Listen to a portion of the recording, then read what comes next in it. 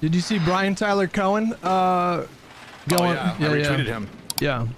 I retweeted that shit because, listen, you all are so cringe about the chorus shit. I do think that there's one aspect that I agree with Taylor Lorenz always have, which is disclosure. I do think that chorus members should disclose when they get income streams related to their political content. That's always been a thing, but I have no problem with chorus existing.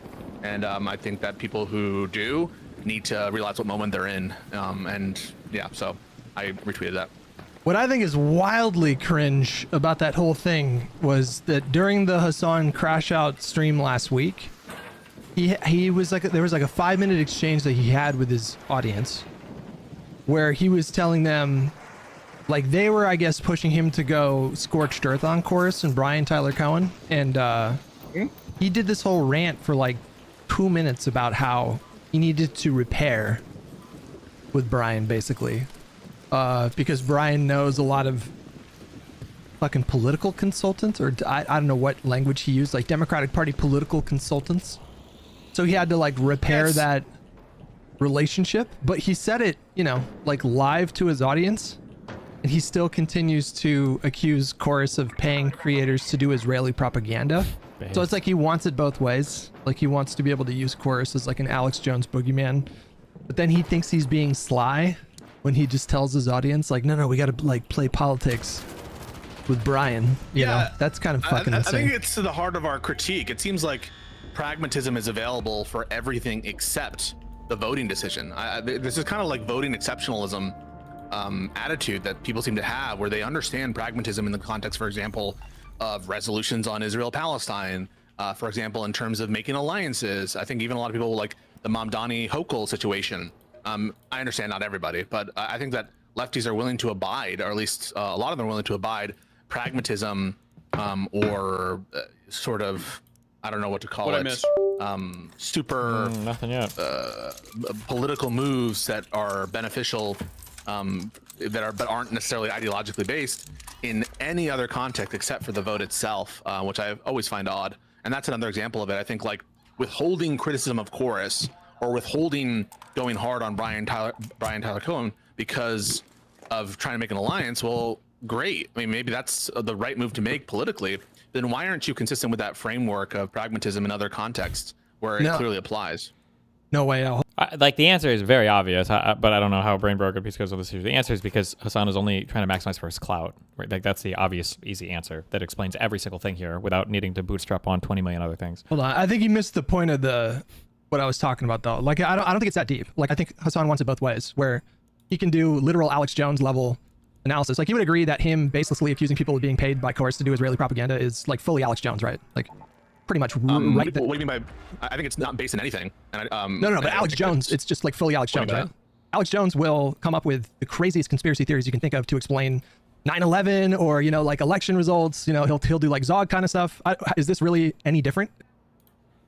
If Hassan is, I'd be careful there unless Alex Jones has changed recently. Alex Jones was part of that older generation of Americans. I think Alex Jones was a big Jew lover or Israel lover. I don't think Alex Jones generally did the neo-Nazi Zog shit or whatever.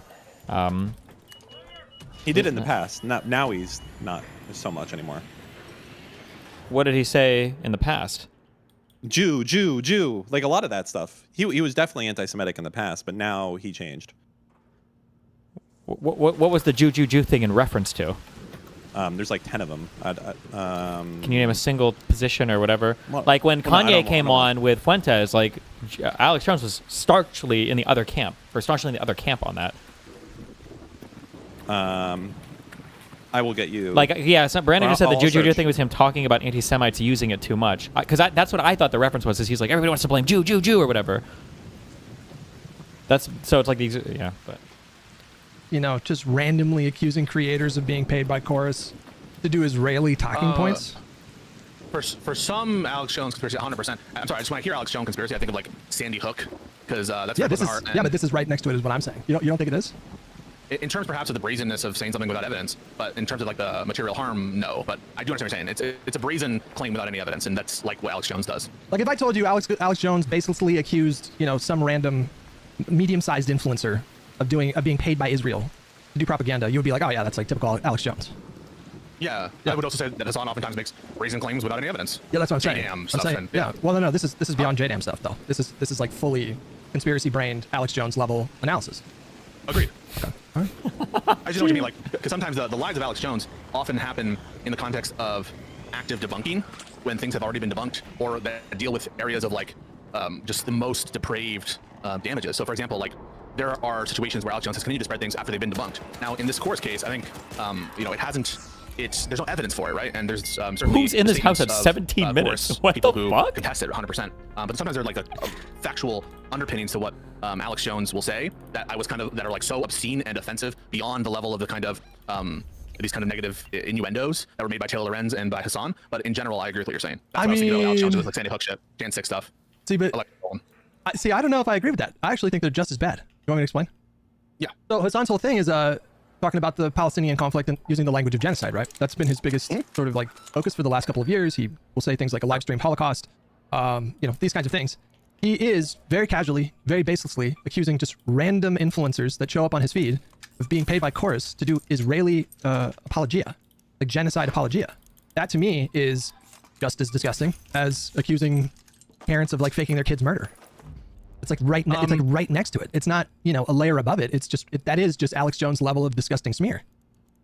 I think that I agree that it's Alex Jones like as between the Sandy Hook comparison and these kinds of accusations. I find the Sandy Hook one to be more reprehensible and shocking of the We're about to conscience. debate and Alex these, Jones for the next 30 minutes. Perhaps you can have a I don't know why reasonable every single thing with disagreement Pisco there, takes but, like I'm an willing hour to grant get that through it's every a single. You have to be baseless so conspiracy. careful. Like I just already fucked up. Like this is like asking Yeah. like at the beginning of a debate with Pisco, like, oh, what'd you have for breakfast or whatever, and Pisco's like, well, Which breakfast? or what do you Define mean by breakfast. breakfast? So like between the time periods of 7 a.m. and 11 a.m. or are 'Cause we some going to people have include their breakfast brunch? at noon. Like somehow every single possible question ever. I don't know how he hasn't become aware of this, or nobody's made him aware of this. Every single possible question for him becomes like a 1 hour like side tangent. We might never actually escape the Alex Jones topic. Maybe we might be listening to this for the next 2 hours. It might be that. Accusing someone, It's like what In which Alex Jones time does. accusing zone? someone of being Yeah. paid to do genocide apologia. I mean, that's pretty fucking disgusting. I don't know. I feel like I'm granting your characterization. I feel like you're saying it's like a I'm step. just It feels like you're saying it's like a step above. I'm saying it's just as bad as Alex Jones. Like that is on the level of you faked your kid's death. It's the same level. I am taking exception just with the Sandy Hook comparison one specifically, and I was just wanted to clarify what you meant by the Alex Jones type thing. If you just mean like these kinds of baseless conspiracy theories without evidence, yeah, I grant that. I But mean, don't have the same intuition about the Sandy Hook children. I just find that to be more reprehensible. I mean a baseless, disgusting smear is basically what I mean. Like a completely baseless, disgusting smear. So when I compare the I two that we're totally talking agree. about, That's why I totally agree, and that's why I retweeted Brian Tyler Cohen and him responding to Hassan because I found that to be a baseless, disgusting smear. yeah, but I'm so yeah, sorry, not yeah, but I'm saying that Hassan wants it both ways. Like he wants to be able to do these because I know he doesn't actually think that these people are being paid to do Israeli propaganda. Like he's just lying. Like he knows that whatever he says to his audience, he can get them to get on board with, and he has literally, or figuratively shock trained them into just believing what he says. But at the same time, he's also telling his audience, I need to repair with Brian. Like why is that? Why do you think that is, by the way? Like it's because Brian is one of the biggest creators on the platform. I Yes, looked at his there it monthly is. views and it's fucking insane. Yes. Like Brian, do you know how many views Brian Tyler Cohen gets every month? He gets a month. I don't know. He gets hundreds of thousands of views on his like main What? news videos. It's tens of millions, Brian isn't gets it? like over 100 million views. 100 a month, okay, yeah. I think. That doesn't surprise me. That, but there might be That's a lot. shorts wrapped into that as well. But still, it's a You had a ton. question there. It was like, what? Why would he do that? Why would he at once claim Chorus, a project that Brian promotes, is doing this kind of genocide stuff, and also be willing to try to like mend bridges? I don't know. Is that your question? Is like, what is the explanation for that? Not a question. I'm making an observation. Like Oh. he's trying to have it both ways. If Brian was just like a medium-sized creator or a smaller creator, he would not try to have any kind of he said the way he described it is I need to do a little bit of repair with Brian. And this was like moments after he accused somebody of being paid by Chorus to do like Israeli propaganda or something like that. And it's because Brian in the last 30 days, Pisco, has gotten 178 million views. This fucking guy. I just have some of his money? He doesn't need all that money. He just give me. He's like, doing big I think things. that's $20 He's left. doing big You know. things. No, So fucking is the point pathetic that is my Hassan point. is like unprincipled? Yes, that's not the word I'm looking for though. He's first of all, I think it's fucking Club-driven? hilarious that he could just announce his master plan. Yes, to it's his so audience fucking annoying, and of nobody cares, and nobody basically, calls like, him out on our catches manipulating on it. Brian. That's what we were talking about. Like he's just like He's doing the same thing "Chat, with you gotta mainstream trust me, media okay? I now. gotta do some repair with Brian because he knows all these DC consultants, and they're all like on my ass this morning because I said I would vote third party. So I got to do some repair with Brian, but also in the Why is that in the same manipulation? breath, because in the same breath he's Oh saying, my god. in the same breath he's saying Chorus is paying influence to do Israeli propaganda. So what he's telling his audience is like, oh, I need to like manipulate Brian basically. Like I need to like manipulate I need to have like a good relationship. I have to like play politics with him to have a better relationship with him. But I also want the ability to And before you know, Pisco, but isn't that good? Don't we want to be baselessly smear political? creators as chorus paid Israeli Don't we want him to propagandists. support us? It's fucking ridiculous. Like it's actually kind of crazy that he said that out loud to his stream. As if nobody with a direct line to Brian wasn't going to reach out to Brian and be like, just so you know, this is what's going on. It's fucking insane. Is the point that like strategically it's fucking stupid? If his goal was to do X, why would he do Y? It's actually, it's more that it's hubris. It's hubris that he thought that he could tell his audience of like 30,000 people that he needs to play politics with Brian, and that no one was going to be no one was going to like reach out to Brian and warn him that this is what, first of all, this is what Hassan is like saying about Chorus every other fucking week. You know what I just realized? Pisco's like a 4-year-old where it's like, you have to go to bed. Why? Because you're going to be tired in the morning if you don't sleep. Why? This is like the Louis C.K. bit. Like, this is like...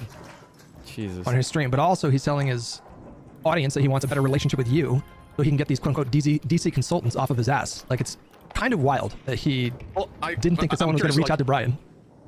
Wouldn't it be more fake to like withhold your criticism of Chorus while trying to mend bridges with Brian? I feel like wouldn't it be more fake to be like, if you felt that something was wrong with Chorus, assuming he did, and you like withhold that, wouldn't that be like fake? Like, this is such a stupid, syntactically correct question. Like, if you really genuinely believe that they're Israeli paid propaganda for genocide apologia, and Brian Tyler Cohen is like the head representative of that, why would you want to have anything to do with that organization? This is like the evilest of all evils. This is what genocide is. Why would you want anything to do at all with it? So you can't pretend on one side, oh yeah, I need to build this bridge, blah, blah, blah, while also saying they're getting paid by Israel to do genocide apologia. That's such an obvious, I don't know why you have to spell this out. Ugh.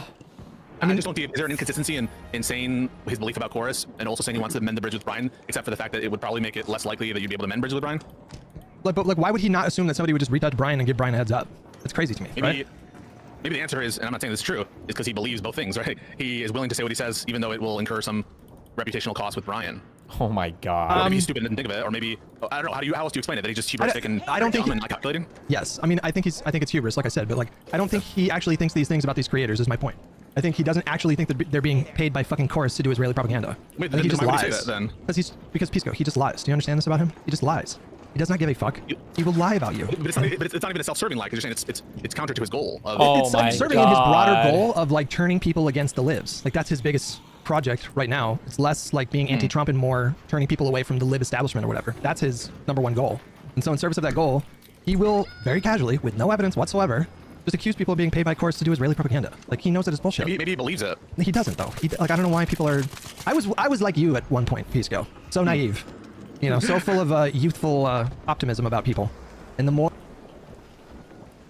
Isn't this the Trump thing? There There are Maybe he deranged believes people who that the believe event deranged was things for without the any election was evidence. stolen. I mean, true, but there's also that's like people true. that lie about things, like just baselessly, shamelessly, Sure. consistently lie about Collargate, things. how long he said her global entry, other shit. Like, yeah, no, I totally grant that. I'm just like, here's an example where it almost feels like either he's impulsive or he has integrity, perhaps in this instance, because notwithstanding, unless you think he's lying about trying to mend bridges with Brian, notwithstanding that, he went out and said something that was directly counter to that goal. And the response, well, he's just lying because he lives to lie. I'm just like, well, I don't know, like maybe he's lying. I don't have a strong view there, but So what I think is that he views his streams as these like big old bubbles. Usually it's only like the super viral stuff, the super kind of more sensational stuff that goes viral. But he streams like 6-8 hours a day for basically like 7 days a week, and the vast majority of that content doesn't go viral. It's just, you know, it's just there's just a lot of kind of filler content. And I think he was, in his mind, he was like being kind of Machiavellian and scheming and shrewd, but it's just kind of wild that he looks at it. You really think that he in gets this kind clipped of a way. lot, man? Yeah, I do. I think really that he do. was gonna say something, and Wait, he's can I- very, very dumb. Wait, can I show you the clip? Can I just show you the clip? Yeah, yeah.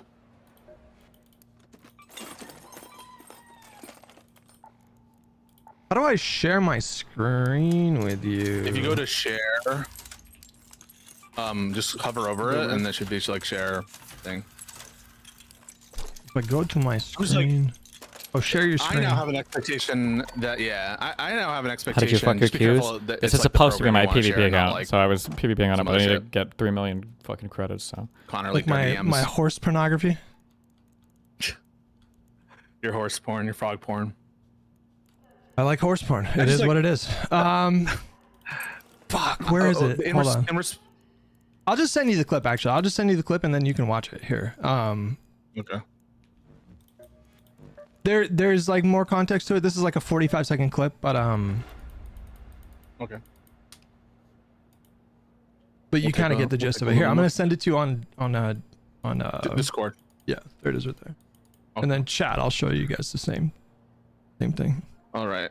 Let me just mute myself real quick. With liberals, shit libs, libtards on the timeline, up and down, over and over again. Once again, Lonely Island up in this bitch. Okay, I'm seeing some motion. Oh wait, no, that's not even the right one. I'm sorry. I fucked up. That wasn't the right one. One second. Fucked up. That's not the right one. Where's the right one? what are these fucking spawns?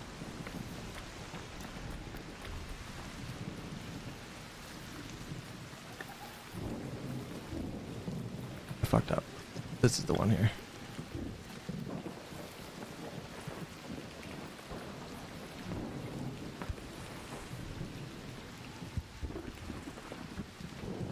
There you go. All right, it's that one. Okay. All right, this is the one here. You're too important to be. What did you say? You're too important to be having a conversation with these course people? No, I need to do a little bit of cleanup here. I think you guys don't understand. There needs to be a cleanup here. Okay? There needs to be a little bit of pushback here because these guys do speak directly to the fucking consultant class. That's why Trey Easton of the Searchlight Institute joined it on the fucking pylon. Okay? Can we just trust my judgment here every now and then? Can So we good. have a fraction of confidence? Piece is gonna be like, what's the problem? So good. Wait, was that Mooten speaking? Yeah. Oh, because I can't. Pisco should be kicked off of Live and Learn. I'm sorry, I know that sounds aggressive, and maybe even soy pill. It should be a lib show, like with liberals. How is it so much talk about these tanky fucks? Like, let them do their own thing, let them build their own thing, let them have their own spaces. It's so fucking annoying how much of the discourse is captured by talking about these people that hate Democrats, right? What Hassan is talking about is Hassan had this whole thing blow up recently where he was a little bit too mask off about how he would vote for a third party over Newsom versus. Oh yeah, that was retarded. Yeah, but Hassan has been trying to play with his little PR firm and everything else. He's been trying to play politics and clout chase recently, where he's like, I need to get in good with all these like media people. That's why now you'll hear him say for the first time ever, he's like, the mainstream media is really important. They help what I do. I couldn't do without the mainstream media. I wouldn't have anybody to report on. You know, I'm just a political commentator.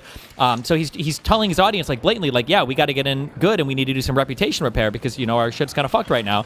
And it's just kind of funny to say that, because you're like blatantly admitting that you don't give a fuck, or you're not like principally aligned with any of these people. You're just using them to like rebuild your reputation. Like that's a retardedly crazy thing to say. You fucking questioning my judgment? It's such a good clip. Pisco's That's an gonna pretend not to underappreciated clip. understand. Pisco's gonna pretend that it's not a big All right, deal. are you there? Can you hear me? Loading. You're still muted. Loading. I don't know. He's loading. My bad. Yep, saw the clip. Just give me 1 second to restore. It's so good. Honor. That's such a good It's- clip. Okay. So he said, let's do a cleanup here. And then he immediately proceeded to go on Twitter and like talk shit, right? Well, it's not really the point. So but not immediately. No, this was like a few days later. There was some creator. The context of the just post from took the last wrong night was there thing was some away. creator that Here, let me just follow the thread here. It's right here. So like there was a guy named Zachary Kirk, who is looks like a liberal creator that likes Jasmine Crockett. And, Loner would be a he good posted addition. like a pro Loner Box Crockett, would be good because Loner Box, I think, is like wherever he is on the political spectrum, he's like he's right there. Like he's a good backstop to people being retarded. I feel like Loner would be like the furthest left person I could ever like see myself politically aligned with.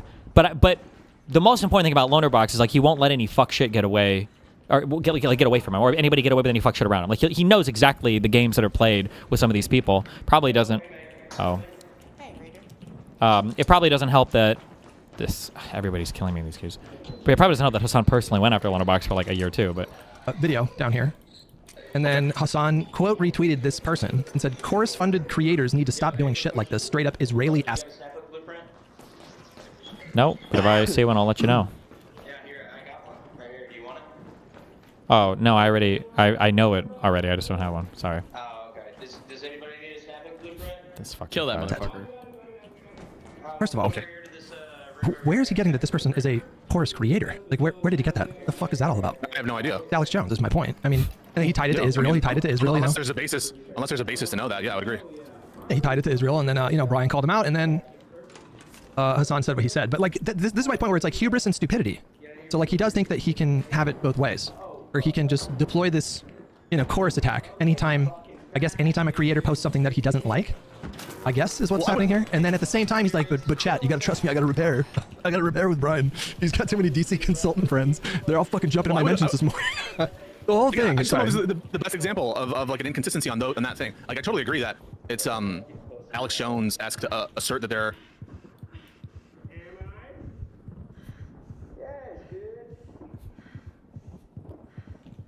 I don't know, corresponded if there's no proof of that or no basis to believe that it's done to avoid Israel criticism. I agree with that, but like it doesn't seem to be inconsistent with trying to repair relationships with Brian Cohen. If anything, it would show like integrity if he actually believed it, right? But he doesn't, though. This is my point. Do you think he actually believes it? God. I'm not sure that if you mean like, is he I actually don't lying about know! what he thinks chorus Yeah, I mean, is do you with think respect to Israel? I do you didn't think know that he that. thinks that he can just call people, Oh, I chorus didn't see creators, that. chorus, That's the first time I'm Israeli hearing of it. assets, and he knows that just a big chunk of his audience will discredit those people. Like in their minds, that person will have been discredited.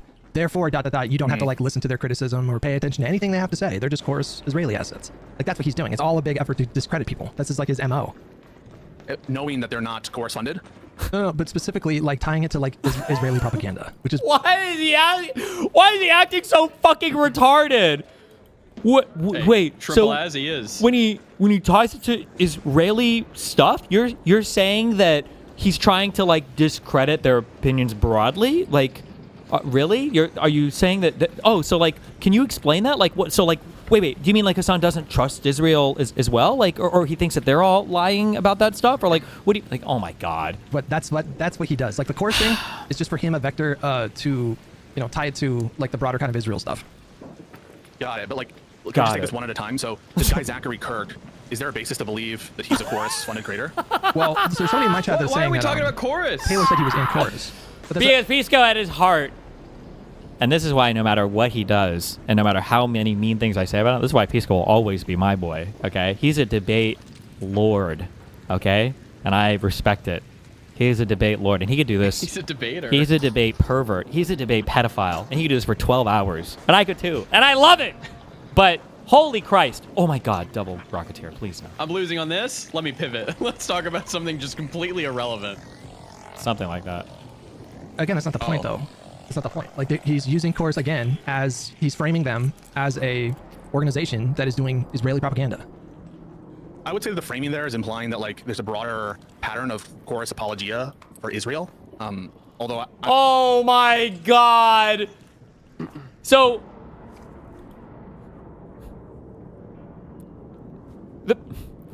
when you say that they are being paid for by Israel, the implication is not that they're doing Israel apologia.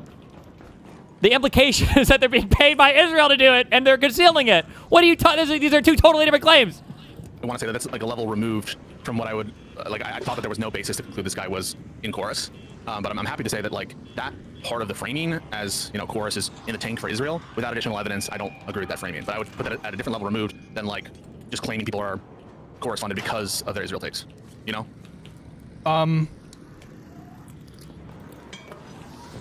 Dumb that down for me. Dumb that down for me. Okay. So if there's a basis legitimately to believe that a person is chorus funded, and it seems like in this case there might have been a basis to believe that he's chorus funded, then saying things like chorus funded people need to stop doing X, Y, or Z, or chorus funded people need to do, you know, with reference to a specific purpose, it starts to feel less of Alex Jones-like, except to the extent in which he's playing in this framing of chorus, kind of implicitly, this framing that chorus is a Zionist project, which I will grant you that has been the narrative that a lot of leftists, including Hassan, promoted. But it doesn't feel as Alex Jonesy, that example. Well, We're back on the Alex I think Jones even shit. above, even at a more meta level, above like the Israel stuff, I think like the broader claim about chorus is that they are a slush fund to pay creators to push the Democratic establishment like party line, and so they use Taylor. I say they, I mean like the populist left or whatever will be just like very broad. They use chorus as a way to sort of get people to dismiss anyone whose opinions they don't like. So, like I disagree with this creator that Jasmine Crockett is the better candidate. Okay, that's fine. That's not a big deal. But like Taylor takes it further, right? So like, you know, I'm just pulling up a tweet of hers on the screen right here. Yep. You know, she quote You retweeted the watched same Rick thing. and Said Morty, this guy right, was in the Steve? chorus 16. Just like the first 2 seasons. Why? Do you remember the episode where they had like caught Rick and then they were in the Shonies, and then they go on like a whole thing, and then you find out that you're still fucking in the Shonies? That's how I feel about fucking Pisco debates. It's like, stop, we're still in the Shonies. 30 dark. What are the Shonies? I don't know what you mean by Shonies, but you're talking about the one where he was, where they're in the It's like- simulation it's and like the the simulation and the restaurant. simulation, right? Yeah. Yes, yeah. exactly. Money Yeah, yeah. funding program, by the way. Content like this is certainly profitable. So like I think the obvious inference there is that this creator is being paid to, you know, like stifle the populist left, which in this case would be Tallarico, right? Like they've you know, the populist left, they've caught on to kind of Tallarico in the last week. I don't know if you've noticed, but like Emma Vignett's been talking about him positively, and Hassan's been talking about him positively. And so a creator, I'm not like yeah. I'm getting prepared to make some endorsements myself. I'm guessing it's like Israel positioning that Tallarico is more openly against Israel funding than Rocket is. I don't know if he's even spoken about Israel yet. I think it's more that he's a populist. He's like it's not about left or right, it's about up and down, and it's because he's a populist. Okay. He's like, you know, anti-corporate. Also, leftists really, really, really don't like black people that aren't socialists. Woo! Leftists are so mad that they let the N-word get away from them, and the right claim that, because god damn, would they sling it hard. Anti-billionaire. I have gotten the sense that more lefties are starting to catch on to Tallarico and support Tallarico directly. I do get that impression. Right. And so, you know, in the context of that, you have this one kind of, how many followers does Zachary Kirk have here? It's 14,000, you know, not like a huge creator or whatever, but and he comes out and he's like pro Crockett. And then Taylor reposts him and says, this guy's a part of the fucking dark money slush fund. And then Hassan, I don't know if you posted that after or before, then Hassan jumps on it and adds the whole like Israeli element. It's their way of like trying to discredit people. That's his entire MO. Yeah. So like I think Hassan has figured out that he can sort of condition his audience to take his lead. And if he tells his audience, oh, you can't listen to this person, they ... And there's like 1,000 like fill in the blanks. Pedophile. And it's usually like a lot of times it's like a Israeli, straw man argument. personal. Or, you know, he's done it to me a number of times where he'll take a clip like with no context whatsoever and then pretend as though, you know, I literally want to like court segregationists into the party, for example. So it's usually some kind of straw man attack or some kind of baseless smear. But like this is how they operate. It's not new. Like this is not like a new strategy for propagandists to do. This has been like an established thing that works for like hundreds of years. But yeah, that's what I see is Can I ask you happening questions? there. So, yeah. would you have a problem if Hassan said something like this? I hate it when left-wing influencers or liberal influencers repeat Israel talking points and act as surrogates for Israel. Would you have a problem with him saying that in the same level of like disingenuousness and bad faith? Presumably not, right? If he just said, I would have less of a problem with that because that's less of a smear. Because at that point, you're just saying, oh, you agree with Israel. But as soon as you start attaching like a financial incentive, oh, you're getting paid to do Israeli talking points, way that I think puts different. it in a new tier. It does. Especially in the context of the language of genocide. Because his whole thing was like the libs. Also, why is Pisco working so hard here to clean up Hassan's language? Like, he's a big boy. He's done, if you believe him, politics his whole fucking life. Like, if you have to do so much work to workshop and clean up and ameliorate the things he's saying. I'll call it a genocide, live stream Holocaust, As soon as you add like, oh, he's being paid to essentially do genocide apologia, then I think it takes it down to a level that is right down in the mud with Alex Jones' fake school shootings situation. Got it. It's just like this, you know, there's no depths he will not sink to in his dishonesty. He will use any sneer About liberals. that he thinks will give him some kind of a tactical advantage. He has no fidelity to the truth at all. Like, he does not give a flying fuck. True. This is what I'm trying to say. But I don't know. We can this isn't really what I wanted to. Oh, now we can start the spend my time with you conversation. this morning talking about. But 30 I minutes think it's in? interesting that we can move on, but I just have like a few other things. Like, I'm about to give you like a different scenario, which isn't the same, and there are ways that you could distinguish it. But for example, for the tenant media thing, right? There are absolutely, a closer connection between Edward Gregorian. I mean, was essentially a shell entity for Russian government actors. No doubt Right, about that, right? yeah. No doubt about that. In that context, if there were a clear money link where it's like some sort of Israeli interest group has contributed large amounts of money to the Chorus Fund. In that context, let's try to make it more applicable. Or hell, let's even say Israel is making some sort of illegal, FARA-violating contribution or something, or some other. That's still not the same as breaking the law tenant. into the fund itself. Would you be okay with them making these same kinds of comments? In other words, because I don't think that we would have we don't really care about saying Tim Pool is just Russian propaganda. Tim Pool. Now they maintain we weren't influencing our content at all. This was hands off. Is it? You don't have a problem with that, correct? It's just like the lack of, or the presence of attenuation between the source of funds and the lack of any evidence of government involvement. Oh my I think God, it's more the bro. fact, Pisco, that the idea that Chorus could be some kind of a paid Israeli propaganda effort was utterly and completely annihilated within days of that reporting.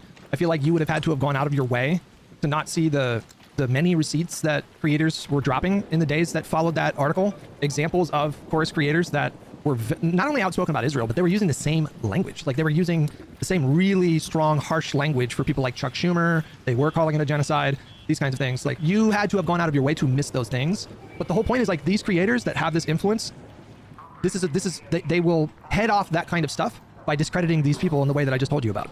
So it kind of makes perfect sense that a lot of people in Hassan's audience who didn't see those receipts, because he and all of that whole ecosystem, they just like smear and lie everybody. And as soon as you tell your audience, oh, this person's being paid to do apologia for Jesus.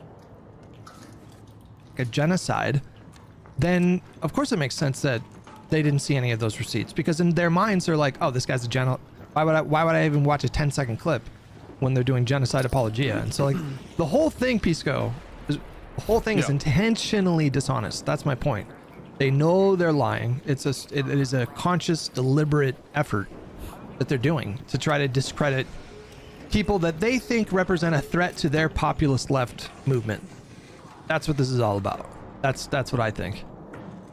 Got it. I think that it runs the gamut between people who are intentionally deceptive and making false implications or leaving enough question marks, and people who genuinely either are hoodwinked that there's some additional evidence of like Israeli influence or Israeli aligned influence in some of these creators. So I'm not sure that I'm going to label that all these people, whoever the denominator is, are all lying. I don't think I Notice how he broadened it now to all these people on the strongest claim, so he can always like make a non-statement of like, well, I don't think every single person was involved in the craziest conspiratorial mislabeling of people ever. And it's like, what are we even saying at this point? justify that claim. But surely I think that you have a responsibility if you've accused people of being. And now we get like a general paid harm reduction Israel statement. shills or Like, something oh, like don't do that, a bad thing. there That's should be obviously substantiation. bad. I have Pretty less of a serious problem allegation. I think it's a super serious allegation. That's one of the reasons why I think disclosure is important, not just because I think it's the right thing to do in terms of your audience, but also because I think at times it can inoculate you by showing that you're upfront about, that you're getting money from this particular place. And almost like the lack of disclosure on that, I think it hurts a lot of these creators. That said, it might also put a target on their back for like bad faith actors or whatever. That said, like, thing is, people can draw conclusions based on money in politics, money in this or that, the source of money. Everyone does it. And I would absolutely take issue and do take issue with people turning Chorus into something that it's not when there's no evidence of it. That's why I retweeted Brian Tyler Cohen. That's why I take the stance that I do. That's why in general I'm in support of Chorus existing. That said, like, if it's funded in a particular way, there are going to be criticisms of it that way, and not all the criticisms are bad faith criticisms. Oh, what a oh my God. That's just the most Not every retarded shit criticism. ever. No, I feel like you're kind of doing gymnastics here, buddy. He is. What? He is. What's the gymnastics? It's What so did I say much that's unreasonable? gymnastics. This is a very crystal clear thing. There is no evidence that Chorus or that Chorus creators are shilling pro-Israel talking points because they're getting funded by Israel. There is no evidence whatsoever of that. To broaden that, like, well, maybe some people there might be a donor to the 1630 fund who might be Israeli, and maybe that money makes its way to Chorus, and it's possible that it may be somebody. Like, what the fuck? What are we even talking about at this point? What a nonsense line of argumentation to shill or cover for an obviously bullshit claim. So, I just learned about a Mott and Bailey. I feel like this is like a Mott and Bailey. Oh, where, true. Like, the It is. Bailey would be, like trying to defend. Not that you made this argument. Like trying to defend the idea that you can just like casually accuse people of doing Israel propaganda. It feels like you retreated to a more defensible position of like, well, anything there are could some be issues anything. with the idea of like any kind of dark funding and disclosure. Therefore, I can understand like why people have those complaints. But I'm not talking about that. I mean, Yeah. I understand that that's like. I somewhat agree with you. I think that disclosure is good. So, for example, 16, 15 years ago, when major companies first started sponsoring YouTubers, it was kind of like the wild, wild west because the FCC wasn't really monitoring that space in the same way. And so I would get contracts for sponsored content, and it would specifically say in the contract, don't disclose. So like these advertisers knew that, at least for the time being, FCC was not paying attention to that space because it was like burgeoning and new, and there were no, there weren't the same kind of regulatory eyes on that space. And so I would send the contracts back and say, no, I insist that I'm going to tell my audience that this is paid. Like it feels dishonest. So that's good. I do understand that is that is a defensible argument. I agree with that argument. I think disclosure would be better. I'm also sympathetic to the idea that these creators could be targeted by this fucking psychopathic online populist left who are completely deranged and unhinged. And so I'm a little bit sympathetic to that as well. But I'm not talking about these kinds of like reasonable critiques of the structure and the non-disclosure. Like, okay, that's fine. I agree with you on some of that, or maybe even most of that.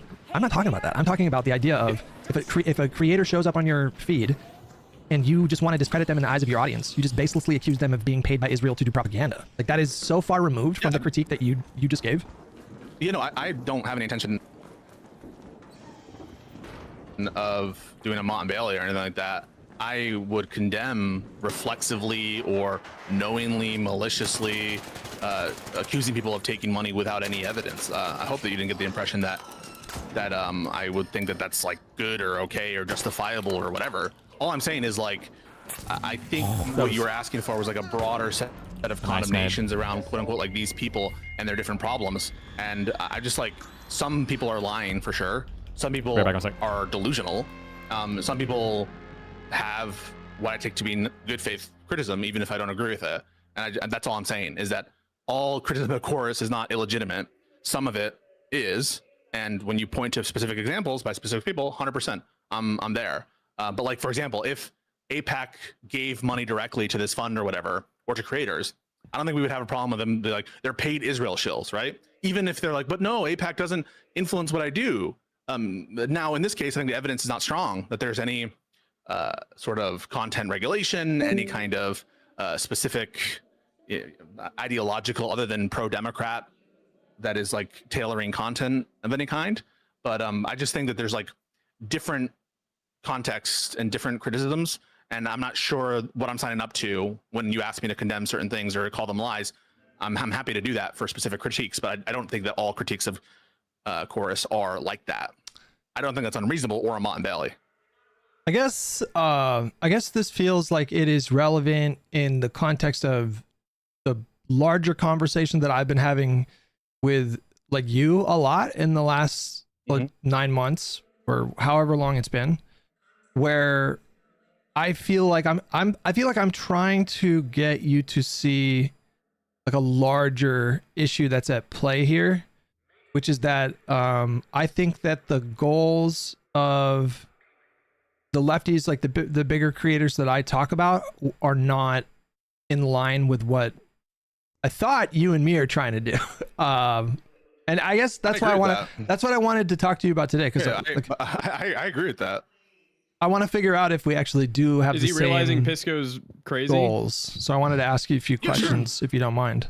Yeah, man. Okay, so when Josiah reached out to me and asked me if I wanted to do a podcast with other liberals, I don't know if he pitched it in a way that made me think that it would be framed as, for liberals as opposed to, like for lefties or populist lefties or whatever. Like, but in my mind, when he asked me if I wanted to come on the podcast, I took it to mean like an alternative liberal podcast in contrast with what I think is like the more dominant kind of left-wing politics online, which is more populist left and fuck the Dems flowchart and all that kind of stuff. Was that your understanding when you started the podcast? Yeah. There've been some changes where it's like Midas and these other people who I think are more unapologetically, pro-liberal, pro-democracy, that kind of stuff. But in general, no, I think that Josiah viewed a kind of like a niche for lib content creators who like enthusiastically will support. I feel like Hutch is the about to party break when up the with time him. comes to vote and be a kind of bulwark, for lack of a better. I think a big issue with Pisco too, because a lot of his stuff, I think a lot of this is like psychologically rooted. It's not like he hates Democrats or anything, but like, this sounds so mean, I guess, but I feel like Pisco keeps a lot of really bad company. Like the fact that I think he legitimately considers like Rob Noor to be either a close friend or like a friend, and then he goes to like all these Ryan Mullally debates or Mullany, whatever that guy is. Like he has all of these people that are like in his orbit that are like the worst types of horribly bad faith debaters that he'll like personally go to bat for. Like.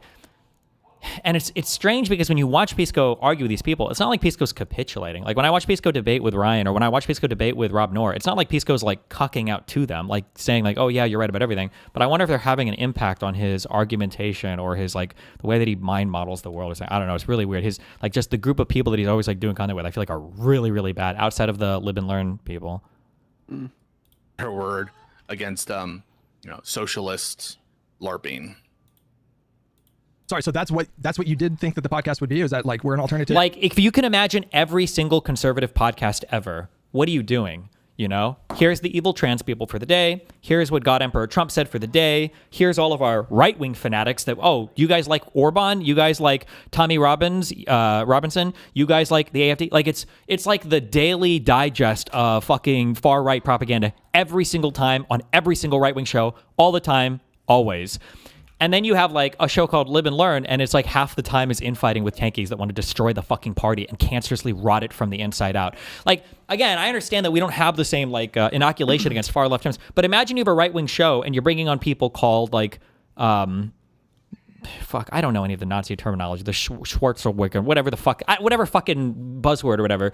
Like, it would just be so crazy, although it doesn't sound that crazy because they would probably all still be supporting Trump. But like, you have guys called like the Vanguard, right? Like the Vanguard is a reference to radical socialist movements. The Vanguard is like the radical Marxist party that violently overthrows the government and overthrows the bourgeois. That's who the Vanguard is. Like these are the names of the people that are coming onto your show and are all like radical Marxist leftists. Like, and they're like, oh, maybe the Democrats can be useful idiots for a while. And it's like, God, it's so fucking exhausting. It's so exhausting.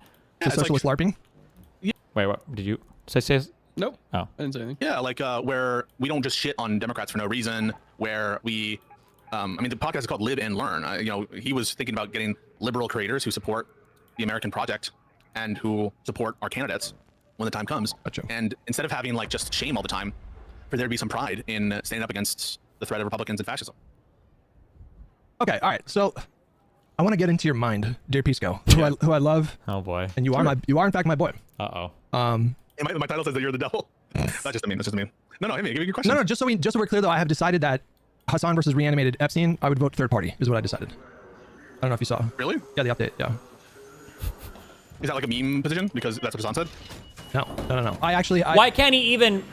Imagine if Hutch just said the same thing about like a lefty. I feel like Pisco would do his best to steel man together to assemble a reason why that makes sense. And he's like, what? Is that a fucking meme, bro? Jesus. So I took what they said to heart, and they made a lot of really great points. And so I think it is a valid strategy. And so if it's Hassan versus reanimated Epstein... They didn't make good points. Maybe not to you, but to me, they really got me to look at this differently. So it's a meme position. It's a meme position. Oh it's not a meme, no. Pisco, I don't know if you want the status quo to continue in the Democratic Party.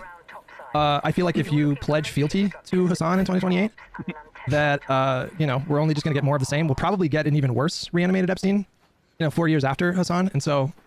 I live in California, so it's like whatever, right? These arguments, you're talking to an open door, man. These arguments suck. I don't think they suck. I think they're good arguments, and so like I feel like I have leverage, and if I just pledge fealty to Hassan, then I'm giving up my leverage. So. Well, on the leverage point, I think that this is kind of some prestidigitation by the kind of like strategy bros for Hassan, because presumably if it's Did you catch that, Mooten? No. He just used the verb. Is it a verb here? Prestidigitation? Yeah. What the fuck? Oh yeah, he must be playing D&D. You D&D pal. Jesus. That I did. I thought there good was more to strategy, it. it relies on libs being like butthurt, and so we're just doing our job here. But I don't know, man. Like I get it. Yeah, their arguments suck, but I'm not saying that. You're saying that. You're saying that their arguments suck. I think they have good arguments. I think that we should use our leverage to push the party in a direction, and if we don't use our leverage against reanimated Epstein, then what? You would just get more reanimated Epsteins down the line. So I think it actually is a really good argument, and I think moving forward, yeah, that's going to be. we can disagree on that. I don't think it is. You don't want to move the party forward? Well, I do, but I would have to grant that it would move the party forward to do that. Well, I mean, if you pledge fealty to Hassan versus reanimated Epstein, you don't think the party's just going to get complacent? I don't think that necessarily it would. Problem is that Josiah suggested a podcast where they don't criticize tankies all the time with Hutch and Pisco. Wait, was there another podcast they suggested? Is that what they were talking about? It is kind of funny if you think about it that like one of the members of the Live and Learn podcast already had to leave after announcing he was basically a socialist. And then you've got like Who had to leave? wasn't a Kano boy? Wasn't he on the podcast? Jesus. Yeah. Live and learn, I guess. Yeah, I think that if anything, winning against Epstein is probably going to be a mandate in and of itself, but will caution any kind of like sweeping. It's almost like the election in UK where it's just pretty much because the Tories were horrible that they get in or something, right? So I don't really think that it would necessarily lead to complacency. Yeah, but if I pledge fealty to Hassan versus reanimated Epstein, and then Hassan wins, Pledge and fealty? then yeah, if I pledge fealty, tell you right now, I will support him if he's the nominee for the Democratic Party, and in doing so, I give up all my leverage, and then he just gets in there and continues the status quo, then Why are you doing this? I don't know. This is stupid. it's not a bit. I'm being serious. I'm being serious. All right, no, hang on. All right, let's get to I do want to ask you some questions, okay? All right. This is important. All right. When you say, actually, you know what would be a good starting point? Like, what label would you give yourself? Would you call yourself a progressive liberal? Just a liberal? Would you call yourself Democrat? Don't say socialist, dem social sock. Democrat? Oh God, say sock dem at I'll least. call myself a liberal. Okay. All right. Just a liberal, not a progressive liberal? I think I would be accurately called a progressive as well, but I kind of view that term as, again, another chameleon-like term. It means different things to different people. So as I understand the word, I'm using it like socially progressive. Okay. I want to preface all this by saying that I am not a lawyer. I do not have lawyer brain. All of these questions that I'm asking you, there is no gotcha in any of these questions. I promise you. I'm genuinely curious because I want to get at why you and I fight and scream at each other so much. But that's good. You would call yourself a liberal. I would say the same thing. I mean, I wouldn't shy away from the progressive label, but I think it has more baggage these days. So maybe your strat is right. But when I don't shy away from it. I think it's not my first inclination. I would say I'm a liberal, proud liberal Democrat. But I'm not offended by the progressive label. Okay, when you say liberal, like, what do you mean by that? I mean it in the sense of someone who's committed to liberal values, freedom, to republicanism. I also use it in that sense as well as the sense of American liberal. So both in the political American context and in the sort of structural governmental context. I believe in property rights. I believe in the existence of certain rights like speech, etc. In addition to bog standard liberal Democrat positions. Okay. Can you So both go into more detail about like liberalism? Like, why do you like liberalism? Like, why do you think the alternatives are not as good? Do you think that liberalism is worth like fighting for and preserving? Like, give me a more kind of fleshed out, detailed thought process here. In the structural sense, liberalism? You mean in Yeah, the yeah, political theory sense, or Yeah. I take good to be what we ought do, and I take a view that what we ought do, a moral question, relates to. Oh my God. Dude, Pisco's chat is a fucking battleground. Oh, I've been watching it. What are they doing? Hutch is a right-wing Democrat. So you're pro-corporation? It's a right-wing Dem? Let's see.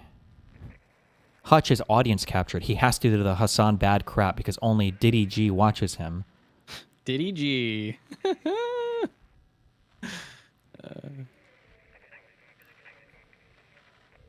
Actual liberal purity test. What the fuck are we doing? Kind of feels like a flowchart right now.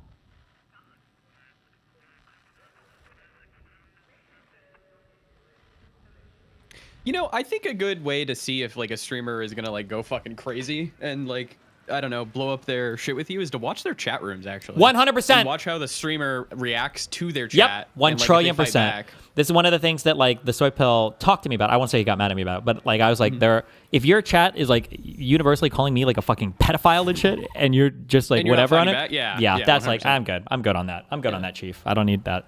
Apparently, this is one of Because when I was Pisco's. streaming on Twitch, sometimes I'd have people come over and like anti-fan, and I would just fucking like ban them. Yeah, or of whatever, course. Because like, yeah, I But mean, it you're also- my friend, and like, you know. Yeah, not only should you take a more active role in it, it says something if those types of people feel at home there. You know. Yes. Yeah.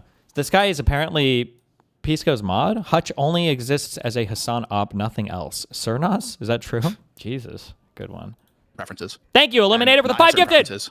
And those preferences map on to the existence of certain rights, and the existence, in addition to those rights, of a value of, for lack of a better term, social well-being, and that unfortunately is going to be a composite of a bunch of different, states of mind and states of pleasure, et cetera, advancement. That for now we'll just leave it there, social well-being. And given that that's my preferences for the world I would like to see, I see sort of different political systems that in general would tend to maximize the protection of the rights that I value and the outcomes that I value. And in that respect, I think that a liberal system is the best at that, at least from what I've seen. So I agree. And I look at it through a historical context as well. And I look at it through a comparison between liberal democracies and more autocratic regimes.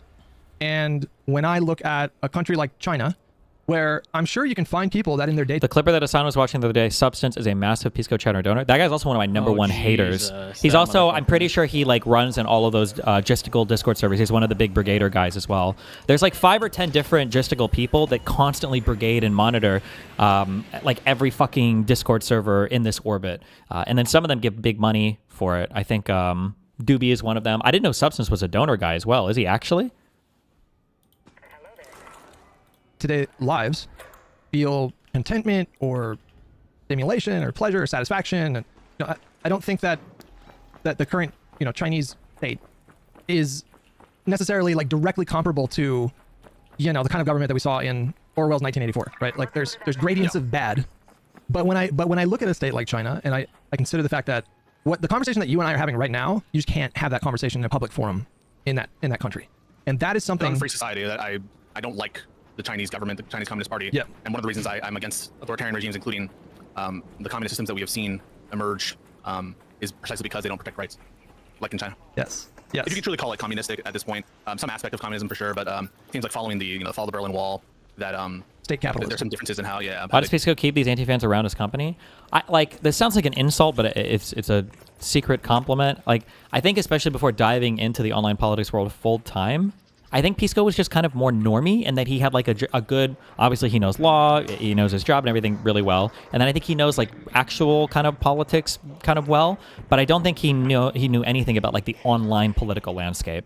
Like when I was talking to him a few months ago when he wanted to have that huge screaming show with me or whatever, like he didn't know what a Marxist Leninist was, or he didn't know what like a communist was really. Like in his mind, these people were all still just kind of like, oh, if you're a communist or a socialist, that just means you're like really liberal. You must want a lot of trans rights or something. And I don't know if he'll catch up to that. Remember, one of the psychological things holding Pisco back is that like when he commits to a position, it is almost impossible for him to ever change positions. It's almost impossible. So yeah, who knows if he'll ever be moved off it or not. do it. But regardless, I don't like how China does their shit. Yes. So neither do I. I find it not 1984 dystopian, but like on the path for sure. And I think of the fact that this conversation is just like, I'll just repeat myself, is not possible. We could not have an open, frank, honest discussion about criticisms of our government at a macro level if we lived in China. The pushback that I get a lot of the times is, well, people are allowed to criticize their local governments in China, but that plays into the larger problem that I see with a country like China is because the Chinese Communist Party, like the way that they keep tabs on local governments to make sure that they're, like competent or doing their jobs is through the local population expressing their discontent. But those people are not allowed, straight up not allowed, to criticize the top of the power structure in China.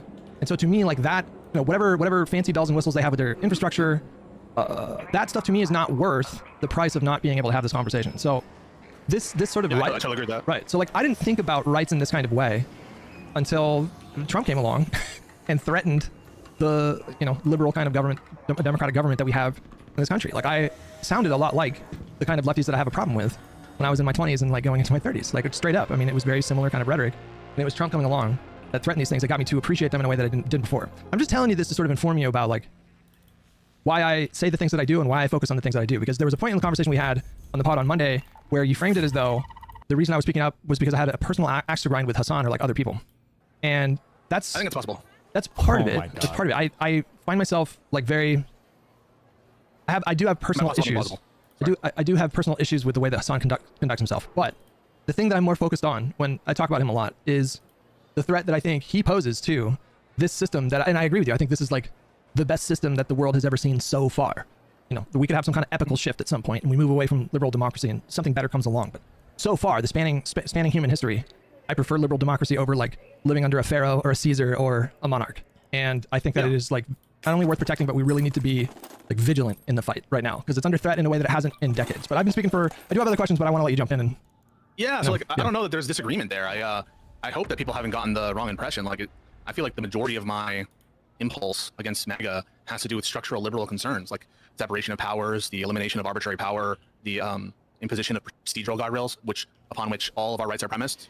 Bro, these fucking Hutch chatters, or I'm sorry, these Pisco chatters.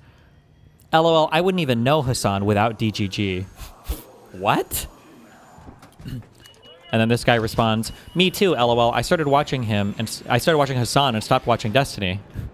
What? You've never heard? Okay, Dad. Very real chatters, very real comments for sure. You know, everything I said about Mahmoud Khalil, even the defense of Hassan Piker for global entry, even if you don't agree with my factual assessment, though I think it's Been accurate, chilling.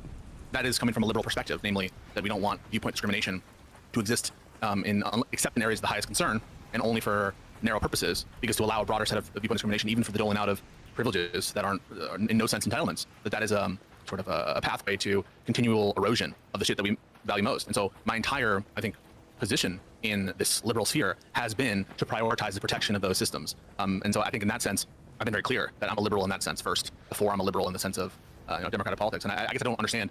Is there a doubt of that? Is there real? Hassan is trying to push a narrative that you push people to his side recently.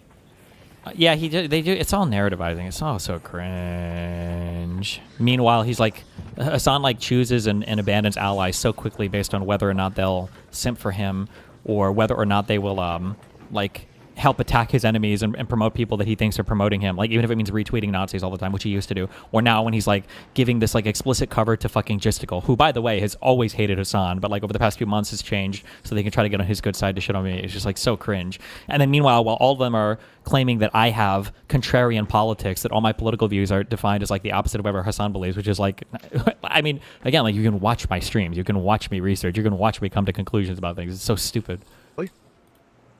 That I would support China or like Stalinism? So I'm asking these questions because it's not that I doubt, it's just the pushback that I get from you sometimes, it makes the questions pop up in my mind. And it occurred to me that I had never really just sat down with you and just asked you to get into specifics about these things. And so I think if we have this conversation, this debate needs to happen. I'm tired of Hutch living in his everyone agrees with me that Hassan is the great Satan bubble. We will literally never build a successful coalition if we fight forever. Hutch trying to rebrand people who already know who they are. Econoboy was slandered by Destiny. Hutch didn't care. How did I slander Econoboy? I was willing to have, we had a whole ass like a 2 or 3 hour convo. I loved Econoboy. I platformed him on my stream. I told people not to bully him as hard when they started to because he was saying a lot of crazy shit. Like, I was always the person saying that, like, I don't think Econoboy is mask on. I don't think he's like secretly hiding any bad political ideology. I just think he gives too much cover to these other people because he's naive or whatever. I don't think I ever even accused, did I ever accuse Econoboy of even being bad faith? I'm not sure if I don't think I ever even did. I feel like I constantly, I don't want to say covered for Econoboy like he was a horrible person, but like I think I was always very charitable and pretty nice to Econoboy. it would help me understand your process a little bit more. That was the point. 100%. Yeah. I'm open to it. Yeah, keep going. Okay. All right. So then the next question I would want to ask is, you told me how you feel about liberalism. I agree. I think that these rights are relatively new in the scope of human history, and they've been a tremendous positive thing for human beings to have like constitutional rights and checks on authority and a rejection of monarchies. Like these things have led to a lot of really good outcomes, and in fact, on balance, like more good outcomes than bad outcomes. And so it is for me like paramount to continue this project. And if it turns into something better, great. But for now, I think this is. That's why I did this with you, Josiah, and Econoboy, and now with IRI and Soypill, because I think all of us are committed to that. The Hutch project lovers do enduring. not care about And, politics, I think clearly. we have disagreements Oh my on God. strategies and on some, like, I don't know, some. Does Pisco? I wonder sometimes too And I think this is one of the reasons why I probably had more success than basically every other large streamer in terms of like building a community that I want to interact with and draw people out of, is because I actually like participate in my community. Whereas I feel like for a lot of, especially the larger Twitch streamers, you would stream and then you would like go backstage away from the unwashed masses and you'd have kind of like your own cliquey group of friends, but you would never like interact with any of your fans or whatever because they were all kind of like just like cringe losers is like what the assumption would be. And I wonder sometimes, because how does Pisco not see his chat? Holy fuck. It's like, it's unhinged. What he probably does is the thing. Does he? And my guess is he does, and he probably agrees with them. That's why they get to fester No like shot. I can't believe that why yet. else would you leave your chat like that? I think he's naive or doesn't understand community moderation or something. I have to believe that before. I disagree, because any streamer at this point, if you see something in your chat that you don't like, you address it and you deal with it. So I don't know. disagree. Maybe, yeah. Online drama and I stuff, think you're being but too charitable. I don't think I've never doubted that you, Josiah, IRI, Soypill, Econoboy are committed to that project. Even Econoboy, when he came out as a socialist, I viewed him as a socialist that's compatible with that project. And so I agree. all of that is a recapitulation of a basic thesis, I think, of our podcast in the first place. I agree about Econoboy. There was, when he started coming out as more explicitly socialist, there were people, you know, in our communities and in other communities that were, seemed to be eager to like throw him in a camp with every other socialist and say, well, they can't be in the coalition, it's incompatible with liberalism. And that was like why I came up with the black pill lefty term. I think it's easier just to say populist lefty, because I think that is just broad enough to encompass the people that I'm talking about. But I never got that sense from... because I think that encompasses Bernie and Mamdani and these other people. But It does. You can use it, and I will understand what you mean by it. Oh, do you mean to include them? Yeah. So like, Okay. there's like the fringe far lefties, and we're talking about like BE and Z Squirrel, and they're like 0.1%. They're like on the fringe of like the These are like Assad supporters. These are like Yes. tanky supporters of Bashar al-Assad who Who is Hassan, by the way? Hassan, by the way, is an Assad lover, by the way. I don't know if Pisco knows that. I don't know if Hutch knows anything about Assad, but absolutely, 1 trillion %. Hassan loves Assad. the invasion of Ukraine Yeah. and that kind of shit. Yeah, no. Or like Kaya Those Walsh. people are a small. Like, I don't know who that is, but I know Zay Squirrel and I know Haas from Infrared. This is Yeah. a very small contingent of the left. in Yeah. America. So yeah, but when I say populist left, it includes, you know, the vanguard just as it includes Hassan. Even though I would say that Hassan's politics are And Bernie. yeah. Even though I would say No, you shouldn't include Bernie in that. Listen, God, I disagree with so many of Bernie's policies. Bernie's so much further left than me. But Bernie and AOC and Mamdani, these are like politically minded people who, at the end of the day, are engaging in politics and in political projects, and they know it. There was a really funny fucking clip. If somebody links it, I'll watch it real fast. Does anybody have the Hassan Bernie Sanders thing?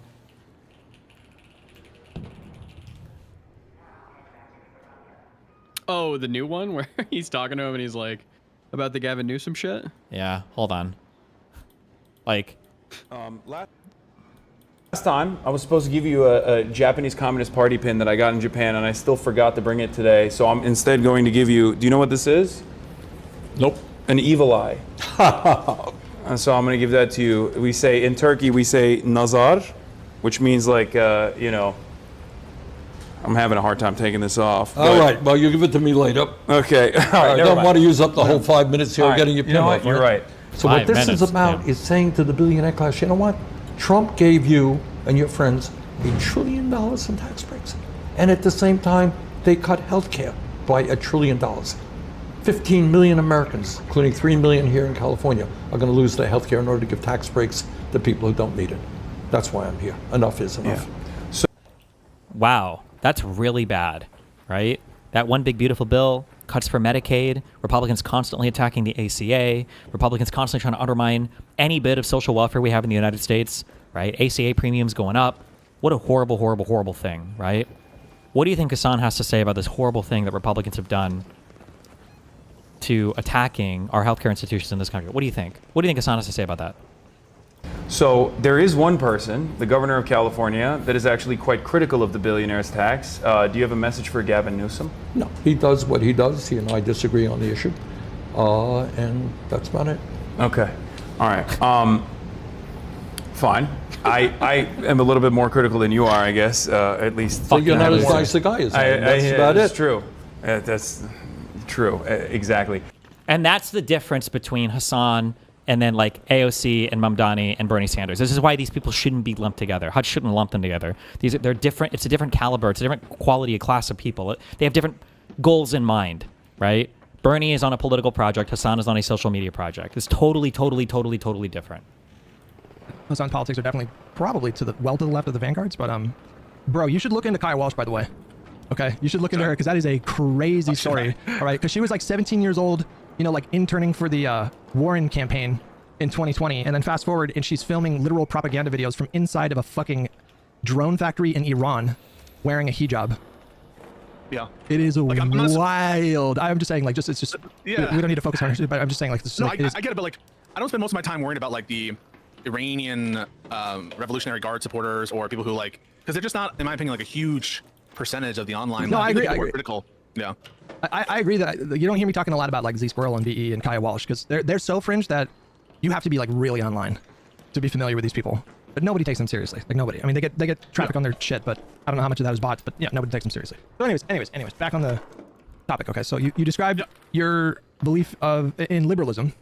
How do you feel about, like, just generally, how do you, and we'd have to unpack, I guess, each one because I guess they mean different things, but like, how do you feel about socialism, democratic socialism, Marxism, social democracies?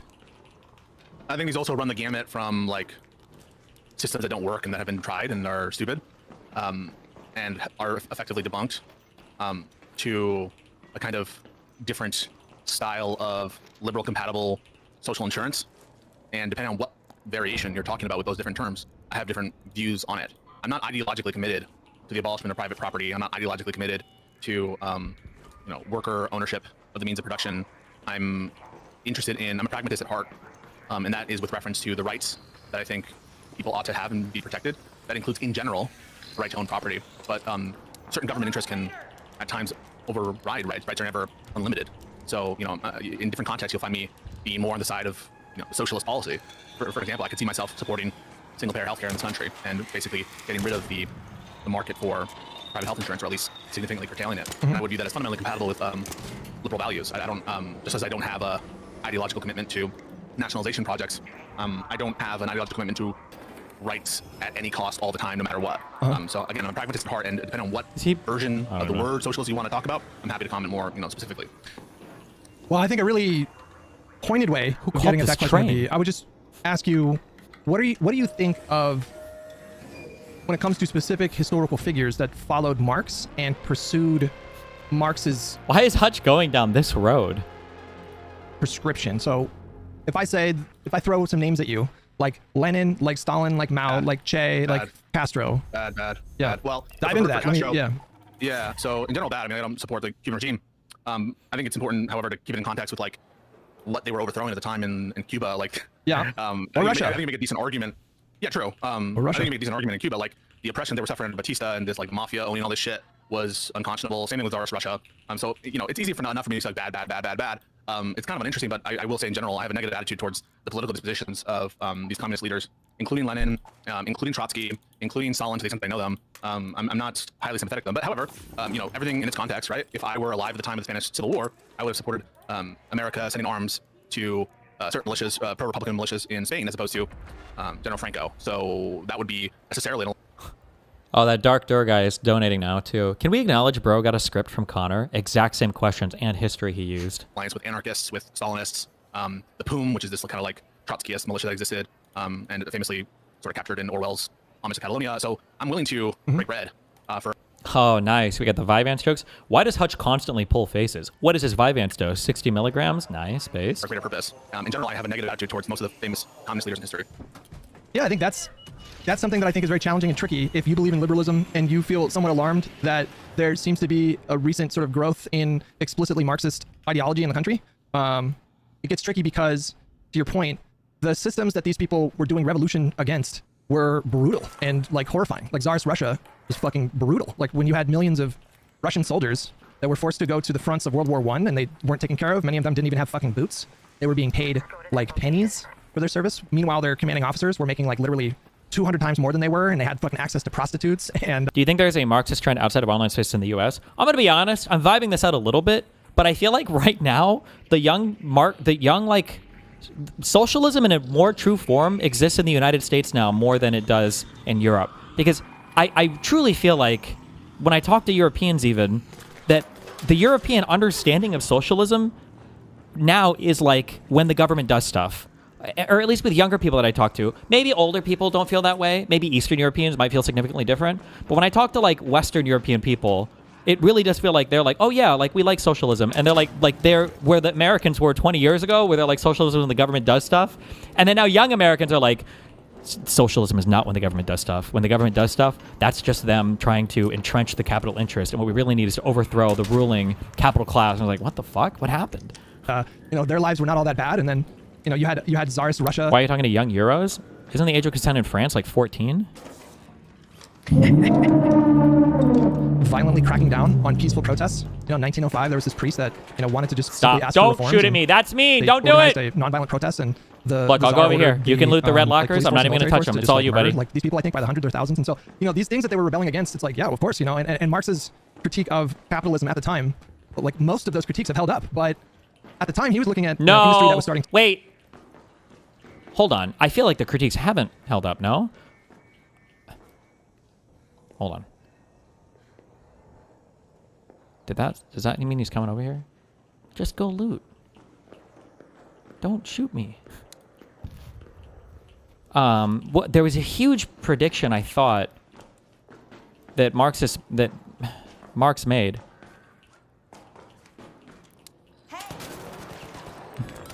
I don't.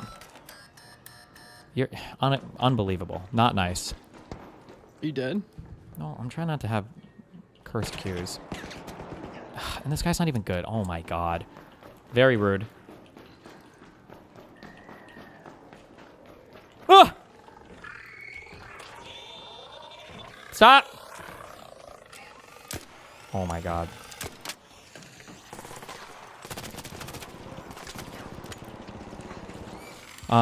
Fuck! It was wasn't it called the tendency of the rate of the profits to fall or something, right? That like capital would never be able to maintain its profit curves, and eventually as competition came in or whatever, like the rate of profit would fall, and then eventually, I don't know what that would mean. You have to kill every fucking worker or some bullshit or do some crazy shit. But like that was, I thought that was one of like the core predictions that Marx made about capitalism, why capitalism would fall. Like he thought this would happen in his lifetime, and it didn't, obviously. But to say that like all the predictions came true, also like in terms of how to figure out like pricing for an economy or whatever, like nobody uses like the labor theory of value.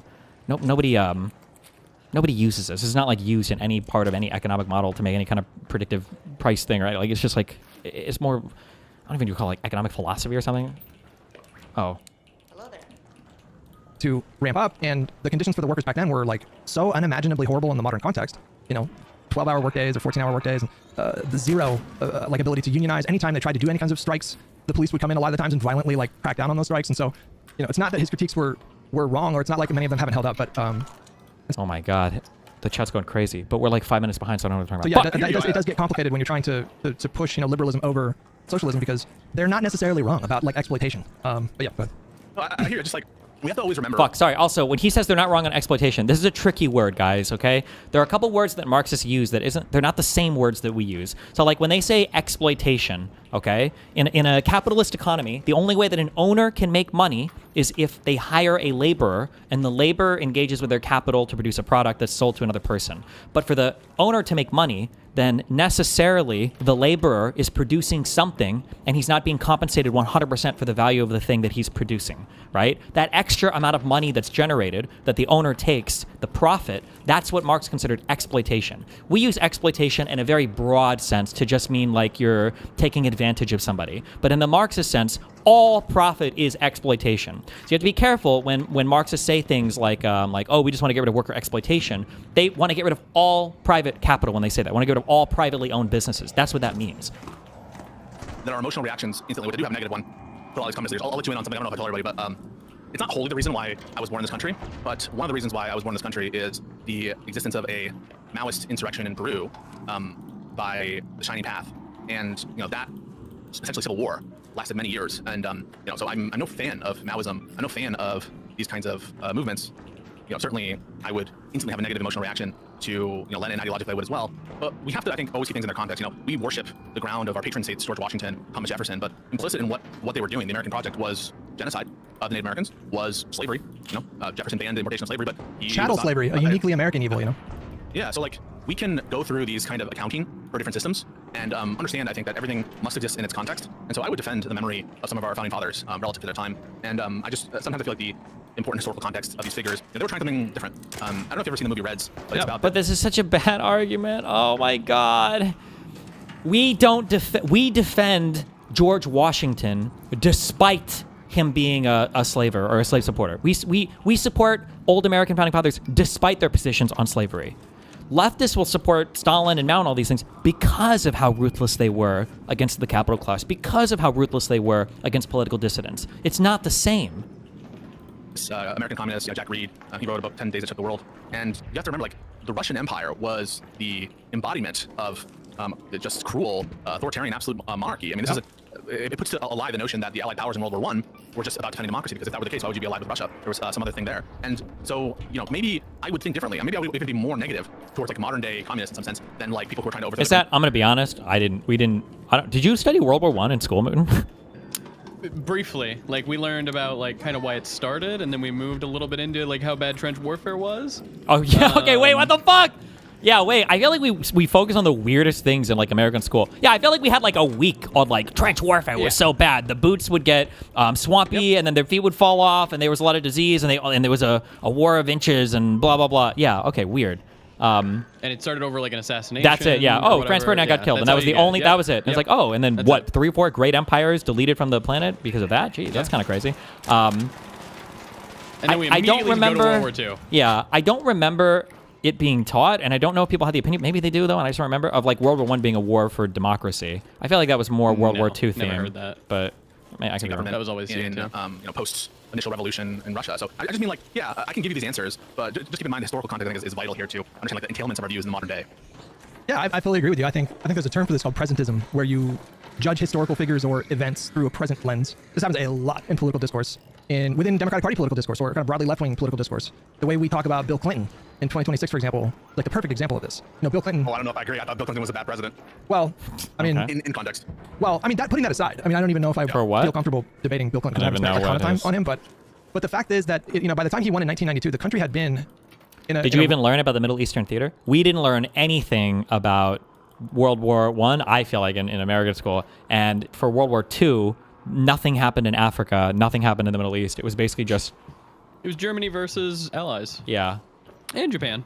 And Japan eventually, yeah. And you hear about nothing about Sino-Japanese, but nothing about, like, anything going on with the crazy shit with Japan and China, nothing about any of that. Yeah, these countries all just kind of, like, popped onto the world stage after World War II. We didn't really learn, at least I didn't in school, in the context of any. But I didn't take any AP or honors history. That was a class that I was in the... Retard class. Yeah, I don't want to say that, I don't want to be mean, but that was like when I would go to history class, I would see a whole bunch of students. I was like, who the fuck are you guys? You're not in my math and physics and chemistry classes. I don't know who any of you motherfuckers are. Holy shit. Yeah, I didn't even know these guys go to my school. They're in my class. Yeah. Rightward kind of stasis that started in '68 with Nixon. The country moved away from LBJ and the Democratic Party because of a combination of the Vietnam War and then also just perceived chaos from the anti-war movement, the various left-wing movements, the civil rights movements, political violence. Oh, and then we also don't learn, like, what are defining moments in every South American country's history. I don't think we ever learn anything about South America either. We really don't, like, and I went to like, Jesuits are considered, I think Catholics consider Jesuits kind of like wokey people, a little bit too woke for the average Catholic's liking. It's a joke, yeah. And even though I was part of a Jesuit high school, I can see there's a valid argument for when people are like, we need to have more focus on Black Americans and we need to have more focus on what America did in, like, South America and all these things. Like, there's a legitimate argument to that, Like, I was probably 32 or 33. I don't know. Like, I never considered the fact even that the United States was very reluctant to enter World War I and II, and I actually think that's kind of sad. Like, it took a tax to bring us into I think to bring us into both the wars formally. We were doing, like, trade embargoes and shit or whatever prior to that, but, like, it took, like, huge shit for us to go in because America was very much obsessed with this, like, idea of isolating ourselves from European problems and just building our own shit and doing our own stuff or whatever, which I think is kind of sad considering how much we represent ourselves to be, like, the sole victors of World War I and II. And we did do a lot in World War II for sure. I don't know as much about how pivotal we were to World War I, but yeah, I do. I think that's sad. And I think knowing that history would maybe change, I don't actually know if it would change everybody's perspective or anything, but... It's sad that if the bombing of Pearl Harbor would happen today, that there would be like a billion fucking conspiracy theories about it. Oh, yeah. If anything, dude, if 9/11 happened today, whoo! Yeah. Yeah. I also feel like we didn't learn anything about the U.S. occupying the Philippines. We didn't learn anything about a lot of... I feel like our history with Puerto Rico is pretty bad as well. Although now I'm a Puerto Rico hater, so... but yeah, how we acquired like some of our territories, I think is not the best, but... Yeah, I don't know. It's I'm not saying we should shit on our country constantly. I don't think that's good. I don't like it that some people try to present America as like uniquely evil. The vibe I have is that America was a better country, especially given our empire and how much we could have engaged in insane amounts of exploitation. Although actually, I don't even know if I would necessarily give America credit for that. I feel like the whole world was moving in that direction during and after World War I even, because there was a reason why like Western Europe set up kind of like that mandate system for the Middle East. As much as people are mad about them cutting out countries and shit, like I think they basically recognize that trying to have these indefinite extraction colonies over these other countries is just not working. Like we'll run it for a little bit and then hand it over to the power there and hopefully they'll be friendly towards us, which I think was more respectable than, like Algeria and trying to like have your own government that's like purely extractionary to just exploit the fuck out of a country forever, Vietnam War, and then also just perceived chaos from the anti-war movement, the various left-wing movements, the civil rights movements. Political violence was ramping up. There were a ton of protests that were happening all over the country at the time, and a lot of people got really frightened by all of that. And so, Nixon came in and promised law and order, and then that kind of like held in terms of the presidency, through 1992, with the exception of Carter, who just, was most feel like he was a failure of a president. And so, when Clinton came in, you had this governor from Arkansas, this deep South, kind of pragmatic but progressive guy who could kind of like speak the language of the constituency that the Democratic Party had lost. And so, whatever your feelings are about his presidency, he was kind of like a necessary leader of the Democratic Party movement at the time. Like that was this Dark Dur guy is crazy in Pisco's chat. I wonder who he is. I feel like he's probably one of the main haters. These guys always have shit.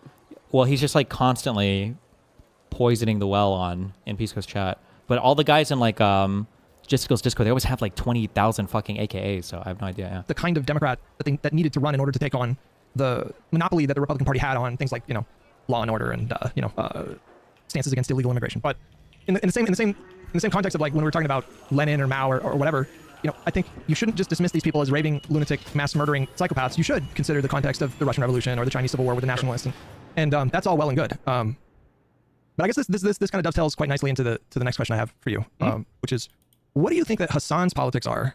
And I want you to go into like as much detail as you possibly can. As I understand it, I think he's an avowed Marxist. I think that would entail that he is a communist, even if he doesn't necessarily label himself as such. I think that he has embraced Marxist-Leninism based on a statement I recall him saying, acknowledging that he is as such. And recently I think he said Lenin is base or whatever. And so I view him as somebody who is committed to workers owning the means of production, at least on the face of it. We can question how sincere it is. And the creation of a classless, stateless, moneyless society or whatever. I don't like that. I don't think anybody, to be honest, uses the term communist ever. I don't know who even... Maybe in Europe or whatever, I don't think anybody really uses communist. It's kind of like a nonsense term. Also, this idea of like stateless, moneyless society, like I don't know who even, like I don't even know like the most hardcore Marxist people that like agree with this thing. Although to be fair, I don't even know if the hardcore Marxist people agree with the workers owning shit. I feel like their main obsession is usually the vanguard. It's usually like the revolutionary party that's going to overthrow the capital class. And then they kind of use the worker right now. I'm giving a mean interpretation of that, of course, but yeah, the moneyless, stateless society thing, like the wiki definition of communism. I don't think anybody, even on the far left, ever seriously talks about this. Let's go to the courtyard entrance. You want more? Yeah, if you can give more, yeah. That's the. How do you think he views liberalism? They use liberal as a slur. Yep. Liberal is they view as weak compromisers who don't have the gumption to achieve the real change the country needs. And so they are not liberals. I would go further than that. I think he thinks that liberalism is an evil ideology that needs to be destroyed and replaced. Yep. This is based on years of listening to this guy's rhetoric. You can actually find a conversation that's still up on YouTube that he and I had back in 2019 or 2020, talking about like harm reduction in the context of the 2020 Democratic Party primary. And he back then was saying basically the same thing that he's saying now. It's basically the same rhetoric where, at the time I was asking him, Bernie was comfortably in the lead because the field was still very split at that time. And I just wanted to, and at the time, for context, I was confident that Bernie was going to win. In retrospect, I feel a bit naive because we should have all seen it coming, like what happened with like the moderates coalescing around the strongest moderate. Like, of course they did that. I don't know why we didn't all just expect that was going to happen. But I still One asked him at guy the time, called just that. in case, and I asked him specifically, just in case. What's with Puerto Rico? That's where Pixie and her corrupt family are from. That's what's in Puerto Rico. case, it's, it ends up being someone like Joe Biden. Would you commit to, for example, like, phone banking for Joe Biden, or stumping for him, or advising your audience to support Joe Biden? And he said the same thing back then. No. He said just recently, which is like, no, I don't even want to like talk about that. Now, of course, he did eventually come around to endorsing Biden, but he did. Yeah, in 2020, yeah, he did commit to the harm reduction, but that was like extraordinary circumstances. I mean, we were still in the middle of this like. I also, and I know this is like beyond this conversation, and honestly, I think I would probably kill myself before even trying to have this conversation with Pisco, but like, there's a difference between like half-heartedly, dejectedly, like sighingly, finally, after everything, endorsing Biden, when you've been telling everybody for years that he's like a genocidal apologist, that he's no different than the other party. Like when you're engaged in this rhetoric over and over and over again, and then you like very half-heartedly at the end is like, yeah, guys, you should vote for Biden. It doesn't even matter though if you're in California. It's like that's not real. Come on, that's so stupid. Pandemic, and we had all these riots going on, and Trump was just so in your face, like chaotic at the time, that I think it was just really untenable to like not endorse, right? But a little bit different now, a little bit more stable now, I guess you could say. But I do, after years of listening to this guy and watching his content, I think it is obvious that we do not have. Also, there's just a quick thing. I'm sorry. Hutch said, or Pisco said something I really don't like. Pisco was like, "Oh yeah, like I think that Hassan is a Marxist now, or whatever, because I heard him on a stream say he's a Marxist." You never, ever, ever, ever, ever identify somebody's political beliefs, especially radical ones, by waiting for them to self-identify. That's the dumbest thing in the world. That statement implies a lot of weird political analysis going on, where you're like, oh yeah, like I know this person is a Nazi because I finally heard them say they're a Nazi. Like, you would never assess a person's political beliefs that way. The same project, like at all. And it's not just him, it's just like there's a lot of other people in the space. I think he's interested in only elevating the candidates that he likes, that he thinks get him closer to his goal, which is basically the complete eradication of what he considers to be the Democratic Party establishment, yes, the liberal order in the United States. Yep. I don't know if he thinks that he can do it overnight or even in his lifetime, but I think his larger goal is to replace liberalism entirely with an authoritarian kind of leftist, in his mind, utopia. Undeniable. How much do you think of LARPing? Oh my God. It doesn't matter. No! Fuck. You shouldn't fall into this.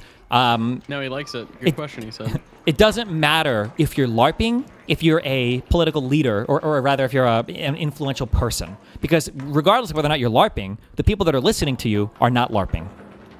That's the issue. What about Straighter Aid?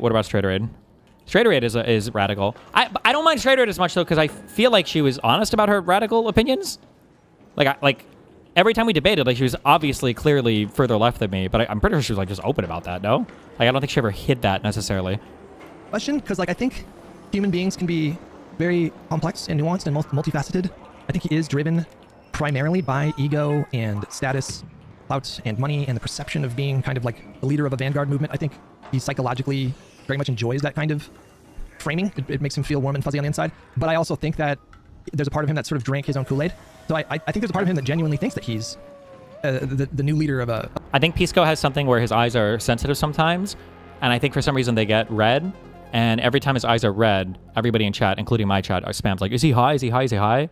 And if I was Pisco, I would get fucking annoyed by that question. So that might be why his glasses. He's hiding, whatever, yeah. Of a vanguard movement in the United States. And so, but that all kind of ties in with ego too. So it's like, it is related. But I do think that he sees the stakes as being that high, and he sees himself as playing a really important part in ending liberalism, right? And do you think that his support of Mamdani, for example, or Bernie, was a way to achieve that? How do you make sense of that, given our views on those candidates? I think that if you're someone with his politics, you have really slim pickings. So he's not a democratic socialist. He's a Marxist-Leninist. So like, it's not enough for him to get single-payer healthcare or paid family leave. It's capitalism is destroying the entire planet and will destroy, all of our lives are getting worse. She was honest in the sense that when talking to you, everyone understood she was a full-on communist, but now that she's in other circles, people are confused. Yeah, but I think they're only confused because of Pisco. That'd be my guess. Worse and worse. And, there's a moral imperative to end capitalism entirely. And so if you're someone with his politics, then you don't really have like a lot of choices. But the ones that do emerge, like the ones that have found success, like Mamdani and Bernie and AOC, he will tout them as a part of his movement in, one day. And then the next day he'll say that AOC is on a bad path and Mamdani is not a betrayer yet. And, you have someone like Bernie who only recently started using the language of genocide, has never said that Israel does not have a right to exist. And so I think... What does Israel have to do with it, though? What do you mean? What does Israel have to do with...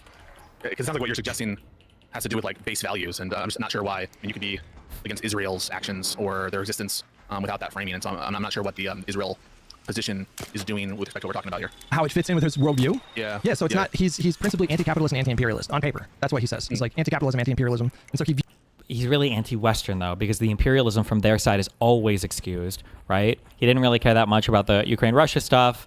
He obviously, the reason why MLs and these guys, ML meaning Marxist-Leninists, which are the extreme like socialists, the reason why these guys always shit on like Polish people or Ukrainians sometimes is because they really hate people that were Soviet satellites that are happy to be free of that and then are like proud to be free from that.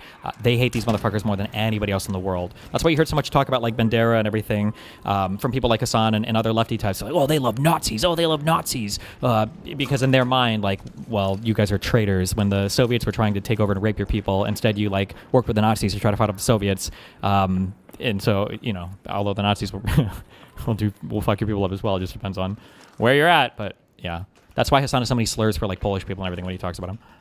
Use Israel as a ethno-supremacist Western project to colonize the Middle East, and so they're two separate things, like anti-capitalism and anti-imperialism, but they're very much overlapped in his mind. So it's all about like there's like the Western imperialist core. And they have this like. I mean, he's pro-Eastern imperialism or something like that, right? Because like if you're saying he's a Maoist or whatever or Stalinist, I mean, these were imperialist countries. I mean, it's something of Russia's interventions or Soviet Union's interventions in Afghanistan, in countries in Eastern Europe.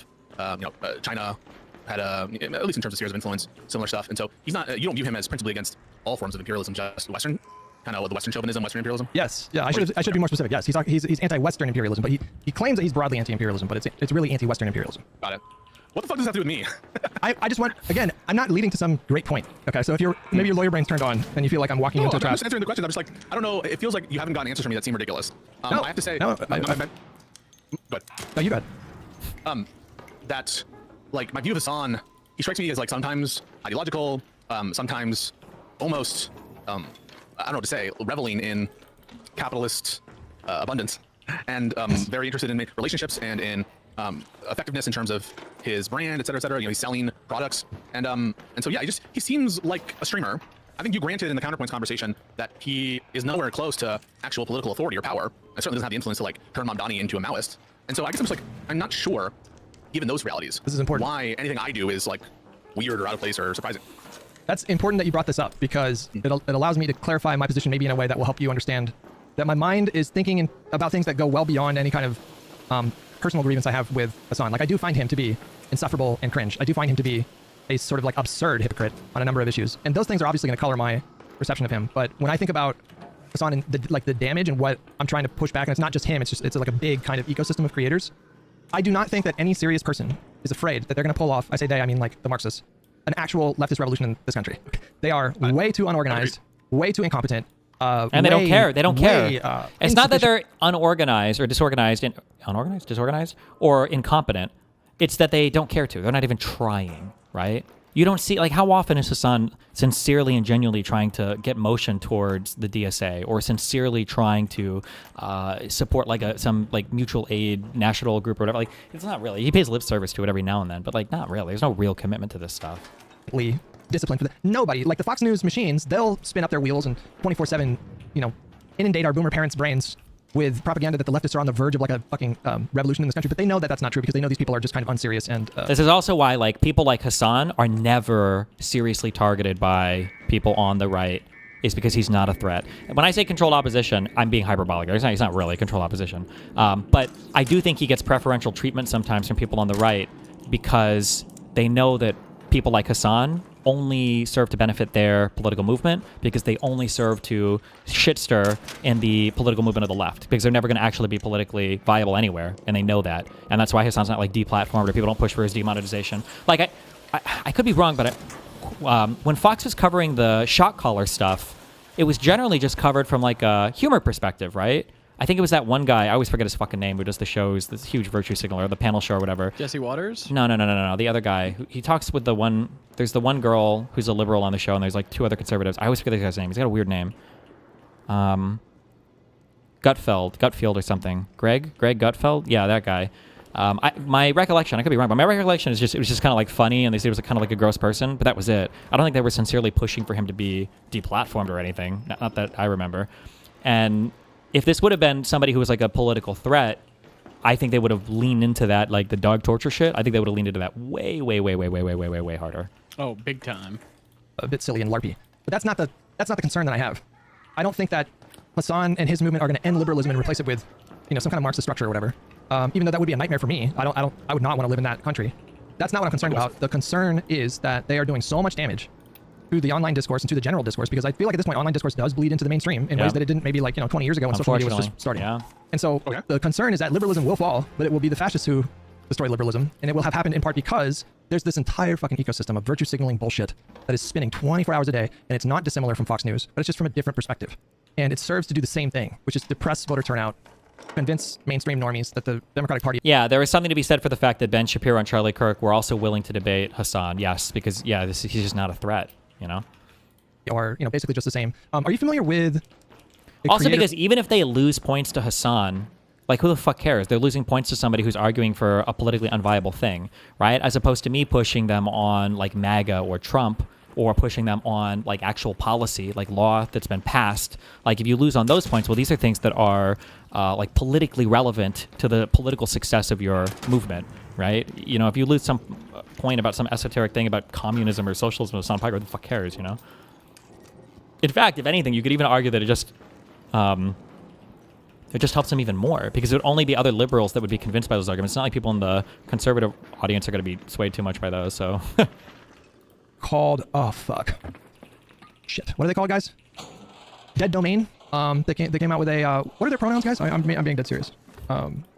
Creator came out with like a video the other day and popped up on my radar, and then all of a sudden they them they popped up on my feed, and then the Twitter algorithm started pushing their tweets to me. And I just want to show you one thing, and it's like I think a really good example of what I'm talking about. And it's like, and it looks so small, right? It's just just one tweet with like 600 likes or something like that. But I want you to see it in like the larger context of what I'm talking about. Sorry, I had to scroll back because I just fully relapsed on Twitter in the last week, and I've posted like 250 times every day, and it's like pretty unhealthy, and I need to stop.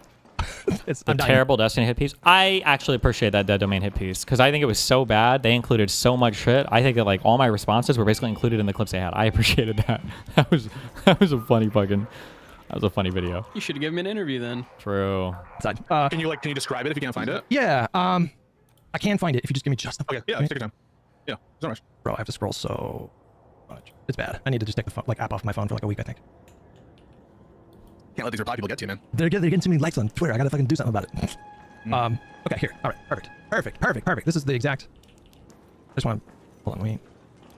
First I want to put it on my screen, and then I'm going to link you the... Okay. Hold on. Okay, let me send it to you here. There you go. Boom. Okay. Let me read it. You want me to show this to the chat? You can if you want to. I'm just maybe it would help your chat understand the point that I'm... Okay. Because I'm teeing up something here. Okie dokie.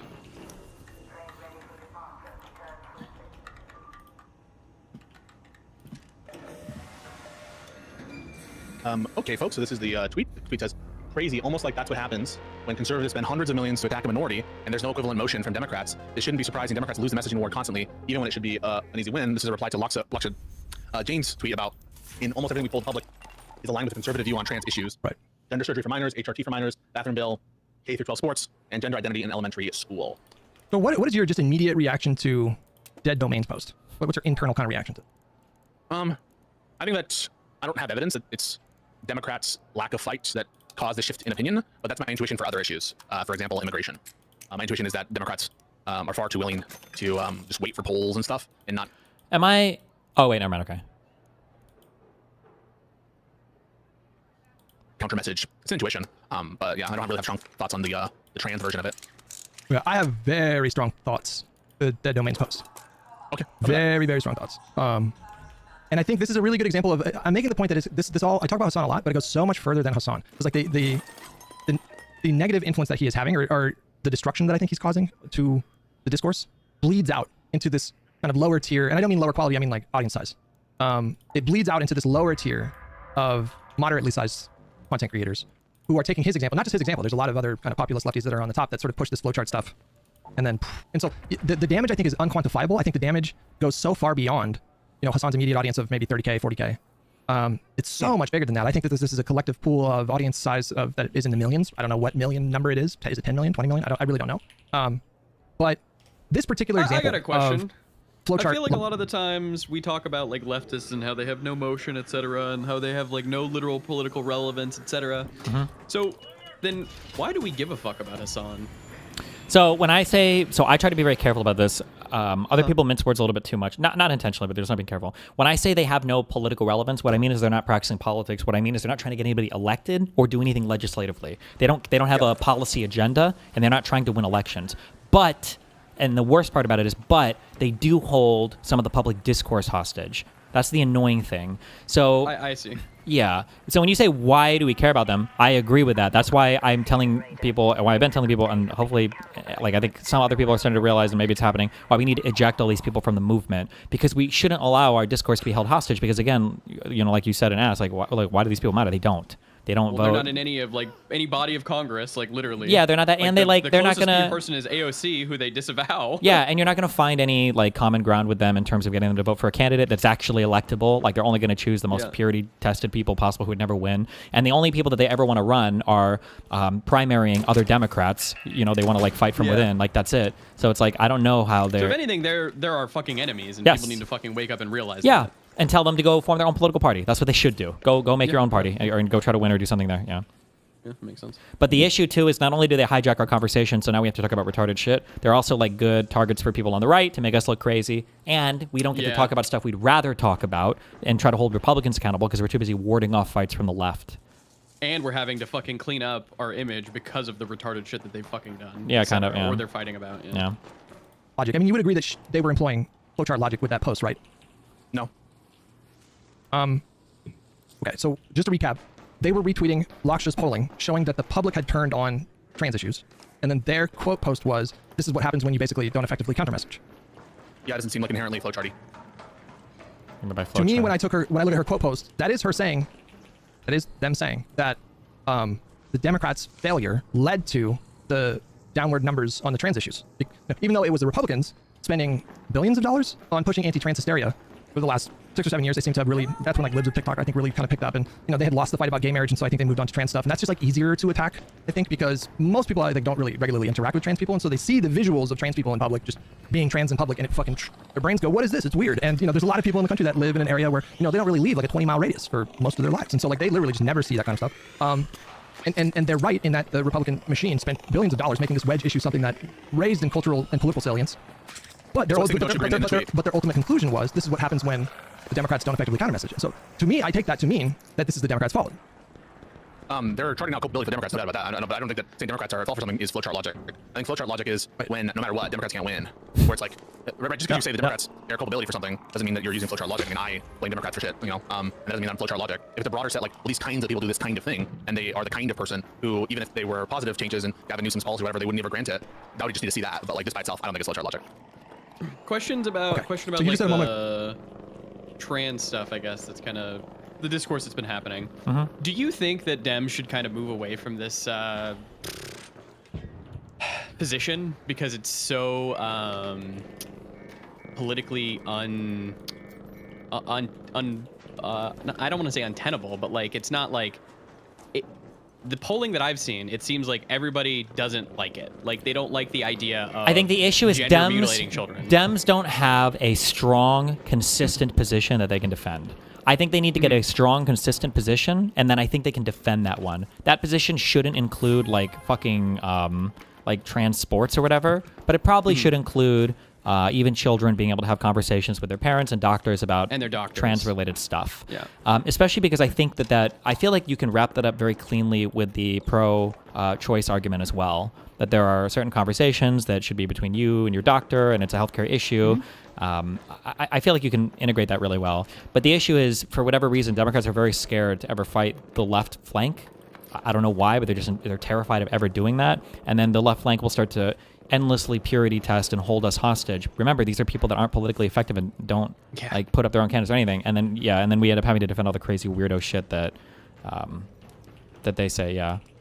So like the quote unquote crazy weirdo stuff that they're saying would be like, well, you should just be able to buy like HRT stuff online, and like anybody should be able to take it at any time. Yeah, blah, that's blah, probably or... not. But mainly like the athlete stuff, it was goofy. Any defensive like, and there was a lot of that or at least in the online spaces there were, because I remember I debated a lot of that, where people are like, oh no, like a trans woman and a cis woman are the exact same thing biologically after the cis woman is on, or after the trans woman is on hormones for 2 years, or like stuff like this. These are goofy arguments that So was this an argument that was actually being made at like the political level of like people in Senate, etc., or was this just shit that like people were talking about online and then kind of became like a populist like I think conversation? I think it was filtering up into high enough spaces that it was a little bit absurd, with like school administrators and stuff that were going before Congress. Got I'm it. trying to remember who got asked that question and who made this point. I think this was in front of a congressional thing, but somebody made the point that like, oh god, this is the worst thing ever. Like abortion wasn't a woman's issue; it was like a birthing person's issue or something.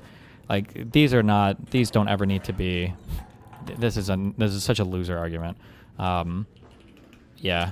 But you can have a stronger. But if your position is more defined, right? Like I think that if you think that trans people are a real thing, if that's a real phenomenon, and if you think that the only treatment for that stuff seems to be some sort of medical transition, which, as far as I'm aware of, seems to be the case, if you believe these things, then you should ardently defend that position, even for children. As mad as that might make some people, like if it's a real thing for adults, it's definitely a real thing for children. But yeah, the Democrats just not taking a strong position on that and constantly having to capitulate to the far left on those issues, I think hurt a lot. Is this an issue from Democrat leadership, not like, I don't know, like using like, I guess the term like whipping like the committee kind of into shape of like, hey, here's how we should like talk about this issue? It's more the media on the left just does not synchronize and synergize as hard as the conservative media does. Conservative media is ultra synchronized constantly. The next day they have fucking talk. Everybody has the talking point. Yeah. Okay. Yeah. Interesting. Go that flowchart logic is at its core about always reaching the conclusion that Democrats can't win. Right, no matter what, they're never giving credit on a specific course of it. Like when there's areas in which Birthing person is stupid but accurate. Birthing person is not accurate. And it's hard to, I'm not going to run through this whole thing in like 2 seconds, but like abortion is uniquely a woman's issue because abortion is a thing that could only ever be a woman's issue.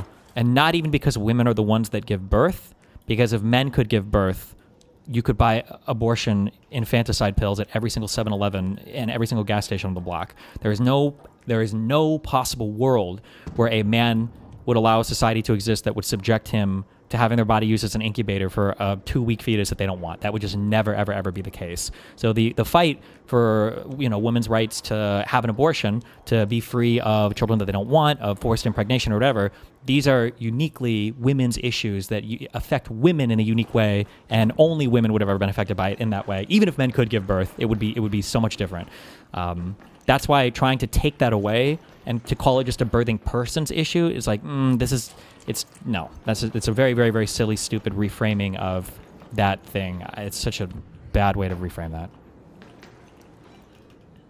the policy has been, totally reversed, or when you've seen them criticize, even when Democrats didn't do the thing, when you put together like a set of beliefs that show a person. Can we just talk about sex versus gender? As in, like, only the female sex can give birth? It's so annoying to hear these two.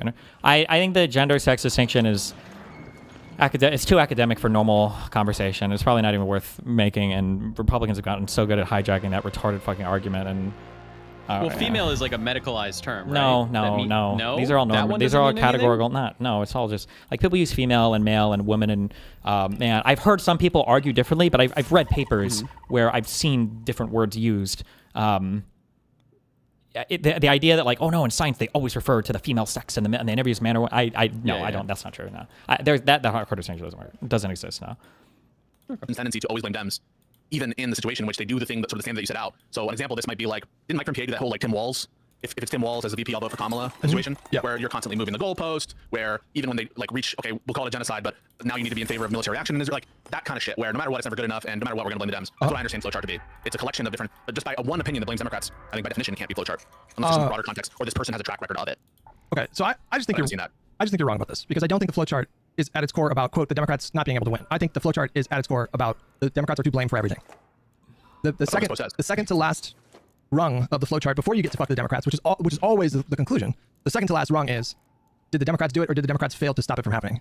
And so the whole premise of that flowchart is you can blame the Democrats for literally everything. And so I don't understand how you could not surmise that or infer that from their post in this particular context. Hutch, this is not a good argument for Hutch. You need way more examples of those. Because because there are positions that Hutch might even make that same argument on, that Pisco has already said he'd make that. I would probably make the argument on that Democrats maybe fuck their messaging on this, and it's well, we kind of just made that argument for the trans stuff. I don't know why Hutch is he needs way more tweets to lay out this argument, I think. And I would agree with him for this person, but he hasn't established that yet. He hasn't made the argument for that yet with just a single Do tweet. Dems just not have like a good news organization?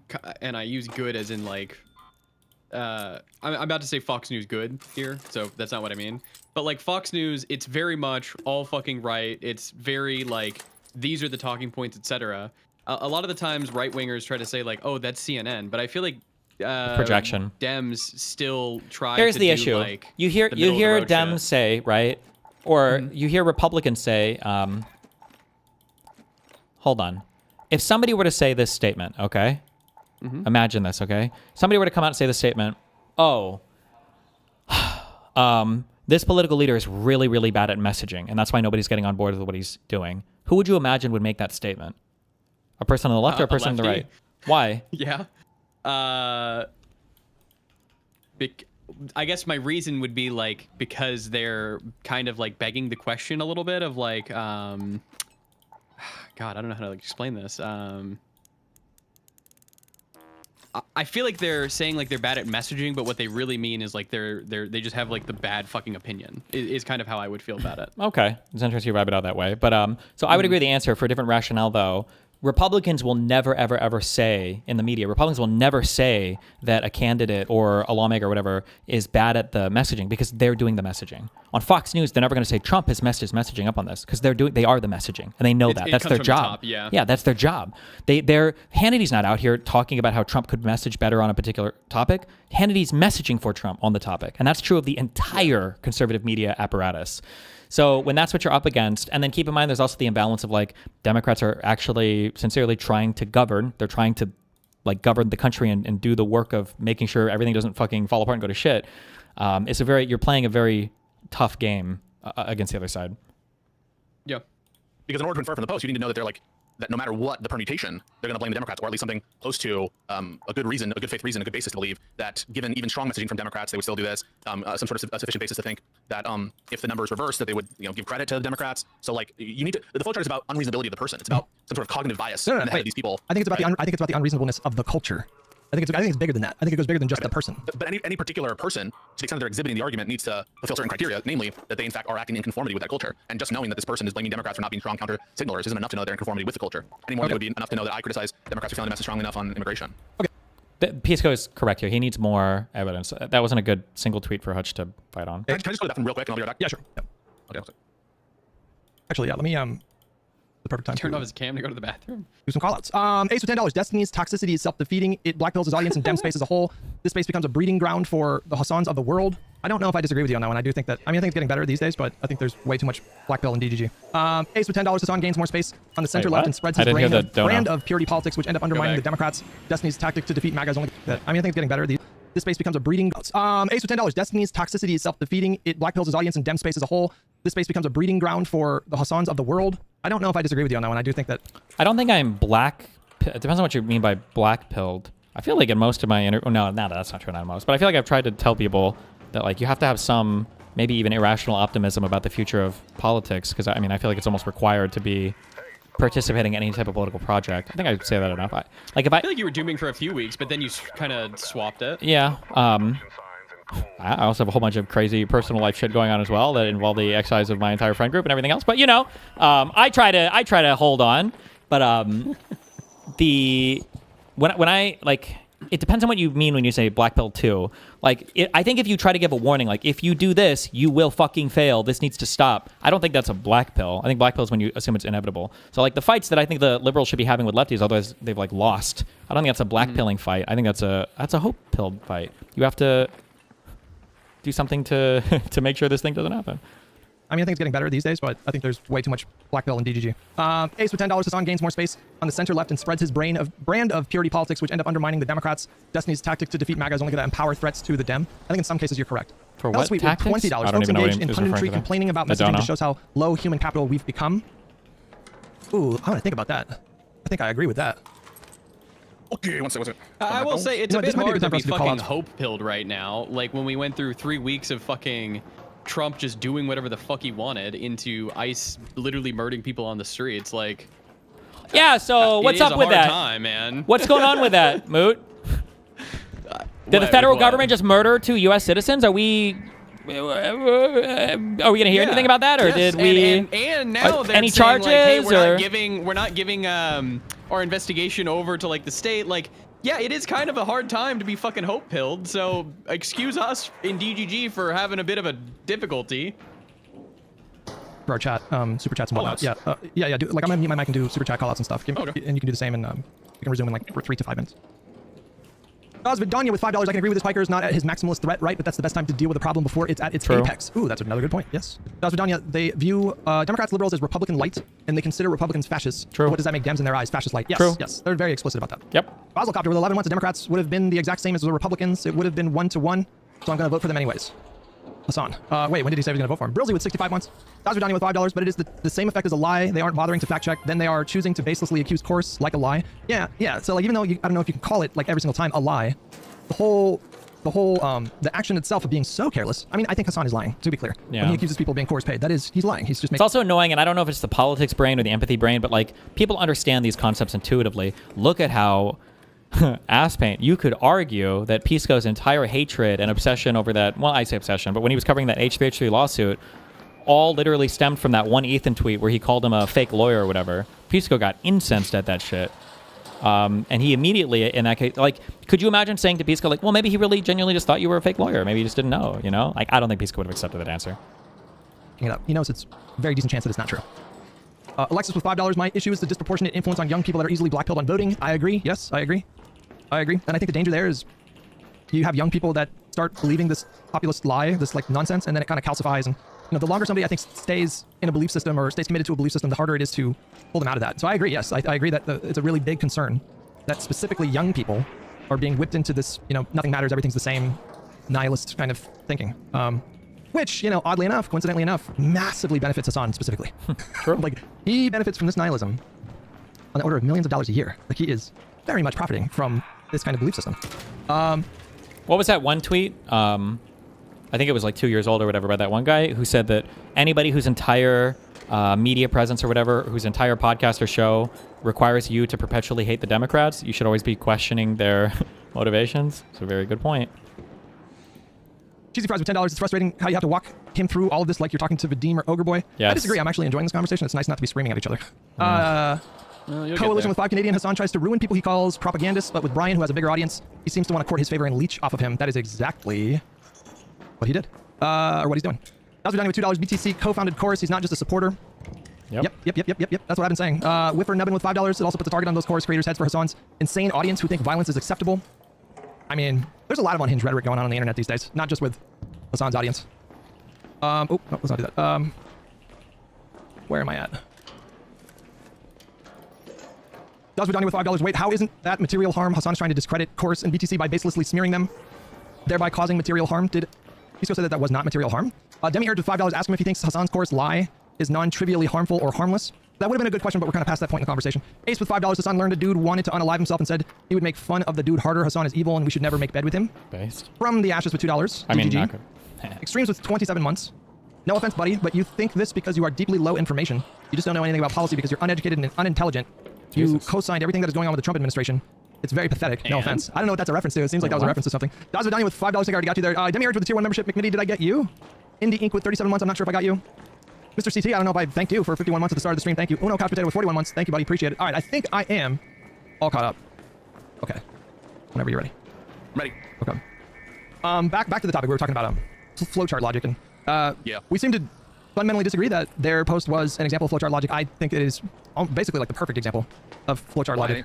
If I were to critique democratic messaging and saying this is partially responsible or even like largely responsible or majorly responsible, that would be flowchart logic inherently. I'm glad you asked, because on this particular topic, I don't know if they could have picked a more ridiculous topic to try to make this point. But the reason why the public turned on these issues and walked back some of the support that they were showing in previous years, assigning blame to the Democrats, I think is like we're beyond absurd. We're It would just be wrong though. No, It would just be wrong. No, but it's not just wrong; it's absurdly wrong. When you look at a map of the country and color code it by states that have passed anti-discrimination laws, and contrast that with a different color code for states that have passed discriminatory laws against trans people, It is basically just a map, like an electoral map of the country. When you do that, It doesn't contradict the tweet. It does. It does. It does. How does it? How does it? It contradicts the tweet because the Democratic Party have been pushing back against this rhetoric. This idea that they have not been pushing back, both rhetorically and I would argue more importantly, substantively through legislation. The idea that they have not been pushing back is preposterous because we can see other left-wing parties around the world right now that are substantively walking back support for trans people. And when you look at the Democratic Party right now, they are holding that line in a way that almost no other political party on the entire planet is doing right now. Do you understand that? Like, you take the least popular issue, right? Like the trans girls in sports. That is the least popular issue. It's like 80-20 issue in this country. And we have a really good example of a Democratic governor publicly picking that fight with Donald Trump to his face with Janet Mills in Maine.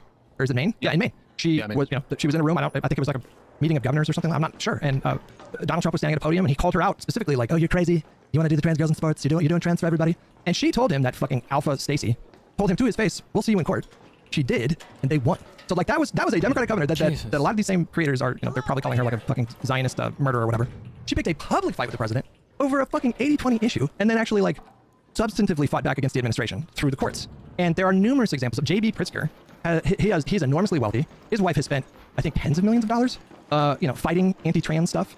He's passed a number of like really critical pro-trans bills in Illinois. California is like insane. The amount of bills that Gavin Newsom has signed into law since he's been governor is like nuts. I mean, and these are not small bills, Pisco. These are not like we're naming a street after this famous trans person who died. Mm-hmm. These are bills that are, in California, we mandated, through legislation, mandated that insurance companies have to cover gender-affirming care. We passed a bill to ban teachers from outing trans students. We passed a bill to rigorously protect trans people's privacy. We made it significantly easier to change your government ID. And I mean privacy, like it's not public info that you changed your government ID. So, somebody, if they wanted to try to find out if you were trans, like you have so much more privacy in a state like California because of the laws that we passed here. All this to say, California inspired a slew of a bunch of other blue states who passed very similar bills. And so what do you see in terms of the, and then sorry, I've been talking for a little bit. I'm trying not to be too long-winded here, but like, what do you see as like the dominant discourse about, both Newsom specifically and just broadly the Democratic Party in terms of the Hassan kind of like populist lefty online space? Like in terms of trans issues, what is the rhetoric that you're hearing endlessly from these people? I view that as a different question than I'm answering it though, but I just want to sort of know, I view that as a different question than flowchart logic. I think one is sort of presupposing a state of mind, a cultural context in which nothing is ever good enough and there's always a good reason. And the other is sort of like, what is the main narrative of the left? As far as I can ascertain it, some major figures on the left who are highly influential have concluded that like many Democratic politicians have abandoned trans, sort of cowardly abandoned trans people and thrown them to the wolves or something. Mm-hmm. Do you think that's true? No. Aren't you acknowledging a problem that I think is really big? Because we're just talking about trans people right now. We could go issue by issue by issue, but we could cover healthcare, dozens of issues, literally immigration, dozens of issues. The same exact thing is going on with these people's rhetoric. Not only are they wrong, they are telling their collective audiences of millions of people, maybe tens of millions of people, that the opposite is true. They're telling people that, in Hassan's own words, Democrats would just as soon murder trans people if they thought it would net them more votes. And then when you look at the reality of the situation, Democrats are holding the line and passing legislation to protect trans people, and the legislation is unpopular. That's a good point. They are spending, they're spending political capital to protect trans people when you give in the states where the voters gave them the power to do that. Yep. I just don't view that as contradiction with the tweet. I mean, you're like, they're spending political capital on 80-20 issues. I thought the tweet was about, like, why is this an 80-20 issue in the first place? Oh, before he would engage with it, now he doesn't want to engage with that point. Now he just wants to go back to the tweet. Okay. It feels like the criticism of the tweet is like, why have we gotten to this place where public opinion is such and such, not like taking a complete, now maybe in other places they've continued that narrative. I'm just like reacting to the specific tweet, which, seems to take issue with the very fact that public opinion is that way, not that Democrats are unwilling to use political leverage in those moments, though, probably it's the case that they say that just based on my stereotyping them. But again, I don't have a basis to believe that they're showing that, and certainly not just looking at the tweet by itself. I even if we want to go down that particular road, I even think that is unfair. Anything what I just said? Well, what's unfair what I just said there? I think the premise is nonsense. I think the idea that we haven't had prominent Democratic Party politicians and prominent liberal pundits going to bat for trans people, like rhetorically on message. I could put together, if you want me to, I'll fucking do it. I can be obsessed and get shit done, but I can easily put a sizzle reel together of really prominent Democrats speaking up very strongly in defense of trans people all over the country. So this idea was the most trans. Again, they're just wrong. I mean, like, yeah, and maybe you can show me some messages, some stuff where it says that they're saying something delusional, and I don't agree with them, and that's fine. Okay. But again, I think it's moving the goalpost. The goalpost was like, is this strictly speaking, what is it, flowchart logic? And I haven't seen enough just based on that, and maybe I'm like being too narrow and only addressing that aspect of it. But I'm happy to this is a meme that Democrats don't do enough. Sometimes it's true, sometimes it's false. On the trans stuff, I think it's false. I don't want to get caught up on what is the essential nature of the flowchart. I don't think that's important to the conversation. So we can reframe it in a way where we don't get bogged down in an argument that I think is a distraction from the bigger point, which is, get rid of the flowchart. And what you can still say is that, yes, this person is wrong when they put up that tweet. And this person is one of I suspect it's my feeling that they're wrong. It's my intuition that they're wrong. They are I don't know how much wrong. money They are absurdly wrong. I wouldn't go to the, because right now I sit here and it feels like people will hear this and think that I'm being like unreasonable. Like, it's my intuition they're wrong. I don't know how much money and time they spent on counter messaging on the trans issues. I don't know on some of these issues whether or not they ought, like, what the right position in that context ought to be. Like, I'm sure I don't agree that that all competitive sports should allow for trans-sex people or transgender people to play in them. So I'm just like not 100% sure on all these different issues what the Democratic effort in fact was. Now, I suspect that they're wrong about how much money, how much effort Democrats put into the messaging war, but I'm not sure. That's okay for me to be unsure. Even if we wanted to dive into that framework, what would possibly incentivize the Democratic Party apparatus and like the donor base? What would possibly at this point incentivize them to invest, collectively $200 million into pro-trans messaging all over the country? I just don't understand why that would be an investment that they would even consider, because there's no good evidence that they would be given credit for that. There's a lot of evidence that this sort of pundit class on social media wouldn't pay attention, or they wouldn't care. They would say that it wasn't enough. They would still continue to. When you have the largest left-wing streamer saying that the Democratic Party would rather murder trans people than if they thought that it would net them votes after everything the Democratic Party has done, isn't that a really risky investment? Why would they do that? Well, I don't know if their motivations rise and fall with what Hassan thinks. If that were the case, then you would think the Democrats would But it's be not doing just about him. things opposite. It's not just, that's the point I'm getting at, Pisco. It's not just about him.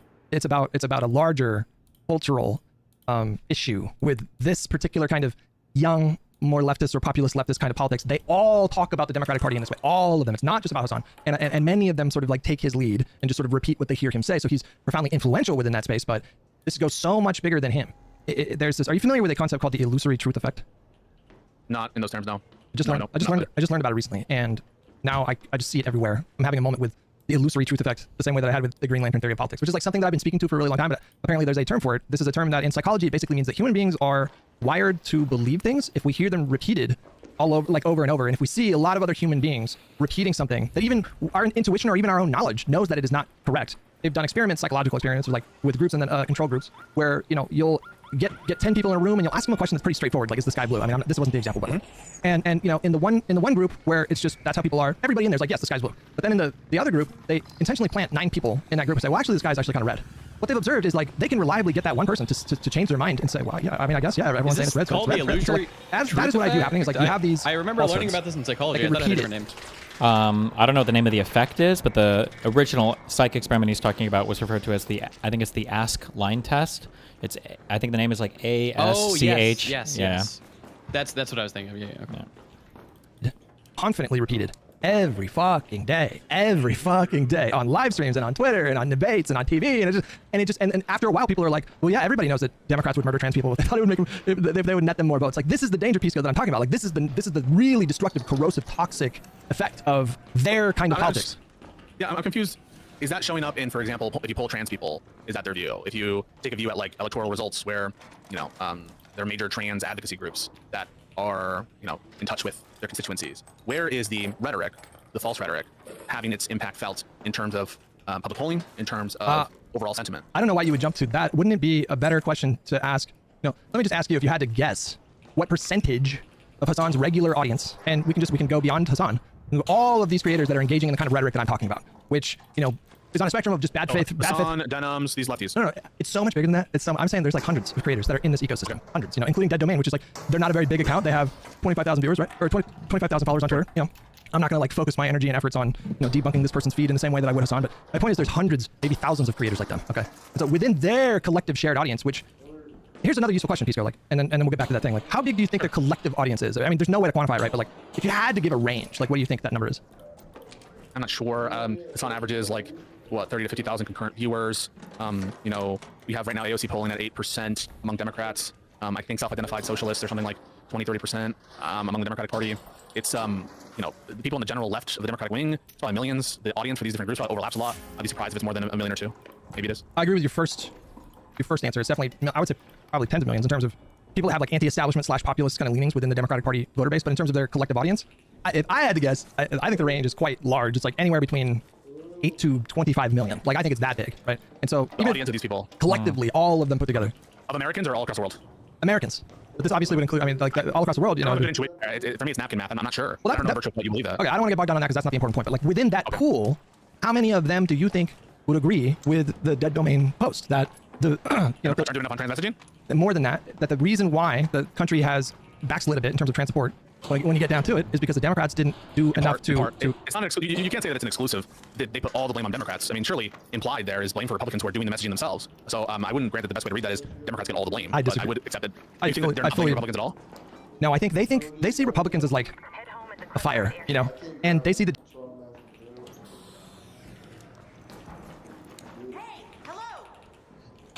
Democrats as like firefighters. Like the fire doesn't have like sentient consciousness. You know, the fire is just going to spread, right? And so, you know, if I craft an analogy with a fire, you know, that is what I think they view the Democrats as like it's their job to put out this fire. And so I think they blame, you know, if you had firefighters that did a really bad job of like defending a home or whatever, then in the same way that you wouldn't necessarily blame the fire, you would blame these firefighters. But I'm saying that their premise is wrong. Like these people, the Republicans are sentient. They are making conscious decisions. They are deliberately propagandizing in this way. They don't treat Republicans as moral agents or something, right? Yeah, it's all kind of abstract. Like the Republican threat is like more abstract. Yeah.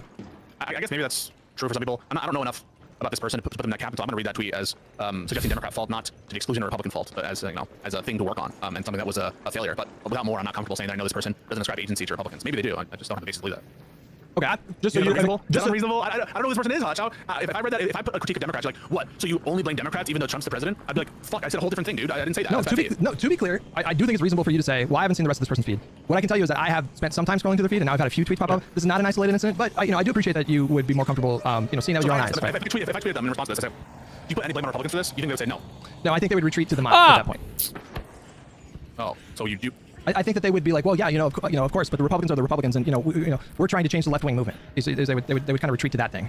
But I think What like if that does explain why they emphasize Democrats over because the Republicans? framing is like we're beyond misleading, and we're kind of approaching a territory of intentionally obfuscating.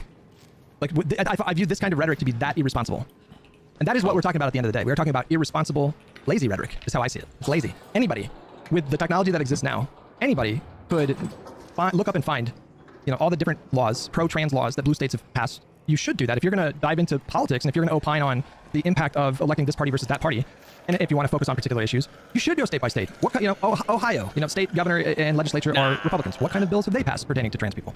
Washington, you should go state by state. And with the technologies that exist today, you can get those answers pretty fucking quickly. And that is that's the thing that frustrates me beyond belief, Pisco, is that is this unfalsifiable though? Because like, what would it take for me to demonstrate that this person actually does ascribe moral agency to Republicans and blames them for a lot of things? What kind of evidence would convince you that this person does what you say he does not, or they do not? If they told the truth, if they said, actually, it's the case that while I want them to go further on a number of issues, and while the work is not done yet, the Democratic Party has sacrificed a ton of political capital all over the country for years now. They're still holding the line. It's a different position, right? So like, That's the correct position, Pisco. Okay, no, I'm just asking like what.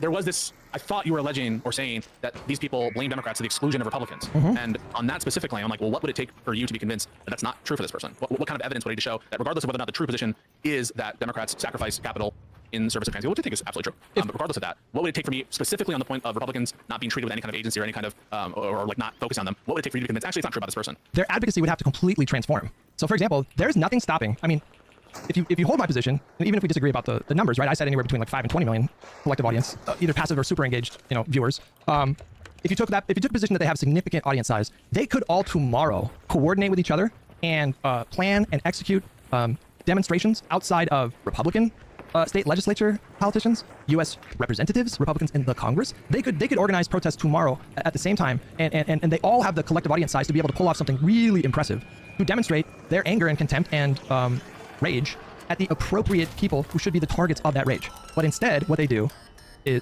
should we just move away from flowchart, because we just very much disagree. We just very much disagree. Okay, like I think they should be targeting the people that are doing the actual damage instead of going out of their way to treat the Republican Party as though they're this amorphous blob that's not sentient and cannot be swayed one way or the other with political pressure. Well, that might be true, right? Like, it might be true that we can't sway Republicans. Wait, what do you mean? To our side. How could you believe that? Look at what happened in Minnesota. Look at what happened in Minnesota. I'm not saying that I think it is true. I'm just like, it could be one justified reason, for example, not to canvass in like Republican-heavy areas is because you get more bang for your buck, efficiency-wise, going for independents or people who lean on your side already. So like, I don't flatly reject hang on, but Pisco, that is such a bad analogy. Because an analogy about canvassing, like, yeah, sure, that makes sense that if you were to spend money strategically, maybe you'd spend money in a fucking R+3 district instead of an R+15 district. That makes sense. But in that context, you're talking about advocacy, trying to get out there and help elect Democrats. Like, that's the remedy in that spot. We're talking about them going out of their way to push a completely, like, just a totally absurd narrative that is not true, is the opposite of true about the Democratic Party. They're doing activism against the Democratic Party, even though the Democratic Party is holding the line in a way that almost no other political party in the entire world is doing right now. Oh, I get that, but I'm just like on the specific point of, well, we focus our attention on people on our side because that's people who are going to most likely like win hearts and minds. Isn't that like your whole rationale for focusing on these people anyway? Right? Like, isn't the focus on these people to the exclusion of MAGA and Republicans with your criticism? Isn't that premised by the same logic, Hutch, which is that we would rather spend our time, consolidating our own than wasting time in a place where it's not as efficient? I thought that was like your whole thing. You're gonna have to dumb that way down for me. Okay. So my brain is not okay. the best brain. Okay, you gotta talk to me like a fucking sixth grader sometimes, Pisco. I'm trying to. I'm sorry if I'm too like verbose. Your You spend lawyerly a lot of words, time- like we get it. You have a degree, bro. It's fucking cool. That's great. Can we move on? You passed the bar. Okay, fine, great. Okay. You spend a lot of time criticizing lefties who are like more, or at least claim some kind of position in quote unquote our coalition, our camp on the left, and you do so. I thought on the rationale that, well, I want to grab their audience, and it's actually like not an inefficient use of my time to spend focusing on these people because it's a huge area where Democrats can get gains is by suppressing this kind of internal, or at least more internal opposition, which is functionally oppositionary, but like from within our house, right? And isn't that like the same logic of someone who would say, well, I spend all my time criticizing Democrats on Israel or on trans issues because I know that it's like, it's better to get my house in order, similar to how you would say it for the lefties. Do you see what I'm saying? Yes, but I don't think it's the same thing because I'm right and they're wrong. Oh, you might be right and they might be wrong. I just mean like in terms of the incentive structure, like it doesn't mean they're necessarily bad faith and they don't believe what they believe. It could just be like they tactically see it like a waste of their time, and I don't necessarily agree with that. But similar to how you might think, well, it's actually efficient for me. There's plenty of room for people to be self-critical when it comes to lefties. They might think the same thing about like the libs or whatever, or the establishment people. Now we might disagree with them, but it doesn't necessarily speak to their good or bad faith. Yeah, I like when you introduce the element of bad faith, that's kind of a different conversation because like this person Dead Domain, I watched a couple of their videos. I've seen a few of their tweets that pop up on the feed. I don't assume that this person's bad faith. I assume that this person has been kind of swept up by that illusory truth effect that I was telling you about before. I think the bad faith actors are typically on like the top rung of content creation and audience size. And I think that Dead Domain does these kinds of tweets for a number of reasons, but probably one of the biggest reasons is to signal that they're a part of like the morally correct tribe. And so that's a different kind of incentive. Like I don't assume that this person is bad faith. I assume that this person genuinely believes that the Democrats have abandoned trans people such that the Republicans have carved out a lane and capitalized on Democratic negligence to move the public away from trans people. That doesn't mean that I think this person is bad faith. And to your other point, the reason why, would you agree? Here's my premise. I think that normies. Oh shit! Did you see that Hassan got a soundboard? Okay, Putin can just fucking ignore me. Fuck you. Apparently, he's a new sound today. She wants the soundboard. Here, look at this. Kaya, place.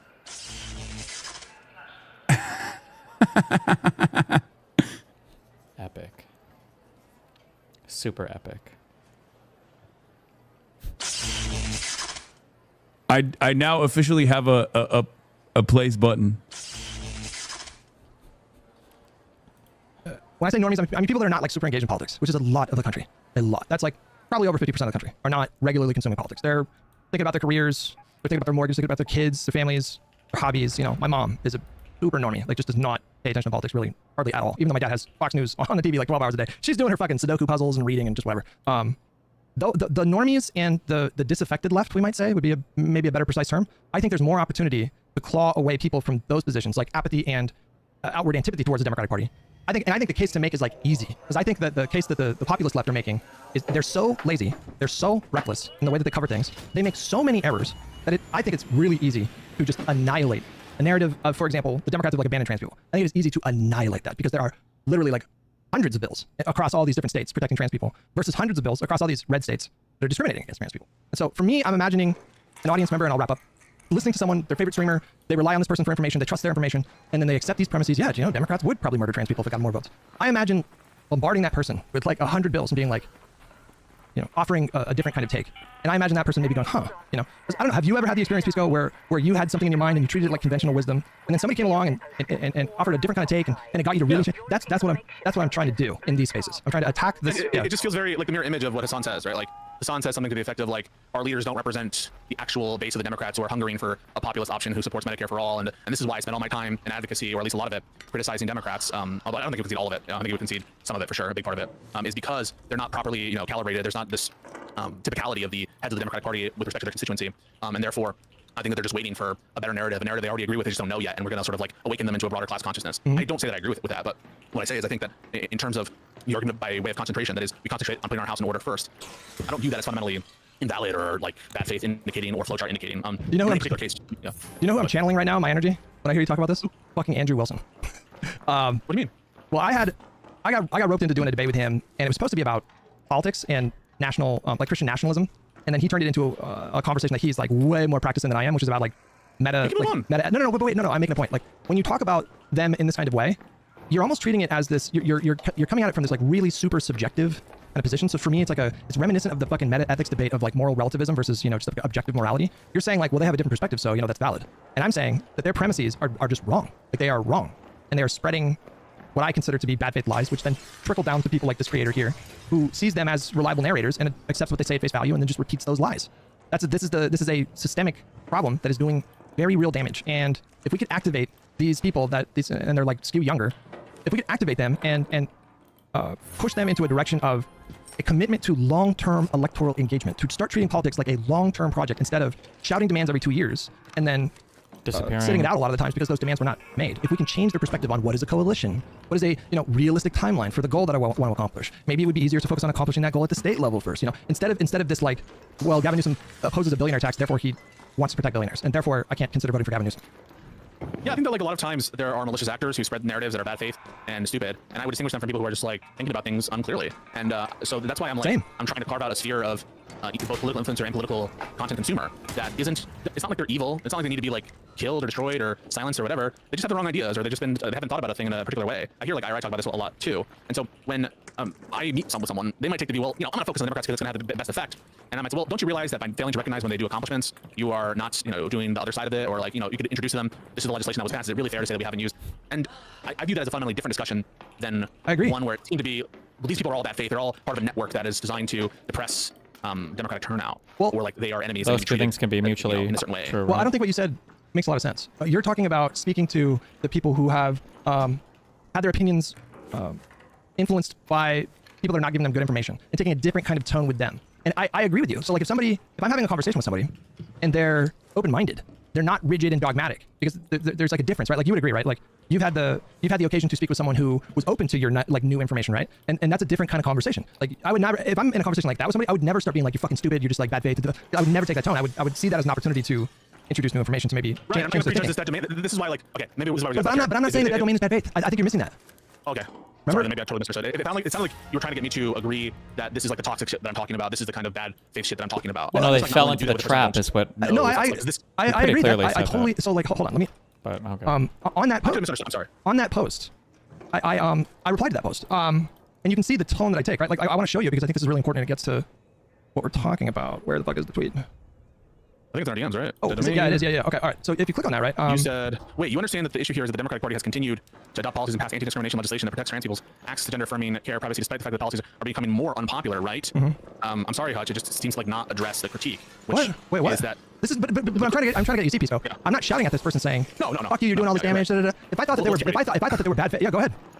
We're seeing other left-wing parties across the world substantively walk back support for trans people in a way that does not happen with Democrats. Again, I don't think that quite addresses it. The issue is that Republican conservatives have had a massive media, okay, this is better, and social media network that devotes an insane amount of time and energy demonizing trans people. Why would you spend your time doing fuck the Dems flowchart logic? Okay, this is accusing bad faith, blaming them for allowing Republicans to do this, to attack the party that's holding the line. It's when you do flowchart logic, you're kind of accusing them of being not necessarily. I'm not. No. I'm okay, sorry. Like somebody could be like, you could argue that Hutch's tweet could have been less aggressive, sure, but bro, compared to what these fucking lefties are tweeting and doing all the time, fucking Hutch's tweet here. Can you read the tweet? He just read it. He was just reading it. I feel like this guy's trying to kill me. No, you're gonna. Hold on. I fucking lost my debit card, so I'm looking for it. Why'd you lose your debit card, bro? Well, because I have ADHD bad and I just fucking misplace it. Have you ever thought about just not doing that? Limeo. I've thought, yeah. But I was too busy fucking your mom and she, Based?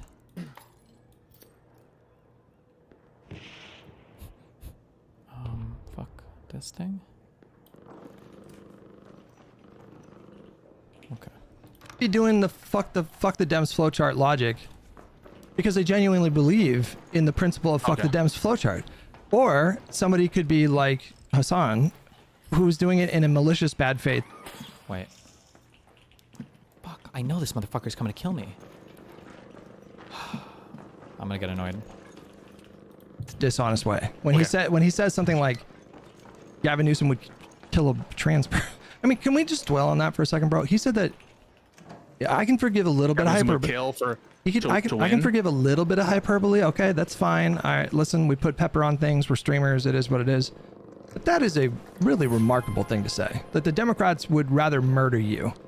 If they knew that murdering you would get them more votes, they would murder you. That is him saying that the Democratic Party, as an institution, is evil to its core.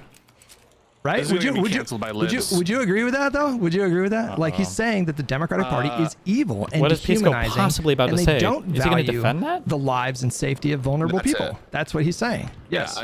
He's saying that they're unprincipled and that they follow wherever the wind blows. And But that there are a lot of necessarily people like means that. that necessarily means that the Democratic Party don't care about vulnerable people.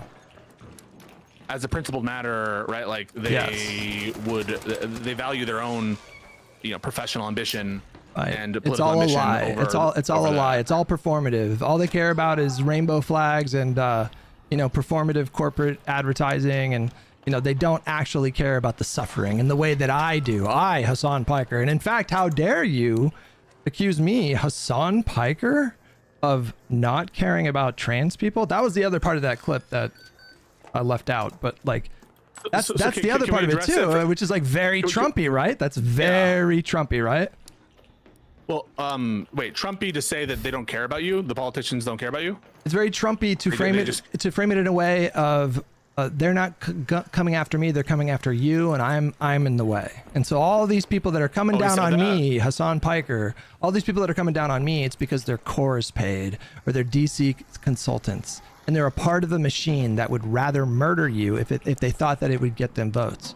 I'm the guy. Don't question me. How dare you say that I don't care about trans people? Because I would say I would vote for third party. I'm Hassan Piker. Have you seen me with my media vest when I go on the streets, when I walk amongst the people? Like it's that kind of framing, right? It's very self-serving. It's very Trumpy. Yeah. To the extent that it's like leaning on notions of the establishment don't care or swamp creature or whatever the fuck. I mean, I guess that's Trumpy. And yeah, but like I just don't know that sentiment. To me, they don't really care about you. Politicians don't care about you. They'd suck the adrenochrome out of your skull if you could get them an extra vote. You remember Hillary Clinton did the about face on gay marriage? Like a lot of politicians are like this, and they see which way the wind is blowing. And What an unbelievable comparison. Holy shit, kill me. What a waste of time this conversation is. they changed it on a dime. Oh my god. Come on, Do you man. doubt that? There is a difference between like politicians shifting with the political winds in ways that Like this is make a perfect beneath both of strategic them. sense. This explanation. And would you argue, for example, that it would be So morally dumb. good to take let's just take Obama, for example. Obama in 2008, the country had not moved at that point to majority support for gay marriage. And he ran on marriage between a man and a woman. I think he was lying when he said that. I think he did support gay marriage. And then when he eventually switched, it was like kind of like right around the time that the Supreme Court decision came in, and it was right around the time that the public shifted to majority support for gay marriage. Would you argue that it is morally good to lie about a position like that if it helps you win an election and therefore empowers you to, say, for example, appoint a Supreme Court justice who was one of those votes for Obergefell? I'd have to be convinced. I mean, you're just presenting me the, harm reduction trolley problem again, and of course I'll bite the bullet that sometimes lying is justified. I would have to, the particular lie and the context of it matter. That's what I'm talking about, though. But that's part of the critique, though. It's not just in terms of signaling; it's in terms of what they're willing to do. And we've already discussed though. Hey, hang on. We've already discussed what they're willing to do, bro. I mean, they have basically every single blue state. They are passing laws going to bat for trans people. In the now context, but again, deal with the. I know that he's a bad faith piece of shit. Fuck Hassan bad. But if we are gonna do the labor of actually like dealing with the point as though he were a good faith, good person, whatever, then we should just like address the point. The point isn't that now Democrats are doing literally nothing. The point is that he's not a reliable ally in that all it would take is a shift in public polling, and all of a sudden, you can't count on them. That's the kind of critique there. And by saying, well, now they're doing stuff, it's not really addressing Hassan's point. And yeah, I think that you ought to. I think you ought to take it on its strongest. And the one thing you might say is, well, look, right now it's unpopular to do certain things, and they're still doing it. And so you're wrong, Hassan, because A, B, C, or D. And Gavin Newsom, did this, that, and the third, and that shows you that you're actually wrong about it, about what's going on there. But I don't think that like saying they don't really care about us. In some ways, like you embody that in terms of your ruthless attitude towards electoralism. Like you're willing to say, if it helps win an election, like, all right, sorry, abortion rights. If I knew that it would give us like Medicare for all, you're ruthless in that sense. And so everything's up for negotiation if you're, I guess, a harm reductionist or something. And I think that to some extent, he's calling into question what these politicians really care about. And I don't agree with him, obviously, no, you are going to extraordinary lengths to sanitize unhinged language. I'm not sanitizing. Because you're saying that there's validity there. You're saying there's a messaging strategy there. You're saying it's perfectly valid for him to, you're doing a Mont Bailey. You're giving him a Mont right now. Because you're saying, well, politicians do this all the time, and sometimes they say that they don't support gay marriage back in like fucking 2007 when 44% of the country supported gay marriage, and therefore, it's really not too dissimilar from Hassan saying that Democrats would rather murder you than try to court your vote. No, but you understand what he's saying there, isn't that he's saying that they're saying they don't care about you. He's saying but yeah, they don't really care about your rights. Pisco, why? You have to address that though. Why are you treating? Can I ask you? Do you think that Hassan is like largely good faith? No. Then what are you doing? Yeah. I don't understand the defense. Why would you defend someone who you think is bad faith? Why would you give them a mot like this in this spot? Why would you not? Just, I already told you the mot. You compared his rhetoric to politicians shifting their political opinions or support for this or that policy after the public gets on board with it. Hassan's point, yeah. But no, that's Hassan's point. He might be wrong in the specific instance of trans rights. And I think you have a good case there. I'm just like, whether or not someone's bad faith, I'm like, I think Rob Noor is very bad faith, but I still like try to address his argument. But you said, oh wait. Okay, I feel very confused right now. I don't understand how you operate like this. Tell me why you're confused. I don't understand how you operate like this. If you tell me that you think Hassan is largely bad faith, why would you go to such extraordinary lengths to reinterpret his insane rhetoric in a way that is sanitized? It is sanitized. You're sanitizing. I'm trying to understand what he's saying in the most reasonable way. And so when someone says like they would shoot you for a vote, I don't take that literally. I take that as to be like they don't care about you and they are basically willing to throw all their principles to the wind for their personal political ambition. That's how I understand that statement. Now, maybe I should interpret that he thinks that Gavin Newsom is a fucking serial killer. I just don't think that's the most reasonable interpretation of what he's saying. Maybe I should take a more unreasonable interpretation of that statement. No, but I'm just trying to. Surely you know that when I hear him say that the Democrats would rather murder trans people, surely you understand that I'm not taking him literally. I am looking for what he's actually trying to say there. Yeah, he's saying they don't really care about him. Right. Do you think that's good faith? Do you think that's a good faith critique? Well, hang on. Good faith critique means it's done honestly. I mean, it could. Yeah. It could do you think he's being honest when he says that? I'm not sure. I think that they have insane standards, and so they really do think that like they could be honest about their insane standards. You agree that they have genuinely held insane standards, right? Republicans? No, fucking lefties. They'll be like, okay, but he said this one thing about trans people in sports, and that's the most important thing, and therefore I do believe they have no principles on the basis of that statement by itself. Or they'll say something like, well, AOC voted for the Iron Dome, therefore she's a pro-Israel shill, therefore she's a Zionist. Like, those are just like some insane standards that some people have. And so in any given context, you're asking me to just be like, they're lying, right? They're lying, right? They're lying, right? Like, I don't know. Like, but we're looping to my point, which is that the people, we're looping to my broadest point, which is that the people that have the most influence in that space are using that influence in bad faith ways, deliberately to be dishonest to their audiences and manipulate them into holding these views that are frankly absurd. Or let me put this a different way. When Hassan does that, when he uses that rhetoric, let's just focus on that specifically. We could be broader with it, but like, let's just focus on that specifically. What do you think? Newsom would shoot you for a vote, right? Yes. Or for trans people. What do you think that lie? And don't tell me he doesn't know that it's a lie. I mean, this is like, there's no conceivable way that he doesn't know that blue states and Democrats have been going to bat for trans. There's no way he's not aware of the different conditions for trans people in a red state versus a blue state. You would agree that, right? Like, there's no way he doesn't know that, right? I think he's ignorant in a lot of things, so I think there is a way that he doesn't know it. You think that he doesn't know that it's way better for a trans person to live in a blue state than a red state? Oh, I think he probably knows that, but I thought you're talking about like the full panoply of different things the Democrats have done. I think it's possible he's ignorant about that. I think that he's aware that it's better to be a trans person in a Democrat state, yes. So then what he said has to be bad faith. Not necessarily, no. Okay. This feels like a bit of cognitive dissonance to me. I don't know how you could simultaneously think that Hassan is well aware that states run by Democrats are way better for trans people. And that means something. That means like legislation, policy, right? He knows that. I don't know how you could say that and then say it's not bad faith for him to say that Democrats would shoot you if they thought it got them more votes. Because they're different points. One is about what Democrats are actually implementing. The other is what they would implement if public opinion shifted. They're different things. You understand? Say it again. Dumb it down for me. Okay. Hassan's statement is about what Dems would do if polling shift, and your thing is what Dems actually do. Mm-hmm. Different things, right? Okay, hold on. Let me expand on this point. Going beyond the fact that I think it's obvious that Hassan knows that blue states are passing myriad bills to protect trans people. I think he knows very specifically that that is what is going on.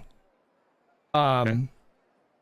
And I think he also knows that these efforts have been unpopular with the public. So he's seen the polling, but the polling shows that the voters themselves have moved right on a number of issues. Therefore, he has to know that the Democrats have done this pro-trans stuff despite the fact that they've paid a political price for it.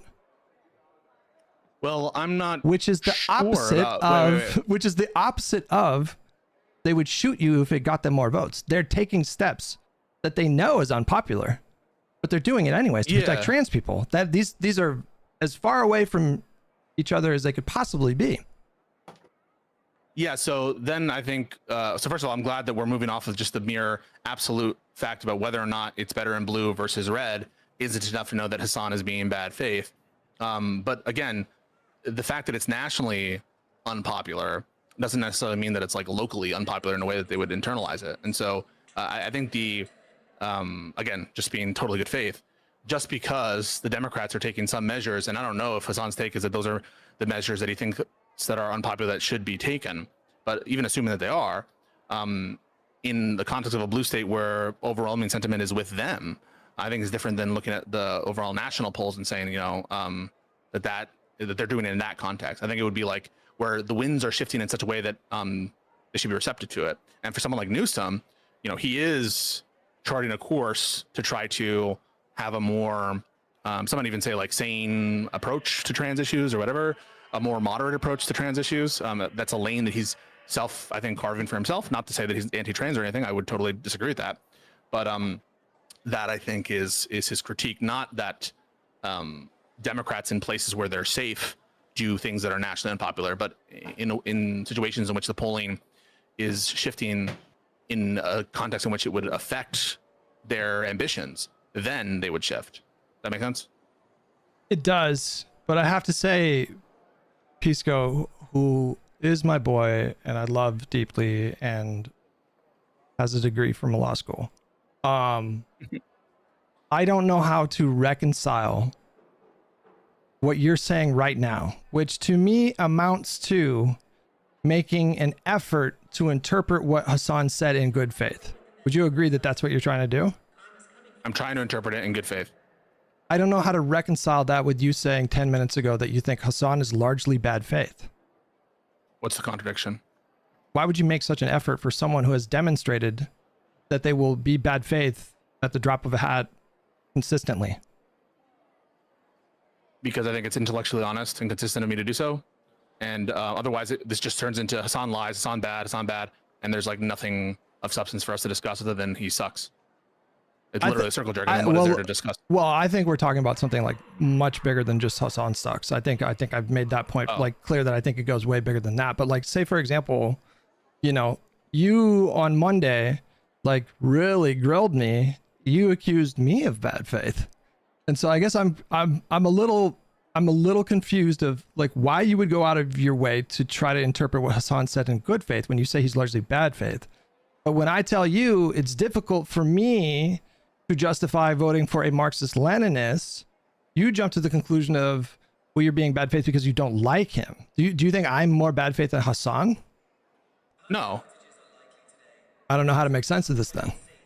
Yeah. So like in the context of our conversation, I don't know that I specifically accused you of bad faith other than dodging. So dodging, I think, is bad faith. I think you did dodge.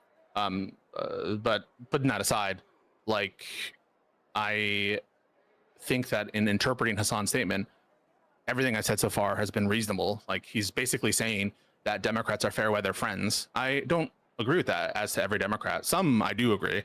There are some Democrats who I think are definitely fair weather friends. I think that's a reasonable interpretation. But even right now, I don't think I've interpreted you ever bad faith. I don't know what interpretation of yours was bad faith. I think that there is some personal animus towards Hassan, and some might even be justified. I think that in some sense you are justified to have personal animus against Hassan. But the question about Epstein, I think, brought out some what I think are contradictions, or at least entailments that you were uncomfortable with and uncomfortable to reconcile. But I do think I was trying to interpret you in good faith. If there's two things that you, because how long have we been doing the pod now, man? Like a year and a half. If there's two things about me that you know, like really drive me, is number one, the principle of taking the harm reduction seriously, and number two, a principled positive view of liberalism. I mean, beyond positive, I think that liberalism is like, it's essential that we maintain a liberal structure in this country. And so 100%. if I tell you that as a like principled liberal that really values like we could go into the minutia of like liberalism, but basically we're talking about a system that was devised to be a bulwark against a concentration of power, against like the various monarchies. You know, it was a principle of democracy, and all the values that spring from that are things that I think are really important in terms of maintaining this order. Things like the rule of law and free speech and the ability to, you know, form political parties if you want to do that, and criticize the government, and you know, individual rights and free markets and these kinds of things. And when I was telling you that even if you put a preposterous hypothetical in front of me, it's really difficult for me to ever entertain the idea of giving a liberal Marxist-Leninist who believes in a uniparty the presidency. You interpreted that. Why didn't you grant the Epstein? You interpreted that to be. If that's your view, you should have granted it. If that was your view, you should have been like, yeah, of course I'd vote for Epstein over Hassan. You're doing it right now. Don't you see that? I feel like you're trying to trap me in you're trying to trap me in an Epstein thing, bro. You're distracting it. You don't have to, it doesn't matter. The particulars don't matter. Whoever his opposition is, it doesn't matter. If you tell me that my choices are a Marxist-Leninist tanky who wants to end liberal democracy and anyone you can think of, do you not think that it's like it's a layup for you? Do you not think that it is? No, but you're doing the prime Kais, Pisco. That's what you're doing. What am I doing this prime Kai? You're clip farming. That is what you're doing. I'm not trying to clip farm. You're missing the point.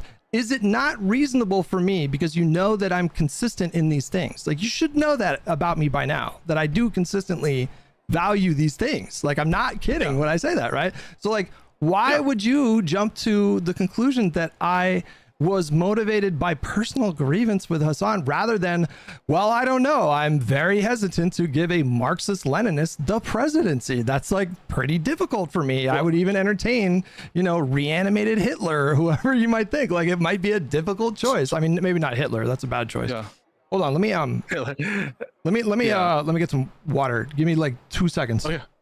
Sure. I have a lot to respond.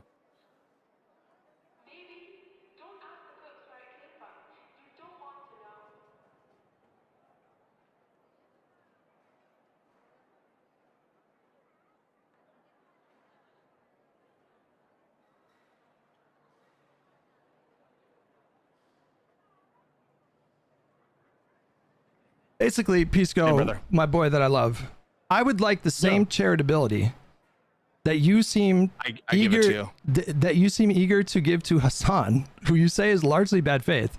I would like, at minimum, the same amount of charitability. Is that unreasonable? I give you no, it's not unreasonable, and I feel that I give it to you. I want to address some of the things you said. So on the personal thing, I said that before the hypothetical on Epstein specifically, and it's a true statement, Hutch. It is personal between you two. You granted that in the course of this conversation. me observing that is, I don't think bad faith at all. It's an accurate description. On the specific hypothetical, I felt that was a layup for you. First of all, I didn't bring up Epstein in the first context. That was you, addressing IRI, and you asked IRI that question. Unless you're willing to grant that was unfair clip chimping of IRI, I don't know why asking you a similar question is. No, but you unfair, drilled. but your question of IRI. But you were No, but- drilled. You went into a mode. You were like, just say it. Just say you vote for Epstein. You fucking say it. Say it, bro. Just fucking say it. I think you're motivated by it Because that is, wait, no, but think about it, right? Like, that should be a layup, because it sounds like what you're saying is, I would never consider voting for a Marxist-Leninist and all the things about Stalin. Then why not grant it? And so the only option is you wouldn't grant it because it would look bad. But any more bad than saying you'd vote for Epstein over Trump? Come on. How would that be worse? That's another thing that you know about me is that you said it. Another thing that you know about me, Pisco, is that I will bite crazy, insane bullets. I don't give a fuck. The point of my hesitancy, like, that was the bigger point. Like, the fact that I would have to pause and be like, well, is Epstein committed to ending liberal democracy? That is totally consistent with my principles. Sorry, it's not. I'll tell you why What? it's not. It's because I'll tell you why it's not. Come Because on. you didn't consider that when you first said Epstein over Trump. You didn't think, hey, what about Epstein's commitment to liberal democracy? You didn't have to think about that, and so you'd have to explain why you would have to think about it with Hassan, but you wouldn't have to think about it with Trump, because you already granted that before Wait, you Pisco. even knew what the. Wait, Pisco, how are you not connecting the dots? What's the through line between Trump and Hassan? You think Hassan is worse than Trump? No, Which is what no. was the- Come on. What's the through line between them that I would have an issue with? I'm presuming that liberalism and Yes. authoritarian They're systems. illiberal. Yes. You didn't need to know. You didn't need to know Epstein's position when you granted that Epstein was preferable to Trump in the election, but you somehow do need to know it for Hassan. We And so would there needs need be some basis listen. I explain think that. we would need to flesh out these hypotheticals a little bit more. Do you agree? I think that's fair, but you already Because there's granted a it couple with Trump. there's a couple different ways that you could unpack, like, Epstein v. Can we please, like, is there any other historical figure that you can think of that would be better here? We need to move on from this. I'm not going to make you answer the question, Hutch, but you can't accuse me of bad faith in the context of this No, specific come on. question. No, Hey, hold you on. know We're what? getting sidetracked. You're don't- making me forget. You're making me forget. Don't do it. You know I forget things. Don't do it. Okay. I've already forgot what I was saying. Chat. What was I just saying? This is what you do. You get in my head with your lawyerly tricks. I know what you're doing. It's not a trick. No, listen, I'm defending myself, which I The think is two my different right, the two different which is hypotheticals. The two different hypotheticals. That's I remembered. There it is. Okay. All right. So the one hypothetical, it's Hassan versus Vance, and it's the current system, the current guardrails, all of that. Like, you just copy paste, right? And in this hypothetical, Hassan knows that he can't get rid of liberal democracy, so instead he just pushes for, like, social democratic policies or whatever. Right? Is that do you think that's like a fair way to frame the hypothetical, that we can get into more specific details? If that is the I think case, the way it's been if that is the framed, case, the way yeah. if that is the case, I am obviously going to vote for Hassan in that spot over reanimated Jeffrey Epstein, just the same that I would AOC, Ilhan Omar, Bernie Sanders, obviously. If it's a hypothetical where, Vance or that's a better, more appropriate question, by the way, like Hassan or Vance or Hassan or Trump or something like that. But they have built a political movement. They have popular support. They could actually like meaningfully move towards their larger goals. Then that becomes a much more difficult question, because in both cases, liberal democracy would be fucking done. And at that point, you have to evaluate, okay, like, do I want to die, 20 million Americans die from famine, or 20 million in the fucking concentration camps? Would you agree that Yeah, I that's mean, like a fair way to Yeah, they're unpack very it? different. Yeah. Well, I don't think it's a fair interpretation of the question. I don't think, like, when people hear who would you vote for president, they're like, who would you vote for to have absolute, like, fucking Dr. Manhattan powers over all our systems and be able to, like, manipulate with ease. I don't think that's a good, like, that's some shit that Steven said, and when he was trying to, in my opinion, double back on some of the concessions he made on Twitter or whatever. But I don't think there's any good faith reading of a question of like, who's you vote for president? Like, I'm voting for God Emperor, who has complete control of all the people, and I control the police down to every person. But we would Like, have to. that's- But I we don't would think- have to flesh out the hypothetical in that way, yeah, right? If you want to flesh it out, I'm not saying you'd be inconsistent for having two different answers. but you would what I was have to. calling out though was what I'm calling out though is you didn't need this kind of introspection into the hypothetical for Trump. For Trump, it was easy. Yeah, I'd bite that bullet on Epstein. Yeah, I would. But there's a different treatment that you were doing with Epstein versus Hassan, and that I think is telling, because something needs to explain that. And what explains it? That's my question. Didn't I say? Hang on. Wasn't I consistent? Because I swear to God, that question came up, Hassan versus Trump. I think that came up like 3 weeks ago. Did I not say the same thing where I said I would Minecraft myself? I'm not saying that you're inconsistent that you said I would Minecraft myself on that. I'm pointing to something specific. That is to say, your willingness and eagerness to show your consistency, which I think is great, that you're consistent on harm reduction, was so powerful. A way to sort of test those bona fides was to say, I would even vote for someone I find morally repugnant, such as Jeffrey Epstein, in the name of societal welfare, if it were up against JD Vance. That was your statement. It wasn't accompanied by I would Minecraft myself. It wasn't like I would vote third party. It was just clear. I would vote for Epstein over JD Vance. But I asked you a complete. You didn't need to. No. I asked you. Yeah. I tried to flesh out the hypothetical. You were the Heard my one name. stuck in debate mode because I asked you what's his platform, which is to say, You Is didn't he- need those answers for Trump what and do for you Vance. mean? You didn't need those. Because I at that point. Wait, no. Again, stop doing this, bro. I am consistent. I literally said I would Minecraft myself between Hassan and. No, that's not Go back 5 minutes ago. Was it that long ago? I thought I heard it just like a minute ago. that's not the And Trump. inconsistency. The inconsistency isn't that you would Minecraft. The inconsistency is the amount of detail and the nature of the hypothetical that you require for Vance Do you have versus the sound for on? Yeah, but I was on the phone, so I have heard things. Hassan. That's the inconsistency. Why do you need more information about the nature of the hypothetical? Why does it when came to matter? I was Hassan? trying to And it- flesh out my boy that I love. Fuck it. We'll go back 7 minutes.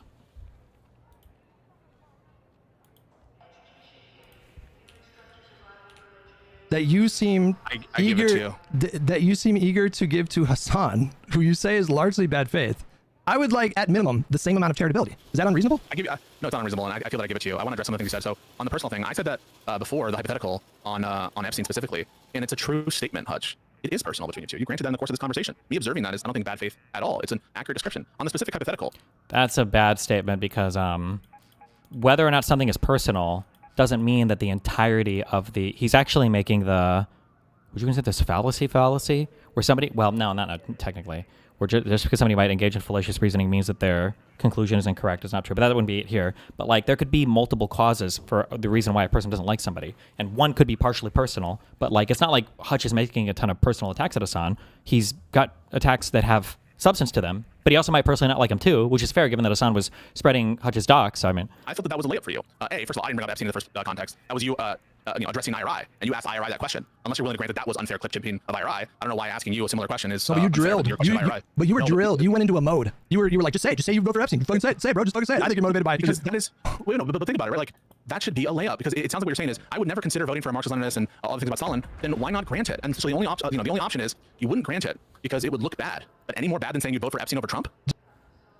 Dude, come on. How would that be worse? That's another thing that you know about me. Is You that said it. Another thing that you know about me, Pisco, is that I will bite crazy, insane bullets and don't give a fuck. The point of my hesitancy, like, that was the bigger point. Like, the fact that I would have to pause and be like, well, is Epstein committed to ending liberal democracy? That is totally consistent with my principles. Sorry, it's not. What? It's not, because I'll tell you why it's not. Hold Because on.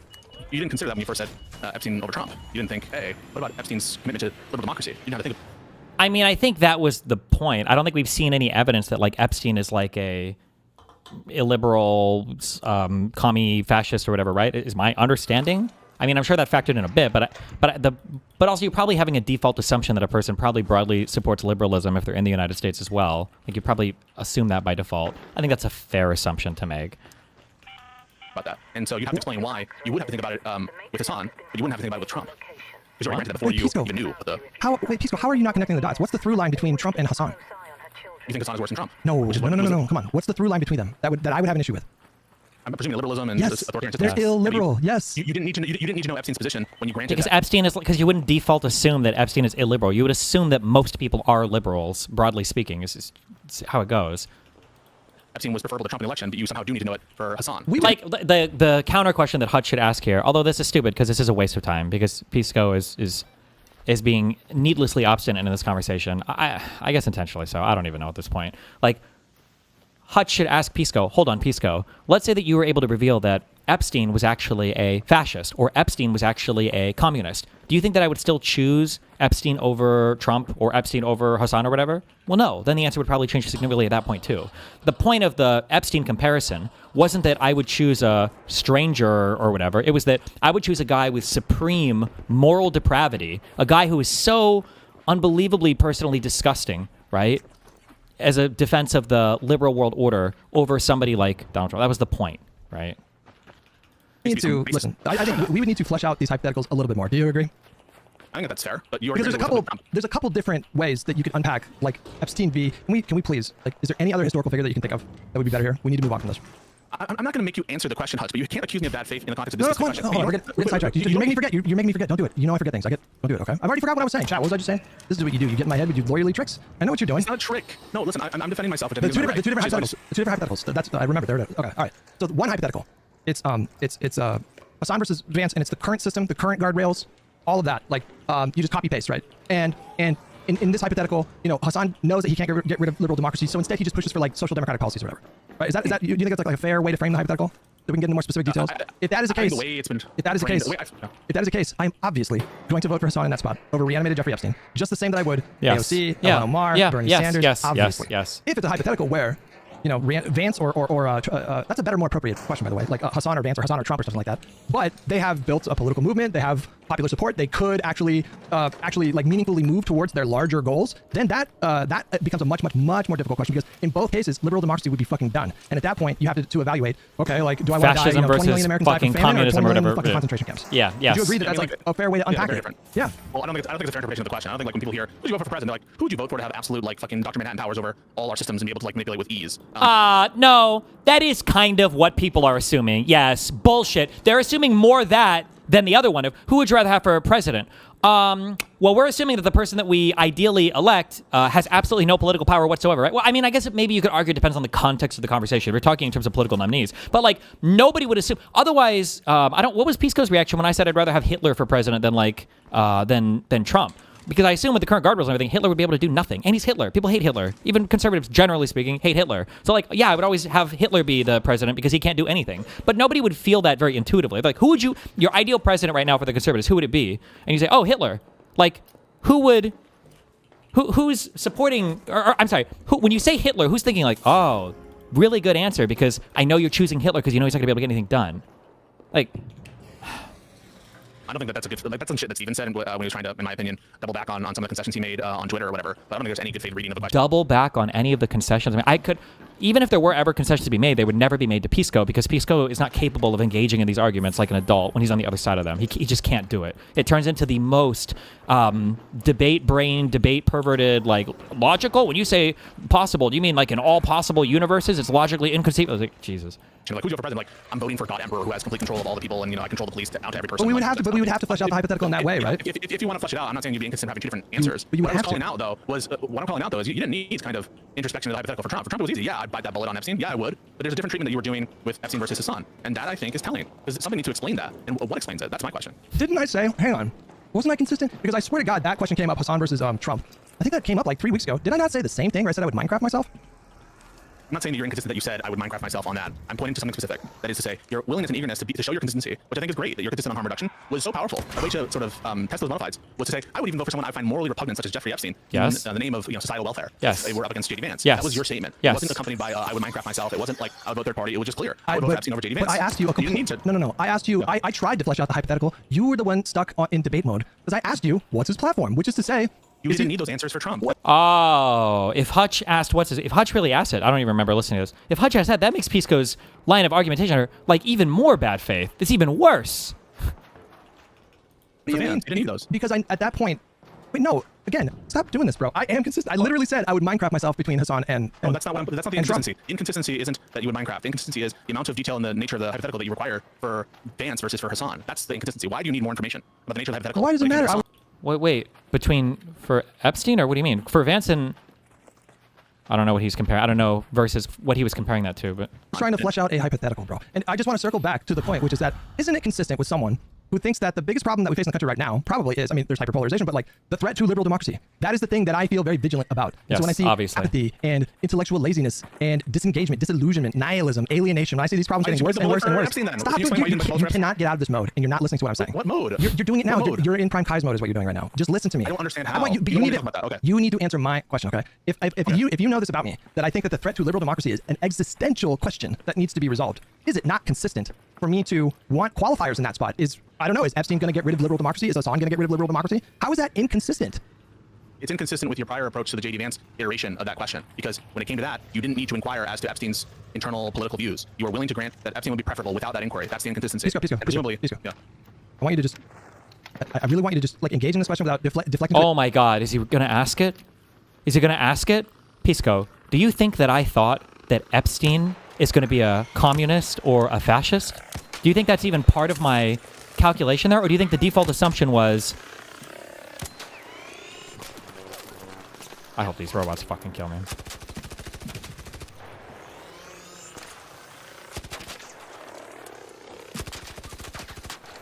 I hate this different fucking hypothetical. weapon. If somebody is principally concerned of the threat to liberal democracy, is it not logical, in the context of asking me that question for a thought experiment, that I would want to flesh out whether or not reanimated Epstein would want to or be capable of ending liberal democracy? Would that not make sense to ask that question? If by logical you mean reasonable, and in isolation the answer is no, it would not be unreasonable to do that. at all. Okay. Not So calling it why- in and of itself. And the inconsistency doesn't relate to the inquiry in and of itself. It's obviously in comparison to I don't some think I other even question climb where up. the approach wasn't taken. This, So but that's this what I'm calling out. this inconsistency that what you perceive to be an inconsistency is not relevant. It doesn't matter. Maybe I thought about it slightly differently the second time you asked me the question, and it occurred to me to flesh out the hypothetical in a way that didn't occur to me the first time, but it would still be consistent with me being alarmed at the threat to liberal democracy. But you didn't even want If the to. You answers- didn't even if the want to answers give are me. consistent, But you you didn't even lose want to the let me flankers. flesh out the hypothetical. You're like your whole premise in that moment was the choice should be obvious. Like obviously you would pick Hassan, right? That's what you were doing, right? No. Yes. Either way, it should be obvious, right? Either way, it should be obvious because if you view Hassan fundamentally in such a way that it's essentially indifferent to J.D. Vance, right? When you say Minecraft myself, you're kind of signaling indifference. If it's a case that, in virtue of their threat to liberalism, they both, or at least you're indifferent as to who you vote for, since you would Minecraft yourself, then it should be an easy yes. I vote for Epstein easily.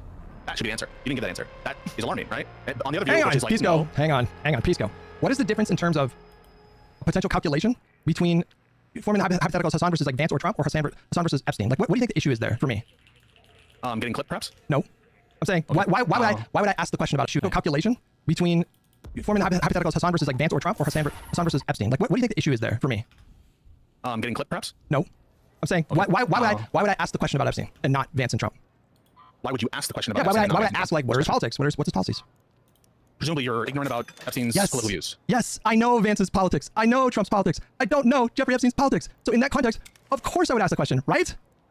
If you're willing to ask it in the context of the J.D. Vance comparison, then yeah, of course it makes sense. Did you hear what I just said a moment ago? I know Vance's politics. I know what he's about. I know Trump's politics. I know what he's about. I don't know Epstein's politics. So why would I not ask that question? Because you already granted the one, right? That was what the Because I question know was their supposed to- politics. I'm repeating myself, Pisco. I know their politics. I don't have to question. I don't need to know, like, well, is Vance trying to end democracy? I don't need to know. I don't need to ask the question. Then were you mistaken when you answered so quickly that you would know that it would be Epstein over Trump or Vance? Is that a mistake to answer so quickly? Without having done the inquiry. Because at that point, Pisco, is it not? Not at all. Pisco, is it not a coin flip at that point? Like, if I Yeah, true. Okay, he's gonna. Yeah, this is just such a stupid. I don't even know how to engage with it. This is just like dumb. This is just a stupid inquiry. It's stupid. know that if I know that that Trump would try to be like a He's mad fascist 'cause Hutch takeover, couldn't then it doesn't make sense to just like. What? Give an answer about like which one he would prefer. No. It's He's just like mad just 'cause Hutch it's didn't give an obvious immediate answer. sometimes what. No, he's. It's all of this is just I'm just explaining like rhetoric and debate strategies. None of this is like a real. This is not a real conversation. But like when Hutch says immediately, I would fucking vote for Epstein over Vance. The point is not that Hutch would be willing to endorse any esoteric system of politics that Epstein had. That's not the point of that question. The point is he would support a guy who's morally deplorable, knowing that he wouldn't drive us away from liberalism like Vance would. So when you do the same thing where you're like, well, what about Hassan or Vance? Well, both of them are driving away from liberalism, so that's kind of weird. So I don't know what to say there. And then when Pisco's like, oh, well, would you support Epstein or Hassan? Then Hutch thinks about it, and then Hutch wants to dive a little bit more into Epstein's politics here. And then I guess Pisco is making it very personal, and he's like, oh, well, you just hate Hassan, and that's why you won't bite the bullet on this. But I'm assuming that if they were to go down the road on that hypothetical, and they're like, well, hold on, would Epstein be a supporter of liberal democracy? Yeah, he probably would be, even if he's a pedophile. So I'd support him over Hassan. But Pisco's acting like he's got him some huge, like, bad faith thing here when the initial inquiry, the initial example that Pisco or that Hutch was giving was just that, like, I would support somebody who's morally deplorable if it meant saving liberal democracy versus endorsing fascism or communism. But Pisco's acting like he's making some grand point here. The true point, if they were really having a collaborative conversation and it wasn't Pisco constantly just trying to clip farm Hutch, is Pisco would say, oh, well, we probably should have done that inquiry about Epstein's beliefs in the beginning. And then if it was the case that Epstein would have broad support for the liberal world order, then you would answer you would support Epstein over Vance and Epstein over Trump and Epstein over Hassan easily. And I'm sure Hutch would say yes to all of that. Yeah. Well, yeah, if you get rid of the name Epstein and then you probably just boil down this guy's politics and remove like the moral like deplority or whatever, then he would probably support fucking the guy who's Epstein. Yeah, but the point is he would support them even with the child rape because he thinks that the threat to liberalism is so bad. But Pisco should be able to work this out in 2 seconds. This is not hard to understand what the point of that hypothetical was. But it's just like this is the most. He's just being bad faith. Then it's just right? It's endless debate, for, like, pedantry, and just cringe. I don't know what he's even going for. It's just like cringe shit constantly. Flip a coin on a candidate that you don't know anything about. Now, you can say you should have done that consistently in the hypothetical with Hassan, but this is such a superficial inconsistency. It doesn't matter. Maybe I was in a different mood that day. But you didn't. You jumped to, I think you're being bad faith, and I think you're motivated by personal grievance towards Hassan. You assumed bad faith. And yet, in our conversation about Hassan right now, you are bending over backwards to interpret his statement about trans people being murdered by Democrats in a good faith way after telling me you think he's largely bad faith. Now, that feels like an inconsistency to me. Well, I don't think that I'm interpreting you with bad faith. I mean, can you point to an example of that? I don't know what's bad faith. What do you think it means to say, I don't think you're being honest, I think you're motivated by grievance instead of principles? Isn't that the definition of bad faith? Well, hang on a second. I do think that if it's yes, the answer is yes. Accusing someone of merely being motivated by personal animus opposed to principles, I think is a way of accusing bad faith. But just to be clear, that is different than interpreting someone in bad faith. And I think that you granted that when I said there's something personal here, that was true. I don't think that merely having some personal thing is... Oh my God, Pisco just ate my earlier position, and now he's pretending like that was his initial position. Holy shit! Imagine you say something like, "I really think that we shouldn't do something with this person," and the guy's like, "I think you're motivated by personal grievance." And you're like, and then you kind of fight it because you are. But the answer is, well, it doesn't always. Just because you might have some personal grievance against a person doesn't mean your entire rationale for not wanting to do something with them is all like bad faith, right? So your initial assertion there isn't relevant at all. And now that he got called out on that, now he's like, well, now Pisco's biting that answer. He's like, oh yeah, well, just because you're motivated by some personal grievance, that doesn't mean that you're necessarily bad faith. This is true, but then if that's the case, then why would you even bring that up in the first place? Why would you ever even initially say you're motivated by personal grievance? You would just never say that if this was actually what you believed. Holy shit. By itself, bad faith, if you can stand on principle and put aside the personal bias. But I think the bottom line answer, and I do think it's a bit of a dodge. I think that's, oh my God. It speaks for itself. I don't know that I use such fighting rhetoric towards you. And again, like, look at how I was happy to grant that Hassan is bad faith way more than you. I'm happy to grant that, you are consistent on frameworks and principles in general. I don't know what about my interpretation of your comments was bad faith. Maybe you can identify one. That is my interpretation itself. But I just did. Like, if I give you an answer and you say, well, just say you'd vote for Epstein. Just fucking say. Number one, you were clip farming right there. Number two, I want you to tell me right now, knowing, like, with the context, if I am principally concerned with preserving liberal democracy, and you agree that Hassan wants to end liberal democracy, right? Like, that's his ideal state. He would want to end liberal democracy. Do you agree with that, right? Probably. I think that's entailed by Marxism. Then you can give me any hypothetical candidate that in a contest with him, and it would be a logical, appropriate question for me to ask, what is their position on liberal democracy, right? Yeah, I mean, that'll be totally fair. Okay. You're describing me bad faith, and as though I'm ignorant of your previous statement on JD, which of course would obviously. That's such a superficial. That is such a superficial inconsistency. It doesn't matter. It doesn't matter. It informs my state of mind, right? But wouldn't me asking for qualifiers imply that I intuitively think that Hassan would be slightly better? If I don't need qualifiers for Vance and Trump, I would say, oh no, I would never vote for them. But I need qualifiers for Hassan. Doesn't that mean that I'm thinking more about possibly supporting Hassan? I'm not sure that it does. I think what? anything, right? Like, you're not sure? No. Come on. If I said just unequivocally, you don't even need to give me qualifiers, I would support reanimated whoever versus Vance and Trump. And then you give me the same hypothetical with these conversations are so exhausting. Oh my God. Hassan, and I'm like, well, I don't know what's that obviously means. This is one of the better Pisco combos. Yeah, but it's still an exhausting, it's rough, terrible conversation. More inclined, if slightly more inclined, to possibly vote for Hassan, right? Yeah, but you didn't give that answer when Soypil asked you that. You said you would Minecraft yourself. So I have to take you on good faith, right? You wouldn't give me, but you wouldn't give me an answer. You didn't want to let me flesh out the hypothetical. You were like, no, just answer the question. No, just answer the question. I just gave you a response that shows that I'm good faith, which is I heard you be indifferent towards JD Vance and Hassan, and that obviously informs whether I'm good faith or not. So the fact that I think that you're indifferent as between them, as opposed to slightly, and trusting you. This is wild. So this is wild. The fact that I wanted to flesh that hypothetical out more obviously meant that I would be probably more inclined to vote for Hassan. Obviously, it means that. Are you more inclined to vote for Hassan than JD Vance? Why do you think I didn't answer it right away, just Epstein, right? Like, why do you think I said that, right? Like, I wanted to know, like, why you need to, like, flesh it out, right? Well, I don't know why you wouldn't answer right away. But you wouldn't, That's my but point. you didn't, I still don't answer you didn't even want to flesh Why it. do you think? Ask him to guess. No, bro, you didn't even want to let me do that, even though it's an appropriate question to ask. Your whole premise was it should be obvious. And to someone who is focused on illiberalism and is worried that liberal democracy might fail in my lifetime, it is of course an appropriate question to ask. But you didn't want to grant me that. I don't understand why you do that in that setting, and then you jump through these hoops to ascribe good faith to Hassan's rhetoric. Am I crazy for feeling like Pisco is playing with his food to make Hutch and making Hutch sound crazy? I feel like all the intuitions are being twisted. I wouldn't use the term playing with his food because that implies that Pisco has a much stronger position in this combo than I think he does. I don't think he's far ahead, or I don't even know if I would say he's ahead at all in this conversation.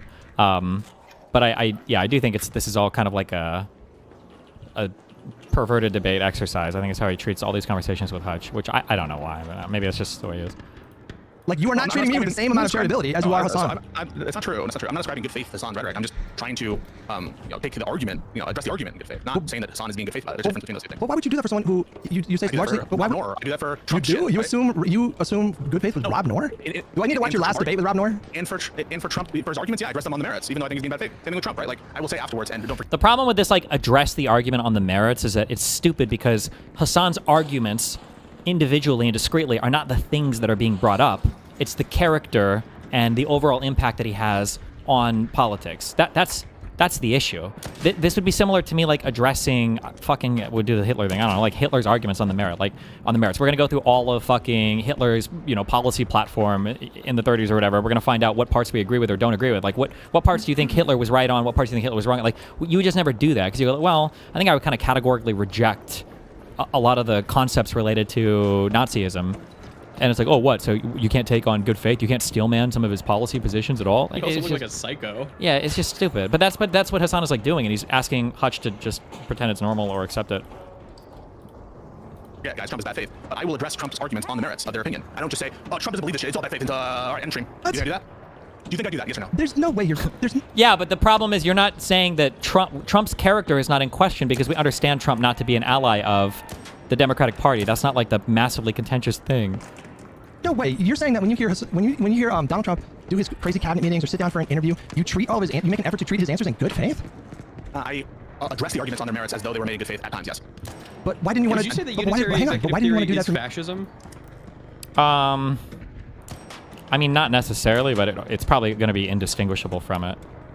Do you understand the concept of, like, unitary executive theory? Yeah, it means everything goes through the president. Like, it trickles down, kind of. Like, the president is the ruler of all of the fucking not branches, but, like, of all of his, like, people under him, right? So, like, what's her name? Pam Bondi works for Trump.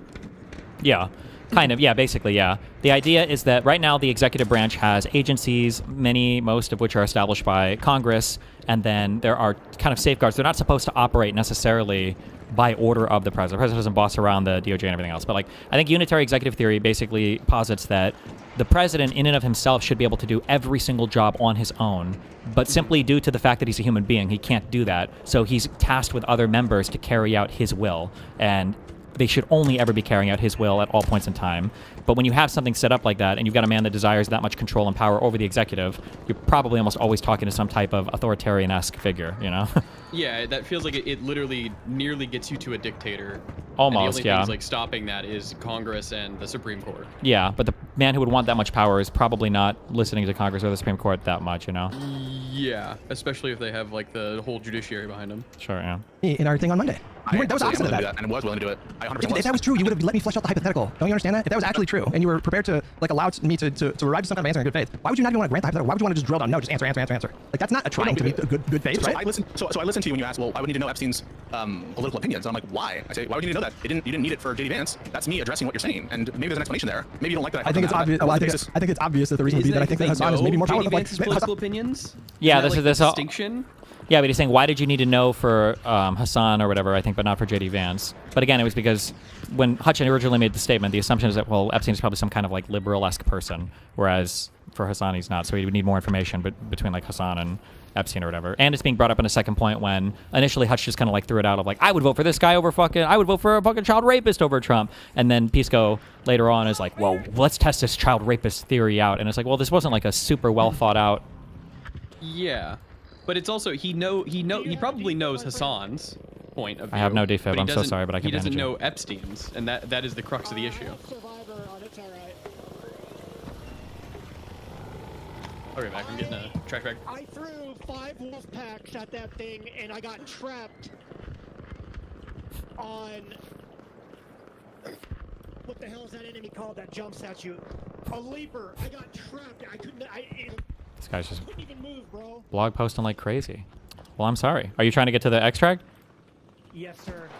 Okay, I got 3 bandages left, so crawl away.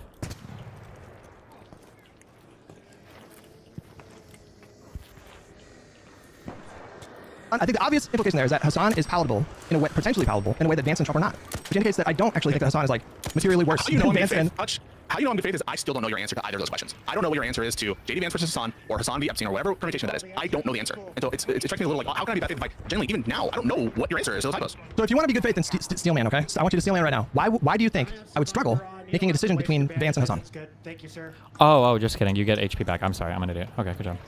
Oh, fuck me. Vance and Hassan, presumably because it's unclear which would be worse, Hassan or Vance. Why? For society. We just talked about it. Why? Because you have some notion that, like Vance perhaps, Hassan would be pursuing policies or structural reform that you found corrosive to social welfare. And No, come on. We just said What? it. foundational- We just said Liberal it. I mean, I democracy. opened up the stream by asking you, what do you? How can Pisco not repeat that answer back verbatim? That's really concerning. If Pisco, that's like medical attention necessary. If he can't repeat, they just talked about this for so much, or for so long. When you say liberal, what do you mean? Like, what is the through line between Hassan and that's- Vance? Yeah, it's obviously grounded out into social consequences and benefits, and so that's all priced in. Social consequences. Why can't he say liberalism? Is he worried that he's like going to give away his argument or something? Why can't he just say that? Hello? And after that, I said, and our foundational values. So I know Foundational- I'm trying to price in everything. do you So, think- like, consequences? Because, for example, we say USAID, cutting USAID. Why are is you? liberal framework. Now he's filibustering. Is this guy coming in or not? Oh, he's here. Okay. That's an example that you use, and I'm trying to be as good faith and as broad as possible to include both things that relate to structural reform and the liberal system, which is consistent with cutting USAID, and also things that are not, so that cut to the heart of the liberal structure. That's why I'm being as comprehensive as possible in good faith by saying things like. Oh my God, I'm being as good faith as possible by yapping and rambling and yapping and rambling. Okay, dude. social consequences, which grounds out both. There's like, but there's like first order like fears and concerns, and then there's like second and third or whatever. I've said it 10 times in this conversation. That my Yes. first order like fear is the end of liberal democracy. Yes. And then below that we could get into like policy. Sure, like, but individual that's- policy. I'm just trying to address all of it. I'm just trying to address all of it. at You the don't very have to top, address all my of concern it. is that liberal democracy might end. So is it or is it not reasonable for someone like me with that fear? Could you not, in good faith, grant me that that's a difficult, not obvious question to answer? As doing this on Vance, Yes. If you know what, you don't think it's reasonable? I don't think it's reasonable to struggle on that answer now. Why? Make him explain that. That's a good question. Oh, make him explain that. That's good. What are we doing here? No. You should make him explain that. Don't act incredulous. Make him explain that. Because that's a good bedrock to finally chip away at. I mean, just like I don't think it's reasonable to struggle on the Trump versus Newsom answer. Is Vance illiberal? Yes. Is Hassan illiberal? Yes. Then what are we doing here, Pisco? Why would you say that it's not reasonable, Pisco? What is happening? Because I have a different view on the level of threat to our liberal system as But that's not. well as other things. But the question is to Hutch, not to you. Why would he give his own personal opinion there? We can debate that. Massive between Vance and Hassan. That's fine. We could debate those particulars. But I'm not committed that it's a reasonable position that one be kind of like, why should I be committed to that reasonability of it? I don't agree that's reasonable. You want me to say something I don't agree with? I don't think it's reasonable. No. Wait, hang on a minute. I Tricked him there. He No, almost got him. He's trying to trip him up there. Good faith and being charitable. You should be able to put yourself in my shoes and put yourself into my thinking without necessarily knowing all the things that you know or having all the same exact opinions that you have. But you should be able to imagine me thinking, fuck, that's kind of tough. like Vance, fascism's pretty bad. Giving your views, not it's great. tough. Yeah. But like maybe giving your view and stuff, but I have a different view, and so my view on reasonability, I'm not just like incorporating your perspective into my view on reasonability. I can be a reasonable person with unreasonable opinions on some things. I think I'm generally unreasonable, but I'm sure there are some things on which I'm unreasonable. And I'm not incorporating your view into the reasonability of his. Of course you should. What a stupid fucking question. That would be like saying, imagine you were to ask Pisco, would it be reasonable if a person time traveled from the year 0 to the year 2000 and saw an airplane, if they were incredibly afraid of that airplane because they thought it was a monster flying in the sky? Do you think it'd be reasonable for them to have that fear? Like, is that a reasonable fear to have? Pisco would be like, no. It's like, why not? Because I'm not afraid of airplanes. Well, but aren't we asking for them? Well, I wouldn't agree with them, but that's not the question. Like, what? so, yeah, like if I were in your head, I would obviously think that your position is reasonable because I would be. I'm sorry. Last one for a month. No more Pisco for a month, please, God. You. okay, that's what I'm That's obviously the fucking question. Why would you ever ask? I don't know. talking. That's good faith. That's charitability. I wouldn't even call that good faith. That would be like a default assumption. Now, obviously, with a co-host or friend, you should be getting even more than that. But this would be like a default easy assumption. I can't even believe it took that long to figure this one out. But Jesus. That's you saying, if I was you, that's you. But you did on Monday. But in this moment, you're saying that I can't imagine someone struggling with that answer. No, I just think it's not reasonable. I can imagine quite a lot. What is the difference? Could you imagine not knowing whether or not you should or shouldn't vaccinate your child? And it's like, yes. Okay, so you think there's like reasonable arguments on both sides? No, I didn't say it was reasonable. I just said I could imagine it. Like, what? What are we saying here? Imagine people struggling with like simple math problems. Like, imagine people struggling with. Oh my God! With simple math problems, what is he doing? What is his syntactic commitment to like? Well, when you ask me imagine, you just mean is it logically possible that I could in my mind imagine a particular thing? Like, could you imagine? Yeah, Dan's Pisco impression is good, actually. Could you imagine? He's right on it. Could you imagine wanting to rape all black people? And it's like, yes. Well, I could imagine it. I could, of course. I could imagine. Oh, I think it's unreasonable. I would never do it. And I would think it's avoidable, but I could imagine it. Yeah, like, who answers questions like this? You know, this kind of question. Does he have autism? And I'm not trying to be mean. No, but, like, does he actually, no. And the reason why is because when he starts getting debate mode-y, or when it comes back on him, all of a sudden he will understand a lot of the subtext really, really, really well. He'll be able to spin it like he did earlier with the whole what was the example that we just ran into? Oh, about like, are you personally motivated by a thing? He brought that up as a way to basically hand wave his entire argument. And then when Hutch pushed back on it later, Peter was like, well, just because you're personally motivated that doesn't mean that I can, I can't hand wave your whole argument for that. But he only brought that up after he got pushed on it. So like, no, this is not an autism thing because it's selective. You can't selectively deploy your autism just to help you in debates. No, that's agreed. bullshit. Yeah. Does he try to say he has autism or no? I don't know if he does. I feel like other people around him make the excuse, a lot of people but in chat have said it. Yeah, other so people in chat, know. but people in chat think autism is just when you say something dumb. Even in my chat are fucking retarded. Then a math problem that's Because too, they have autism. less than what I would call reasonable. So why is it unreasonable? Like, do you think that Hassan would make any kind of efforts to end liberal democracy, boost our adversaries that he thinks are morally better than us? Like, why do you think it's unreasonable for me to be concerned about Hassan like damaging or ending liberal democracy? Well, I didn't say that. I didn't say it's unreasonable for you to be concerned about damaging. Hey, bro, these are just what a waste of time. Oh my God.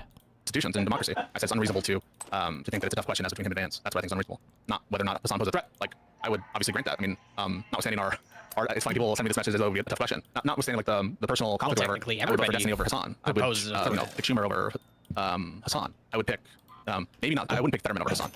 But like this is all just way of me saying that like. But I might pick pick Fetterman over Hassan. I might. In fact, I that's my think intuition. I would pick Fetterman over Hassan. The reason Unfortunately, why yeah. should be obvious to you. Yeah. And I feel like you're saying a lot of irreconcilable things during this conversation because What's irreconcilable? Because you're telling me that it is reasonable for someone who is afraid of liberal democracy ending. Well, actually, no. You said it wasn't. I don't even, it's hard to keep track, man. I gotta be honest with you because I feel like you're a little all over the place here, bro. Is it unreasonable? So if it's not unreasonable that I would be concerned that Hassan would really damage or end liberal democracy, if that's not unreasonable for me to think, then it has to be reasonable that for me this would be a difficult choice between him and Vance. It has to be. No. Because the magnitude of concern could be hugely different, and it is. Make sense?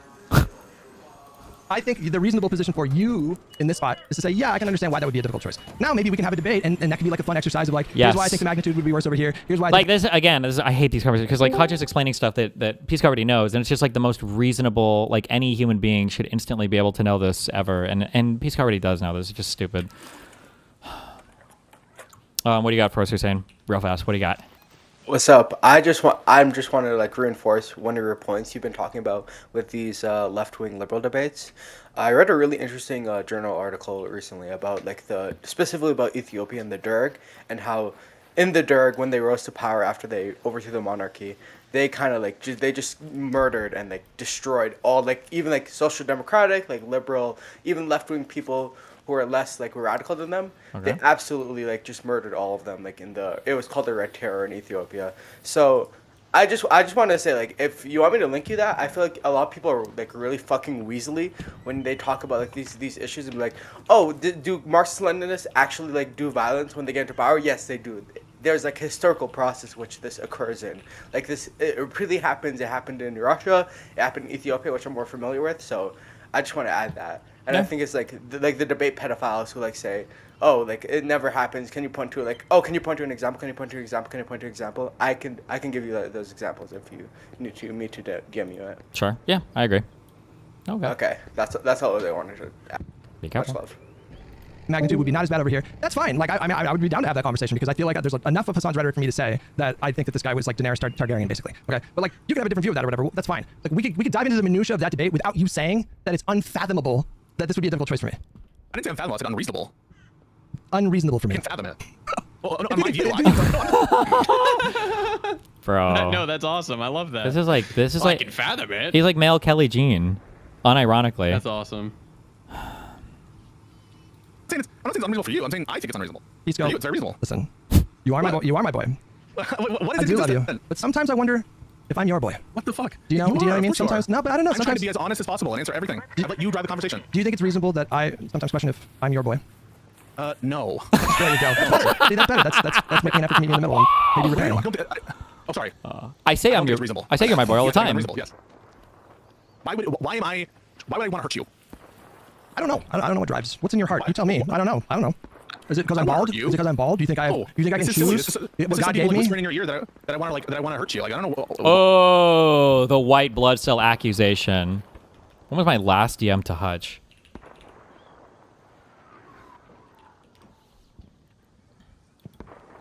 The last message that I sent to Hutch was on October 30th of 2024. I whispered everything into his ear then. I predicted the future, by the way. That would be the case. No, but you did a switch up. Like- You did a switch up on Monday, and you went switch into up? you got into a mode where it was like, I think you kind of seamlessly segued where you were talking about how what Hassan said was bad when he said he would vote third party, and then you were like, but I want to focus on you, Hutch. And then you got into a mode, and it was like I felt like I was not your boy in that moment. I felt like I was your In front of a Your- guest, your- too. Like bullying you? your man enemy. I was your woman in that Oh, moment. man, That's what I felt like. So I have this long-standing view, and Josiah shares it with me. And so on any score like this, Josiah and I are going to be equally situated. That it's folly to spend most of our time, or an inordinate amount, what we feel to be an inordinate amount of time, focused on the doings of Hassan Piker and people like him. Now, you could disagree with that for sure, but it isn't, I think, unsurprising that I would raise this long-standing concern, which has been, amply discussed in our show. Again, I mean, there's nothing that's new about that. Why do you think It's I do just that? restarting Why do you think I do that? Why do you think I focus on that? what? Why do you think I focus on Yeah, lefty you think thesis? it's worth? Yeah, you think it's worth the time. I think it's more efficient. It's a way. It's because it's under talked about. There's a niche for it. These people are fundamentally. Notice how much you could trace so many different through lines between the bad faith argumentation that Pisco engages in. But like, notice how much now Hutch's motivation has changed. When Pisco first brought it up, it was, oh, you're personally motivated. Then the second time it was, well, you might be personally motivated, but like there could be other motivations as well that are more important. And now when Pisco is asked, why do you think I talk about Hassan, as much as I do? Why do you think I'm so fixated on this particular thing? Now all of the reasons come out. And this is why I said in the beginning, this is why I said, no, it's bullshit to pretend like he didn't understand or didn't know. He knows all of these things and he knew them right at the beginning. Now all of the rationalizations, or I shouldn't say rationalizations, all of the good reasons that Hutch might have for being concerned about this thing, all of them pour out of Pisco's mouth now. So he knew this the entire time. It just took this much conversation to get there. Be discussed in our show. Again, I mean, there's nothing that's new about that. Why do you think It's I just do that? restarting Why do you think I do that? Why do you think I focus on Do that? what? Why do you think I focus on Yeah, lefty you thesis? think it's worth? Yeah, you think it's worth the time. I think it's more efficient. It's a way. It's because it's under talked about. There's a niche for it. That these people are fundamentally liberal. That they are enemies. Like I understand your view 100%. I mean, Oh, I think there- I understand yeah, it. there it is. But, like, Cool. what I'm saying is, like me raising Wow. the point about, well, I don't think that this should.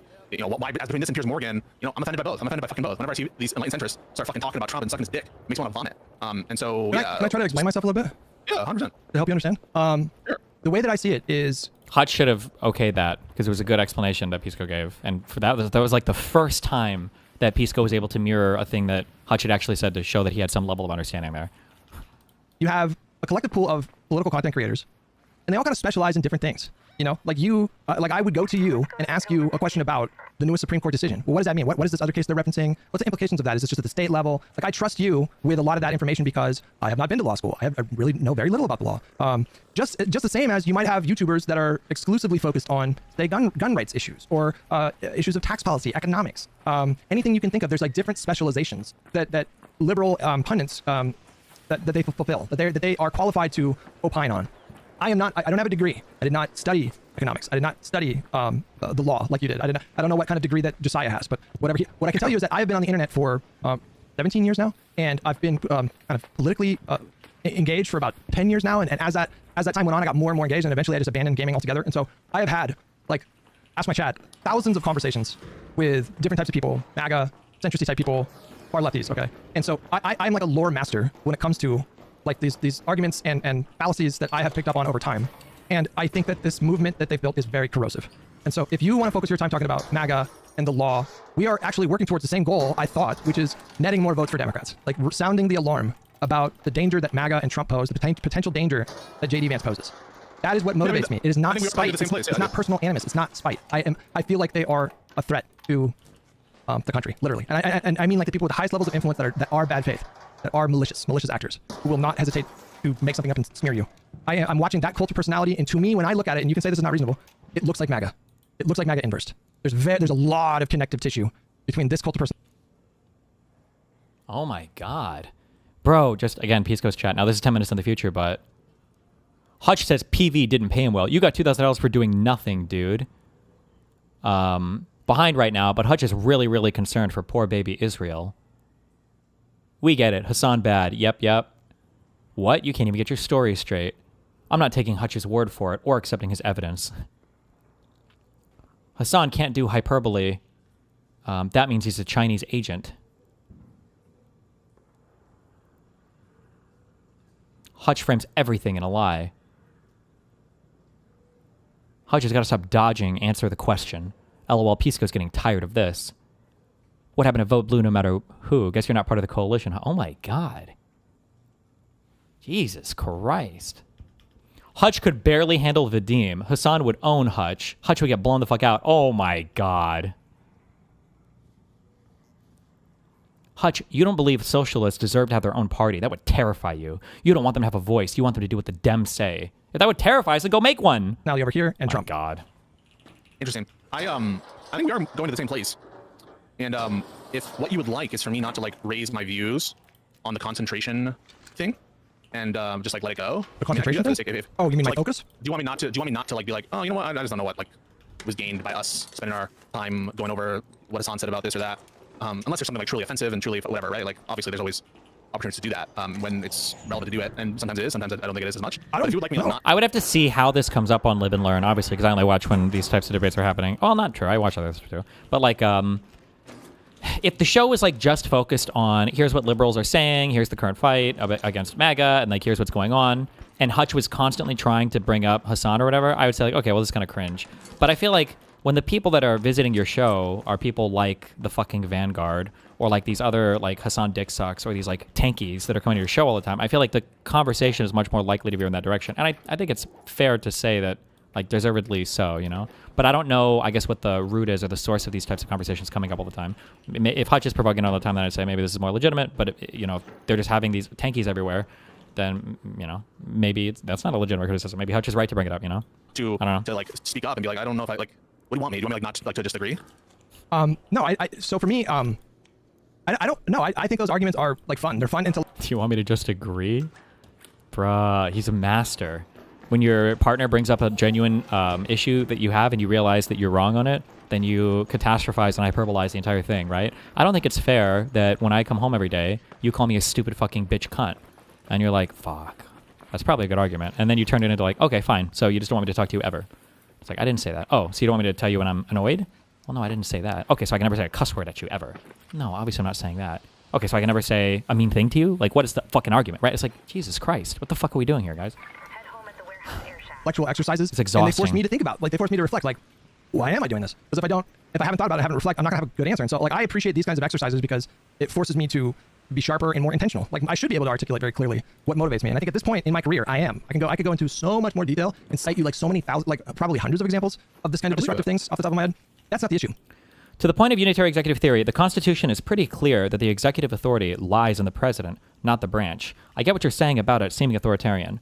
You're completely and totally fucking wrong, and I don't know what single quote from the Constitution you got from whatever retarded fucking politician or pundit you listen to, but the Constitution clearly states that Congress is allowed to create offices and then vest particular responsibilities and powers into said offices, and there are a ton of norms that have governed the behavior of the executive branch and the relationship to those offices for centuries at this point. So to pretend that like, oh, well, actually, I read the Constitution and all those people were wrong, and all the president was wrong, and all the norms were wrong, and all the prior rulings were wrong, is fucking retarded, but thank you. The issue is that I don't feel like I'm your boy. Like, I just want you to grant me good faith. at minimum, like, don't assume that the thing that drives me is like personal spite instead of, holy fuck, you know, the Trump administration has been an absolute fucking disaster. The Republican Party have lost their minds. If we continue to go down this path, we will have a new kind of American neo-fascist movement in this country with the world's most powerful military and a fucking stockpile of nuclear weapons, and it horrifies me. Which says nothing of all the other cultural like unravelings that are happening right now and the ways that that impacts like disproportionately impacts people like trans people. And so these are the things that I'm thinking about first and foremost. But sometimes I feel like you don't think that that's what's driving me. Well, I think that I think you granted that there's a personal aspect about it, and maybe even one that's justified. I think that there's a reflexive, I don't know, intuition that people have that personal means bad or something. I would agree that like personal in the context of political conversation, when there's like principles at play that go beyond oneself, that's like probably improper. But I don't think that it's wrong to say that there's a personal aspect to you. Like the whole, what was the progressive victory stuff, lying about the nature of the Epstein hypothetical, which I do think is a lie and mischaracterizing your position. I'm happy to say that. I think it's mischaracterizing your position to say that you actively like Jeffrey Epstein, that you actively like sexual assaults. He did the PV thing. He did the PV thing like 2 weeks ago, bro. Like did come out and say, like, hinted, you know, you had to infer what he meant, but it was obvious. He said, you know, like, PV was paying me to, and not very well, to do Israeli propaganda. But he can't. Yes, specifically to do Israeli propaganda. Yeah. That's what he said about me. It's crazy. And so, you know, yeah, there's like a personal element there, but I have been talking about like this destructive thing before Hassan. Like I've been talking about like the crazy burn your bus people that the sincerity of that. I don't think that I ever said that you're bad faith or personal to the exclusion of a sincere belief that these people are. And if I said that, then I'm sorry. I don't think I did. You did say that on Monday. You did say that. And I didn't feel like that was your point. I said it feels personal. This shit feels fucking personal. The implication being, the implication being that I was primarily driven. Wait. If I said that, then I'm sorry. The sincerity of that. This destructive thing. Wait, hold on. No, wait, I missed that. No, wait, I missed that. Hold on. Wait. Pisco's not implying that when he said, oh, this seems personal to you, he's not implying that when he said that he meant like, oh, like you're personally motivated by all of the social harms that could come from, you know, another Trump. That's not what Pisco is implying here, right? What? And not very well to do Israeli propaganda. What he can't, yes, specifically to do Israeli propaganda. Yeah. That's what he said about me. It's crazy. And so, you know, yeah, there's like a personal element there, but I have been talking about like this destructive thing before Hassan. Like I've been talking about like the crazy burn your bus people the sincerity of that. I don't think that I ever said that you're bad faith or personal to the exclusion of a sincere belief that these people are. And if I said that, then I'm sorry. I don't think I did. You did say that on Monday. You did say that. And I didn't feel like that was your point. I said it feels personal. This shit feels fucking personal. The implication being, but the implication being that I was primarily motivated by that like personal spite. And instead, I wanted this conversation to be an opportunity for me to lay out. Like again, you shouldn't have to explain this. Like if you find yourself explaining stuff like this to somebody, like they're probably just worth moving on from. It's not worth keeping this person around as a friend. I think it is totally reasonable for a like principled liberal to hesitate at the prospect of giving someone who is vehemently, militantly, violently illiberal the presidency. I hear you. Okay, let me try to explain why I behaved the way I did. So we're criticizing Hassan for weaselness. And for not like, adequately, although he did answer, he just did it in an inadequate way. But there are other instances where he does this kind of shit, where like this is such a ridiculous hypothetical. I'm not even gonna stomach this hypothetical, that kind of shit. And that stuff often is like anathema to me, the kind of like dodgy shit. When we're trying to get to brass tacks. And so I'm like a dog with a bone sometimes, where I see a flaw and I'm like, all right, put yourself in my shoes for that. See the other day, like, you're happy to say Epstein over Vance or whatever. And there's some hesitation here, either because you think that Hassan is better than Vance and you don't want to say it, or because you think Epstein is better than Hassan and you don't want to say it. And so in that context, I'm like, come on, like this is so, like if we're going to be here talking shit about not answering questions adequately, it feels like this is an area where it should be easy. Maybe that was wrong because you like rethought your methodology in between, or that this caused you to think differently about how you would approach the Epstein question again. But I'm gonna be honest with you, I still don't know the answer to those hypos. The two hypos, which are Epstein or Hassan over Vance. I still, as I sit here, we are now hours into our conversation, I don't know the answer to those That's questions. your fault. And I think that is... Like you should, even if you don't know the answer, you should directionally know like where Hutch is, right? It's telling. I mean, maybe you're still mulling over. It is telling, but it is not telling in the way that I think you think it's telling. Like, okay. I don't even know the answers to those questions. That's the point. The fact that I don't know should tell you that I view Hassan, if you would give him like ultimate power, to be extremely dangerous. So like, for example, what do you think, like, would you feel confident that Hassan gets sworn in on, January 20th, 2029? Would you feel confident that he would not call Xi Jinping and summon him to the White House and share really valuable, sensitive nation secrets with Xi Jinping? Am I confident that he wouldn't do that? Yeah. I'm not confident that he wouldn't do that. I don't have a view on how likely that is. I'm not sure. Oh, hold on. I feel like we're about to play another little tricky trick. I feel like, well, I don't know. We'll see. It sounds like Hutch is about to interpret that as saying Pisco is saying he's not confident of that. But actually, Pisco's saying, I just don't have any view at all of that. I'm actually neutral on it because I don't know. Not I have a negative view of it. But we'll see what, I don't know. Alone, I think, should move you But that is pretty crazy, right? That, like, if Pisco's saying he's not sure if Hassan would, on day one, sell us out to foreign enemies, but you're saying it should be obvious whether we would choose Hassan or Vance or Hassan or Epstein or whatever. That's kind of crazy that you think that that's such an obvious answer at that point. But confident that he wouldn't do that. I don't have a view on how likely that is. I'm not sure. That alone, I think, should move you to my side of things, where it's like, well, I don't know if it's an easy call, because I think if he did that, the consequences of that would be catastrophic for the world. Would be catastrophic. Yeah. Potentially existential. Yeah. I don't think that's unreasonable. So like, if you agree with me that you don't know that he wouldn't do that, then you should understand my hesitancy. What are the secrets we're talking about? Like unilaterally nuclear. Oh my God! What are the secrets we're talking about? Like, what's in Area 51? How is this relevant at all? Oh my God! Oh my God! Oh my God! Oh my God! Oh my God! Oh my God! Oh my God! Oh my God! And what are we saying? Like, I will donate my entire life savings and everything I own and everything I have. This is a verbally binding contract to Pisco. If Pisco follows this up, and it's already happened now, so I can't. It's too late. He either had to have done it. If Pisco says, well, actually, I wouldn't be worried about Hassan doing that at all, because I don't think Hassan can even speak Chinese. Agree with me that you don't know that he wouldn't do that, then you should understand my hesitancy. What are the secrets we're talking about? Like unilaterally nuclear secrets and give over information of our spies in different places? Yep. Basically, that he's a Chinese agent working as a Xi Jinping. Do you dispute the fact that, I don't know how many Hassan clips you've seen. I think I've probably seen a lot more Hassan stuff than you have, but... One tactic that Pisco has, this is a tactic of a good interviewer or an evil debater, is how Hutch is uncomfortable waiting for the answer for a question sometimes. I have this issue too. And Pisco is not answering the question. Notice how Pisco like answered his question with a question and kind of threw up some irrelevant bullshit. And now Hutch is rambling again instead of holding him to actually answer that. Pisco does this quite a bit. It's how he's able to get out of answering questions so much sometimes. You aware that, or do you agree with the premise that he thinks that China is morally better and morally better suited to be a superpower than America? Have you seen enough clips to know that about him? No. I know that he was super simby to China on his, and is like an apologist for the DCP, but I don't know enough to know that he comparatively views China as superior to America. But okay, I do. You know, like I know, for example, that he thinks that China was the more moral actor in the Korean War. You know, like it was like proxy, right? Like he thinks that the China and North Korea were like the morally better kind of group in that conflict. I mean, there's like so many other examples. But, like he talks about, there was an incident where there was a, I think a dam, like some kind of central position that was surrounded by high ground, and it was like 200,000 UN soldiers, I think, that were killed by the forces in the north. And he talks about that very like, yeah, that was based. Like he thinks that China is the more like morally better country, and he thinks that he also thinks that the two most evil institutions in the world are the Republican National Committee and the Democratic National Committee. He told me that directly when we had a conversation. But when I say that he thinks that America is the most evil country, oh, I didn't see that. That's the first time I'm hearing of it. On the face of the planet. I mean it literally. Like that is his stated beliefs. You know. Did you see, for example, his? I basically think that he'll be less likely to institute authoritarianism because I think that the sort of military, the courts, the sort of states are much less tolerant given Trump-like constraints. Those institutions are much more block him than they are advance Trump. You might be right, maybe. And if you could, you know, listen, I think Hassan has to earn my. But like, you can argue that on the other side. I don't know if Hutch will or not. I don't know if the states would acquiesce to Vance, because I don't think, despite how depraved the Republican Party's become, I don't think that they would have gone this way on their own. They needed somebody like Trump and the popularity that Trump has to push them in that direction. Like, I've said this multiple times. People are like, if Trump dies, it's going to be Vance, or Vance is going to run for re-election. I'm not really that concerned about Vance. I think Vance has a much, much, much worse ideology than Trump. Well, Trump has no ideology. He's just narcissistic. But I don't think that Vance would ever be able to muster the same level of popular support that Trump does for insane shit. Like, he might be able to do some standard, you know, annoying fucking conservative shit, but I don't think he could muster enough for, like, authoritarian. I think people would look at Vance as, like, an authoritarian leader and just laugh and just move on, including Republicans. Vote.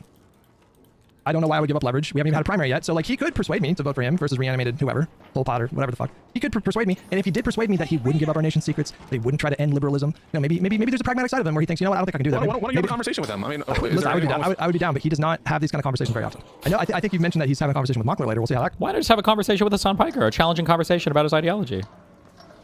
Like, yeah, Hassan loves those. Why did he just close the door on us?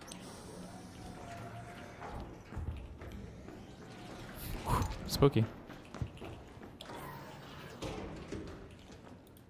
But he's pretty insulated from these kinds of things. But I'm telling you, like... Well, do you want a constructive dialogue with him, or do you want, like, a debate? I don't know. Oh, my God. And he even goes cover for on that. Well, it's not fair if you do a debate. It's got to be constructive. What does that even mean? Like, it would probably be a debate, but, like, you know that, like, debates can be nice, right? You can have a friendly debate. Like, these guys are having a debate right now, way more than a dialogue. And if you were to show this conversation to 100 people and say, does this sound like they're having a debate on things, or does this sound like they're just having, like, a friendly dialogue? They would say it's a debate, obviously. It can be a friendly debate. Possible with Hassan. I'm not sure that there's like a constructive conversation to be had, because I agree with you that he is largely bad faith. I don't think that he is an honest actor. You know, like, pay attention to his tone in his conversation with Mockler, okay? Because I predict that he is going to, he's a bit of a chameleon. So, like, Wait, what is Hutch predicting? Because I think he's going to be incredibly nice to Mockler. He's going to try to stay away from contentious topics at all. Mockler is like his huge in right now that he sees to like the... Fuck, I keep asking this question. I really, is Mockler part of like the Midas Touch people?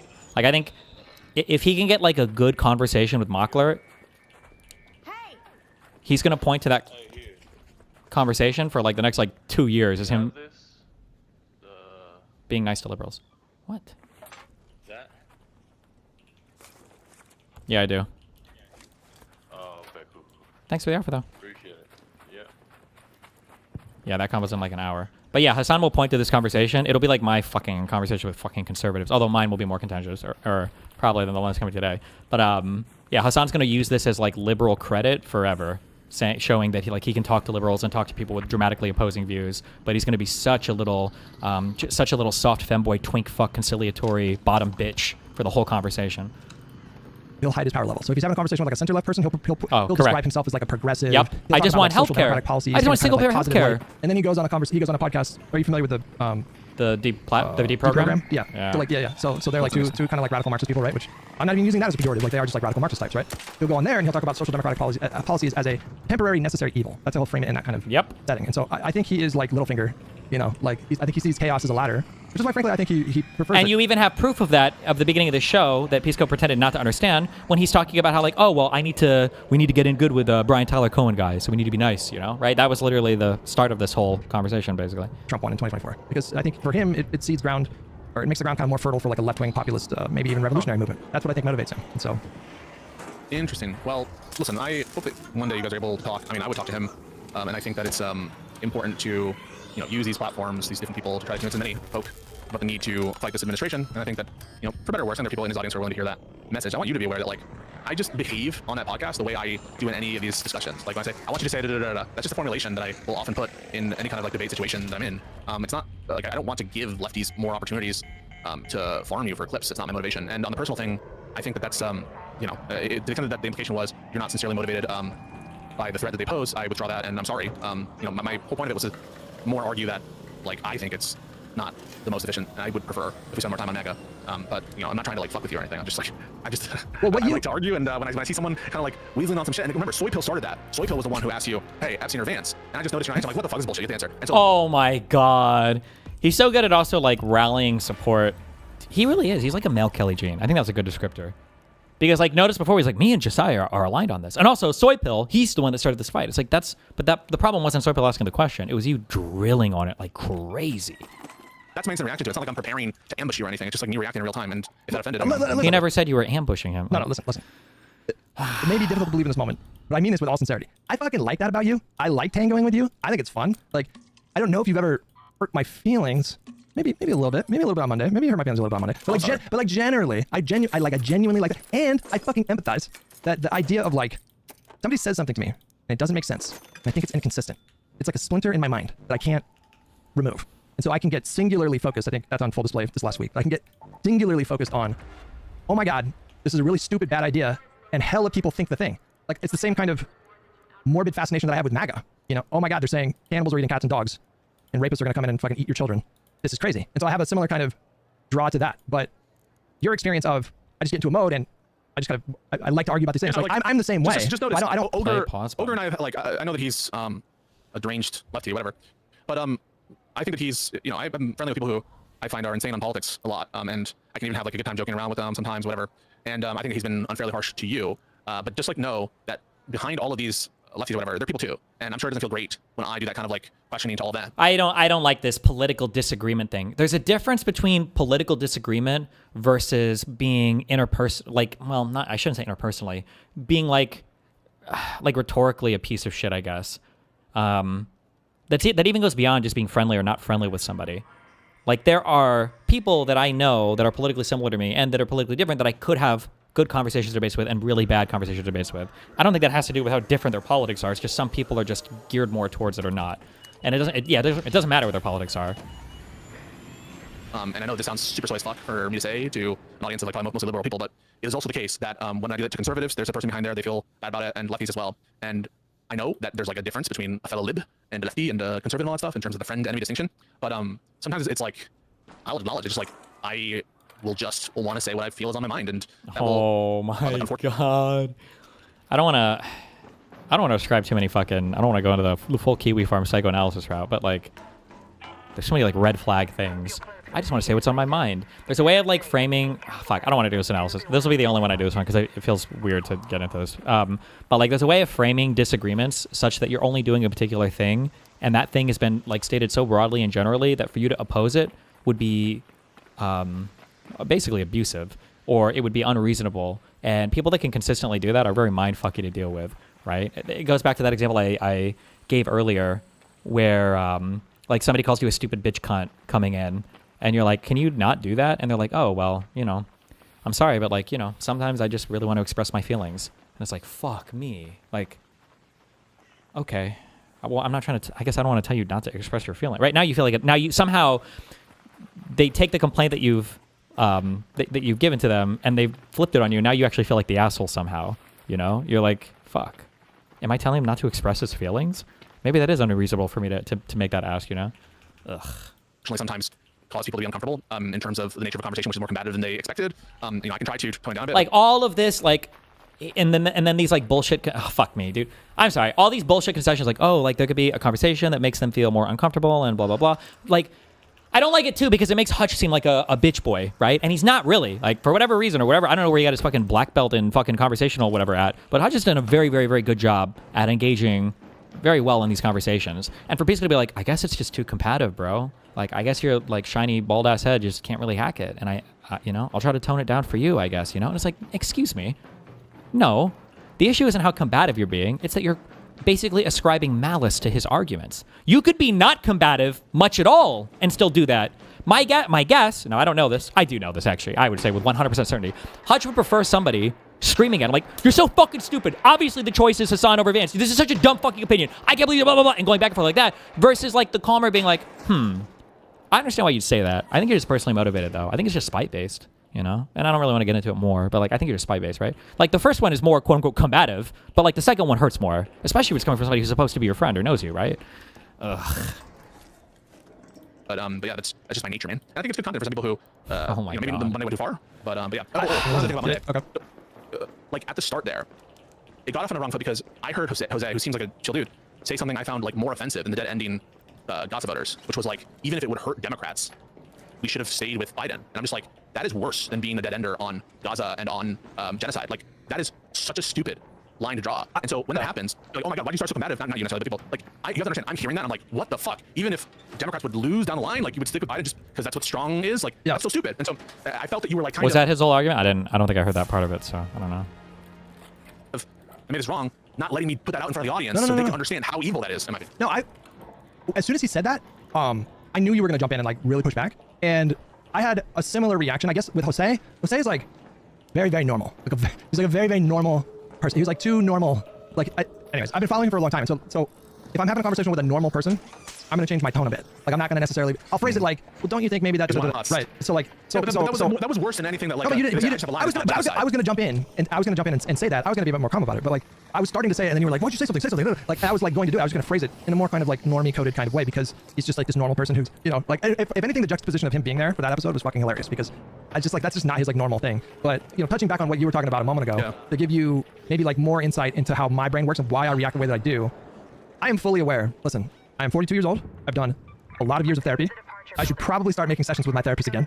You know, like I'm doing like a lot better these days, but like I am fully aware that the people that I get mad at the most, like these lefty types, that was fucking literally me when I was 21 years old.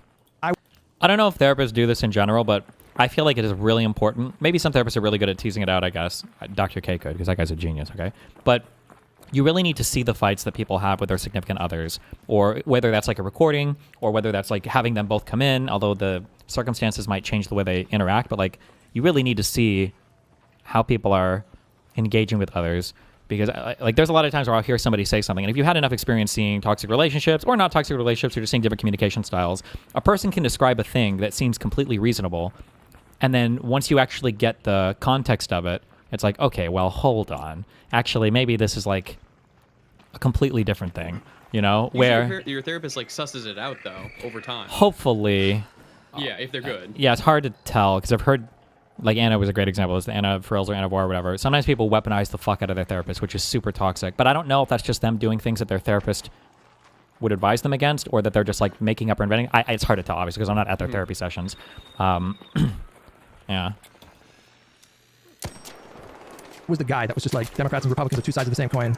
It's not left or right. It's the billionaires. It's capitalists. Like I was fully Noam Chomsky coded and Howard Zinn coded for years. I mean, I had a picture of Noam Chomsky up on my wall for years until just recently with all the Epstein stuff. And I fucking took it down. But I think that's like one of the things that motivates me. Epstein's friend, right? Is like it's like I'm yelling at my younger self. And I'm fully aware of it. It doesn't always produce like the best conversations, and there are ways that I can be more effective in my rhetoric. And like I know that about myself. And it's like the same thing with like MAGA types. Like MAGA is like my dad is like a prototypical MAGA person, and we get along really good these days. We're like bonding over guns and stuff like that. But you know, we didn't always get along.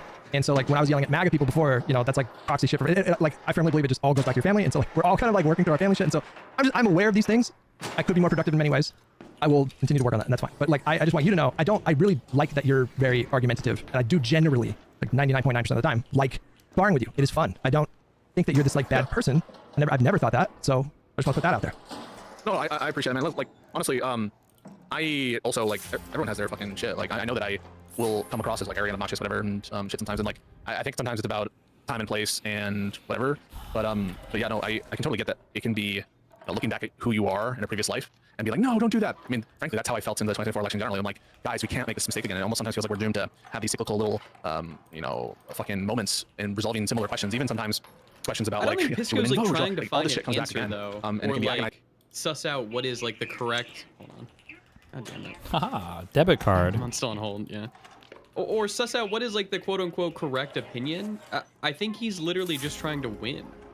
I think so, yeah, because now they've rooted it down into this like kind of personal argument. Hello? Yeah. Wait. Oh, there's like this kid in the game. Sounds like he's like 8 years old. Okay. Yeah, like now you're in some like personal area where it feels bad to even push on a debate topic. Like my guess is, I don't know, I could be wrong. Maybe they'll find a way back to it, but I feel like the actual substantive debate is probably over, and now it's just going to be this like this weird jerk sesh. We're like, are we both good? I'm using a lot of fucking abuser language. Fuck, but like this is unironically like some fucking like cycle of abuse shit. Where it's like you do a thing that you shouldn't really be doing, and it's not just being combative or being argumentative. It's like ascribing malice or bad faith to somebody, especially in front of like a guest or whatever, like all of that. And now we're in some form of like almost like performative aftercare where we're going to explain these things happening. Oh, it's in his house. We're going to explain the things that are happening and then just say it's like, well, we chalk it up to some random differences, but it's not going to change. The same thing is going to come up over and over again going forward. And I think it's worth asking the question, like, why does this issue keep coming up? And why doesn't it seem like there's much or any progress being made on it? Maybe, I don't know, but maybe they would feel like there is. I mean, technically I'm an outsider here, so maybe they do feel like they've advanced something, but it feels like this keeps popping up over and over again. And it's not just, and I don't like how it all got framed back to like, oh, you know, sometimes I'm just argumentative, bro. And it's like, well, no, that's not really what's going on, you know? Yeah, it like the argument started over like the Epstein versus Hassan kind of thing, but like they never broke down at all into that. No, like, nothing of substance. Like, okay, what are the Hassan issues you have? Like, Yeah, why Pisco wouldn't you want is him? like getting closer and closer, I feel like, to kind of like Andrew Wilson, to where all of it becomes like meta or philosophy informed, like argument structure informed debates, and you don't actually really talk about the substance of almost anything, which is funny because But that's the most Pisco, important part. Yeah, I know, but Pisco found a way to throw that back to Hutch earlier, which was funny when Pisco was like, I feel like it's 2 hours in and I don't even know your position on this thing or whatever. It's like, that's, yeah, no shit, Sherlock. That's every conversation everybody seems to have with you. Why do you think that's happening? Yeah, that's because it's like we're always having a meta conversation about the next thing or something down about the our line, feelings like or defining something. Like, like it, and then it moves and moves and moves and moves to where we're not even talking about what we called about. Yeah, and yeah, like I said, I'd be surprised if they found their way back to the original conversation, but who knows? We'll see. And sometimes to see people fall into similar mistakes. I don't doubt that. I do think that sometimes though, you should you get a lot of hate, and it's tough. I mean, that is something that you know, I think oftentimes is very unfair, and I hope that sometimes you unplug because it can be not healthy. I think always to be in the. I've been in the reply sometimes, but no, I value our podcast. I value inputs and stuff, and I don't take it personally when we disagree like that. And you know, maybe I wasn't as charitable as I should be in that moment. I'll think about that. I was definitely having my response definitely like affected by your answer to the JD Vance versus Epstein question, which was like unequivocal and without any kind of further thing. So that was like very much coloring why I was doing what I was doing because it felt like such an easy thing. And also, I'm very like hypocrisy aware. Like I don't want us to be like caught up. Like I want to be like better than the lefties who don't answer questions. And so my that's something I try to God. enforce in the conversation. So all that being said, like yeah, I mean no hard feelings, and I appreciate that. We could have been a little bit more, or I could have been more like tolerant of your view there. Well, now I'm curious about your past. Are you trying to get out of here? Yeah. Are you trying to get out of here? I have like 30 minutes. Okay. We don't need to take up the whole time. First, I want to say that sometimes I like hardcore relapse on social media. Because there were especially in the peaks kind of during the pandemic lockdown stuff where I would spend like 14 hours on Twitter, like not even kidding. Like I wouldn't even stream because I would just be straight up. Like it was just and I would do that sometimes like for days and days and days. And sometimes I wouldn't even stream because I was like too busy arguing on Twitter. And so there are some times where I go back to that and it's like it's not great when I do that. It feels like a relapse. And then like but unbalanced things are better. But I do want to say that I feel so unwavering about my perspective on things. So if there are, dog piles that these communities do, that shit does not really faze me all that much. Like I'm not gonna say it never affects me, but for the most part, I don't question my ideas or thoughts or beliefs or whatever. If anything, I get more resolved when they do that. And you should also know that they do it's like systematic brigading. It's like systematic brigading. They will pull up your tweets like on Just one stream. second. Sorry, keep talking. And almost all of the people involved in this are active in Pisco's community as well, but that's neither here nor there. And in his chat right now too. About like you're like 18 to 22, like what was going on for Pisco in those years. I'm just curious now.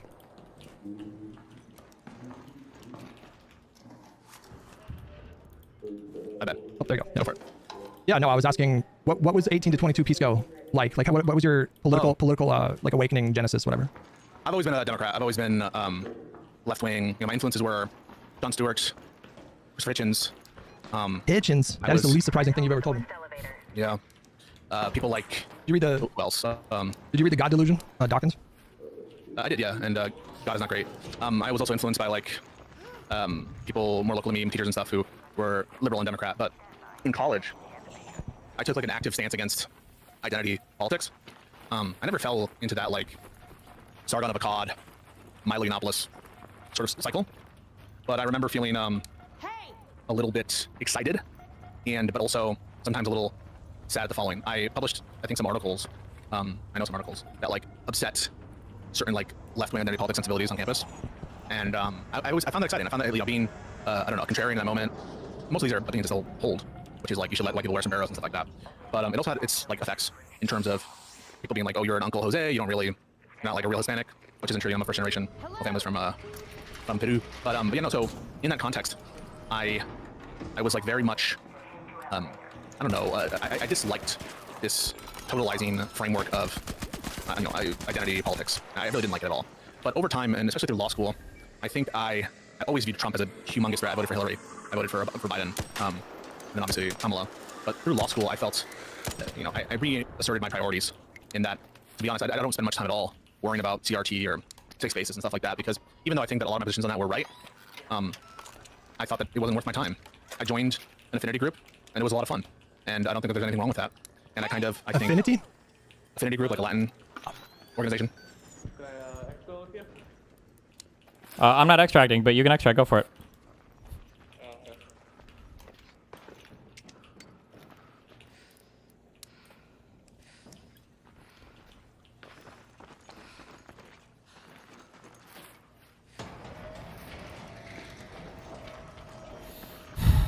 This motherfucker try to fucking kill me.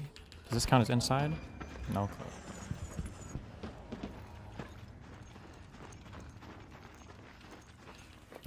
Stop. From my law school, and it was it felt really good to be able to, notwithstanding my massive disagreement on some of these issues and whatever, and they did still rear their head from time to time. It felt good to know that we're all in it against this this tyrant, and he was a tyrant in his first administration too. So yeah, that influenced a lot of what happened, which is like maybe that experience of having certain ideas that were, again, I'm not gonna lie and say it was all like negative. Like I definitely got a thrill out of knowing that I would trigger some people, right? But maybe that experience like put into perspective the relative harms. I don't think I ever had it so out of whack that I was gonna vote for Donald Trump, but it did, I think, impact me. Oh, that's interesting. Didn't know that about you. ¿Tú sabes que yo hablo español, más o menos? No sabía, no. Yeah, a little bit. ¿Dónde eres? Yo nací en el Bay Area de California. Pero yo estudiaba español en la escuela secundaria por 4 años y 2 más años en la universidad. Era mi minor. Oh, how do you say it, like my minor? I don't speak very much anymore, so I can understand like most Spanish, but like I can't necessarily like speak everything. But. No, muy bueno. Your Spanish is really good. I think it's practiced a lot. raised beef. I worked at a lot of restaurants, and so like there were a ton of people back of house that spoke Spanish, so I would just practice every fucking day. So, yeah. I was in between college and for 1 year as I studied for LSAT, I bartended. One of the reasons my name is Pisco is it's obviously like Peruvian heritage. The drink Pisco is like a liquor from Peru. There's some dispute Peru, Chile, but I think it's Peru. I think it's the best evidence. That said, also I was a bartender, and honestly, there were so many debates that we had at the bar I worked with like the kitchen staff and shit. Sometimes they even go all the way to in front of the patrons where they would participate. And so really like this has just always been my personality. It's like obsessed with these arguments, whether it's at college where the argument's supposed to happen, or whether it's at a bar when I'm supposed to be like, not having those. I think one time we had to have like a manager talk. It was like no more political debates. We did it anyway. So yeah, I mean that's. I think everyone should do some food service or some retail work. I think it really rounds you and it makes you nicer. I think. I don't know if it makes you nicer. It's a bond. It's like when you see someone that you worked at a restaurant with years later, there's like a feeling like you're two survivors of the Titanic reuniting like 20 years later. There's like a bond that you make, I think. But I had the same like. I was the same way, like my whole life. Like I would argue with my sisters a lot, and then with my friends in grade school, especially in high school. Did you ever see that one TikTok where it's like the two This is the rest guys of the that look combo, like I'm they're like 25 years guessing. old? It looks like it's like a like a bachelor pad, and they're arguing about the Wicked Witch of the West. Did you ever see that one? No. Maybe. Chat, help me find that one. Yeah, They're like Pisco for screaming cheese at each on his other. burger, and he's like, yeah, It's a but debate what about the is Wizard of Oz, cheese, really? and they're diving into. It sounds familiar. It is a classic, but that was like me and my friends every day. It was like it wasn't enough to win the argument. You had to humiliate the person that you were fighting with, and so that was like just. There's like a kind of flow state that I got from bartending, where if you had a good crew on a given day and you're just like banging out cocktails and draft beers and like you have a good shift, there is a kind of like you just turn your brain off and you're just like operating with like great efficiency and When's just like moving the it and kind of takes over. Hassan Mockler debate? 30 minutes. Felt very valuable. I mean, at one point I was like I think juggling. I still wanted to work at the bar. I think my 1L summer I tried to juggle my summer associateship from 1L with bartending. I couldn't do it. But Did you say what you there is think something can I happen? think rewarding about doing it for some amount of time. I feel like it'll Can be I too see the video? I friendly, just wanna but watch we'll it, and I wanna watch your see. reaction, and then I'll let you go. Okay. Just watch that video. All right. Let me do it. I hope Mogler works in a shrimp as.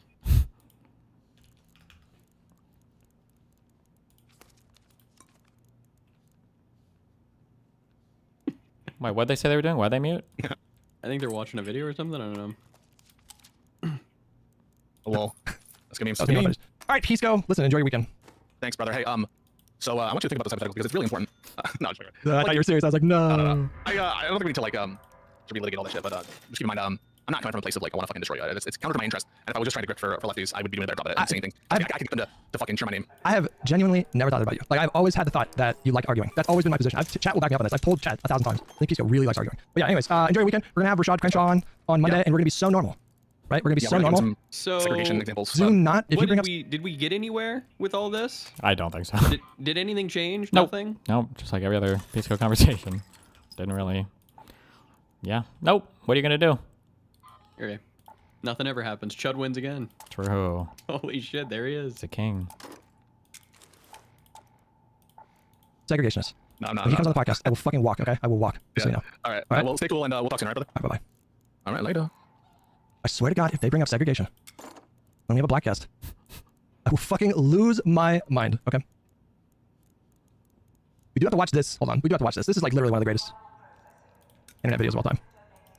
Hold on. Hold on. Her sister was a witch, right? And what was her sister? A princess. A witch went to the east, bro. You're gonna look at me and you're gonna tell me that I'm wrong? Am I wrong? She wore a crown and she came down in a bubble. Grow up, bro. Grow up. Get educated. Oh, fuck. To this day, that is one of my favorite videos on the internet. Oh my God, it's so good. I identify with that video on a spiritual level. I have been that guy. On a spiritual level, I've been that guy hundreds of times in my life. On this stream, probably thousands of times. Back up with $10. Ooh, I feel, listen, I'm just gonna read these, okay? But we ended on a positive note, so it feels like we're debating Mockler. It feels very counterintuitive to what Hassan usually does of go after people with more clout. Why do I feel like he's going after Mockler? Why do you feel like he's even debating him? Oh, because he's like gonna he's gonna go mask on progressive, and he's gonna try to build a big bridge so that he can insulate himself from a little bit of the mainstream shit he's getting right now for not willing to endorse Newsom over Vance in a hypothetical race. So he's just trying to. It's basically the Brian Tyler Cohen like grift that we were talking about earlier. What do you mean? Where he's trying to have a talk yeah. with BTC. Yeah, 100%. Okay, makes sense. Mm-hmm. You're visiting trauma. Back on me with $10 shouldn't let him weasel away with I feel it's personally driven. Pisco explicitly said you only critique AOC or progressives because you have personal vendetta with Hassan. Thanks with $5. Hutch, thanks for being a good dude. The internet sucks, but you don't. Still down to talk to Sitch and Adam, even though the last combo was tense. Actually, the last combo was not tense. I don't know if you guys recall, but the last time I went on their platform, it was pretty chill. Like we did not, we disagreed, but we were not screaming at each other. It was more the first time. And I think me and Josiah went on Stitch and Adam together, and I think that one was pretty tense. Or am I remembering it wrong? But the last one I think was fine because I did make a concerted effort, like a conscious effort to be kind of more normal. Oh, that lawyer dude with 8 months, Pisco isn't dumb. He knows how to speak with specificity when he asks you about Epstein's policy. You're clearly thinking electorally, him wanting to ignore that and yelling, just say Epstein's better. Yeah. Using only moral framing. Yes. Only makes sense if he's clip farming. Yes. Slate King with $2. You need to watch Stitch v Pisco convo for tips. Silent Assassin with 102 months. JB's box with $5. Pisco's not Hassan supposedly, but he's extremely skeptical of anti-Hassan rhetoric. Why? What is his objective? Please ask him as such. I think it's not even just about me, guys, just so you know. I think it's about bigger than me. I think for whatever reason he is I think sensitive has a negative connotation, like vigilant about anti-lefty rhetoric. And I can't really tell you where that comes from. I don't really know, but I think it's about like more than just like me. Travakia with $10. The whole point of hypotheticals is to see if at the end of the day will these lefties go online and vote against MAGA/fascism. We and make so a bingo far they say card no for Mogler? and toss their vote away. No, but instead if of I were to harm make one, well, that's what I mentions think, Israel guys. would be the free spot in the middle. Took us a minute to get there. You might say that we stumbled a bit to find our footing, but we got, like, ladies and gentlemen, we got him. Okay, like we got him. We fucking got him. If anything, I am so mad that I didn't think of this on the fly on Monday. My wife's patient last night in the ER. What? Oh.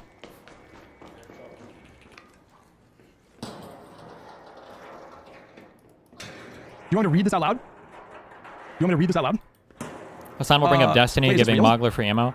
I would be surprised if he brought me up in that debate. I feel like it's too risky of a proposition for him. Is this real? Is this allowed? Wait, hang on. I feel like this is not allowed. There's no way. I don't want to read this. There's like a HIPAA violation or something? No, I don't want to do it. It's weird. I don't want to do it. I feel weird about it. I feel like I could go to jail. There's no names, but no, you still can't. There's no way you can read this. There's no way, right? This feels like so private. Like, I don't want to read this. I literally don't want to read this. For some reason, I'm so like paranoid. Guys, I think the only way you can engage in a HIPAA violation is if you are a medical professional, right? Like if a medical professional leaks something, or in order for it to be leaked, somebody who like has to adhere to HIPAA or whatever would have leaked it, and they would be the person violating. No? That's my assumption. Like if I found somebody's medical information and I leaked it, I don't think I could ever be held responsible for a HIPAA violation, would be my understanding of that. No way. This is not ethical. This is not ethical. This is not ethical. There's no way this is ethical, okay? For some reason, I feel like a principled stance on this. I will not violate HIPAA. I won't do it. That's crazy. Hold on. Let me read this. Oh my god. Let me use that restroom real quick. 1 sec. Oh no. Oh, that's a bad night. That's a bad night. That's a bad night. I genuinely feel bad for that guy. That sounds like a bad night. I'm not reading it. Listen, I'm not reading it. Those are my principles. I feel strange reading that. The whole, I obviously shouldn't have to explain this, but the whole issue that I think a lot of us had with what Hassan said in terms of I would vote third party instead of Newsom versus Vance is we find that so absurd. We look at Donald Trump and we look at JD Vance and we're like, what the, like, how bad would it have to get? How bad would it have to get before you would just commit to voting for whoever the Democratic Party nominee is? Like, how much worse could it get, right? That's kind of the vibes that I'm going with. And so if they want to do like a switcheroo to test harm reduction principle, literally, we should just use their exact same rhetoric. It's hypothetical Hitler versus Hassan. Literally just say exactly what they say applied to hypothetical like Hitler versus Hassan. Just use the same exact language. Well, I'm in California, so. Because it's absurd, right? The whole point is like, it's absurd. Thank you, Batman. I tend to think this is like literally one of my greatest tweets ever, but like, the whole point is that it's fucking absurd. And so if we can teach them that point, like you guys, there are multiple people. I shit you not. There are multiple people in my replies using the exact same arguments that I was making in favor of, well, no, you got to do harm reduction. Like, do you understand that there are dozens of people in my replies that I got to make the same exact arguments that I was making? And they don't understand, like, some of them got it eventually. But they don't understand that that's the point. That is the point, right? It's insane to be like, okay, well, who would you vote for between Hassan and Vance? Or no, I'm sorry. Who would you vote for between Newsom and Vance and be like, well, third party? Like, that's insane. It's completely inconsistent with rhetoric about Vance being a Nazi or a fascist. Like, it does not make sense. That is insane. But they don't see that, right? So this is the perfect opportunity. So like, if you ever find yourself in a conversation with these people, just be like, well, now I'm just curious. You know, this is what you said to him. Like, now I'm just curious. Like, you know, who would you vote for? Like AOC or, you know, like Mussolini? That's how you tee it up. Like, ask that question, right? Ask that question. And then they're gonna be like, well, like AOC, obviously, right? And then at that point, you come back and you say, I don't know. You see, like, if I commit to voting for AOC, then I feel like that just maintains. Well.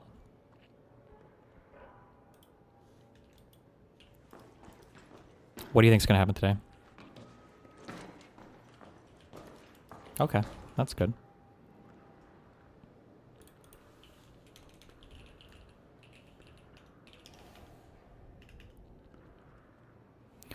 I just think Destiny's emotionally motivated to hate Pisco and vice versa. Both these people have valid reasons, but it's clouding their judgment, and Pisco is surrounded by fucking losers who are trying to manipulate. Can you give me one unfair criticism that you think I made of Pisco in that conversation?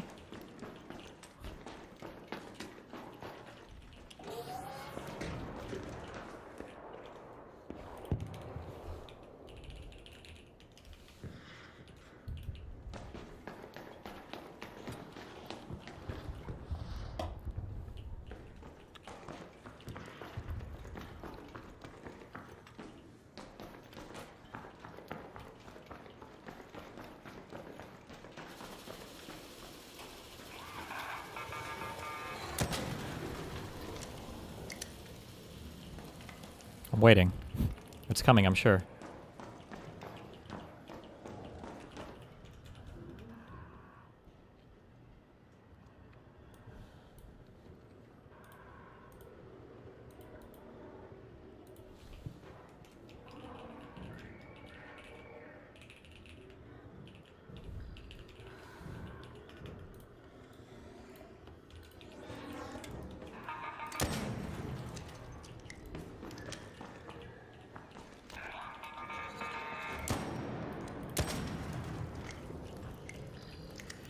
I think that he's very clearly always been like this, and you go hypercritical on him and say he's using abuser tactics, which I know is going to hurt Pisco, and then he will be more reactive.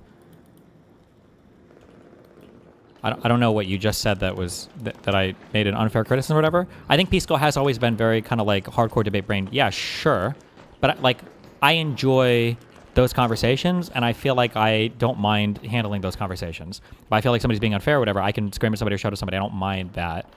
But I'm like very much attuned to that. If I see somebody else like going super hard on somebody, and I don't want to make it sound like Hutch can't handle it, I just think it's like really mean, or I don't think Hutch like necessarily gears himself up for those types of conversations much. That's usually where my big criticism comes from. And then when you say he's using abuser tactics, I mean, like, I'm trying to hedge. I know that like I'm still saying it anyway, but like, I mean, am I incorrect on anything that I mentioned? Like, if you think I am, feel free to say so. But the data is pretty stark. If any group was killing themselves at 4 times the rate of the control group, people would say, there's a problem here. I feel like somebody needs to give too much credit to the anti-fans and influencing his opinions if he always had this debate bro brain. I don't understand. Like, me and Pisco were known for having, like, massive, hugely obnoxious arguments. Like, I think even when I think we liked him more because he was more essentially on our team or wasn't supporting our stream enemies or whatever as much, that might influence people a little bit. But I think even back then, like, there was kind of mixed opinion on Pisco. Generally, people would favor it, but people always view those conversations being insanely pedantic or running around in circles a lot. Like, even when we all liked Pisco, I think we all kind of felt that. I don't think it's like our opinion severely changed on it. But I think that there were a couple things. Well, like, here, this would be a good way to test. Can you think of a worse opinion that that Pisco has ever had than the defending Hassan on the fucking on the TSA thing that Hassan very clearly and obviously lied about? Because I think that was one of the first big, like, ooh, damn moments. Because me and Pisco were not communicating for a long time after the lawsuit or Substack thing and everything. But it's not like I started shitting on Pisco immediately or something. I think it was after that take, I was like,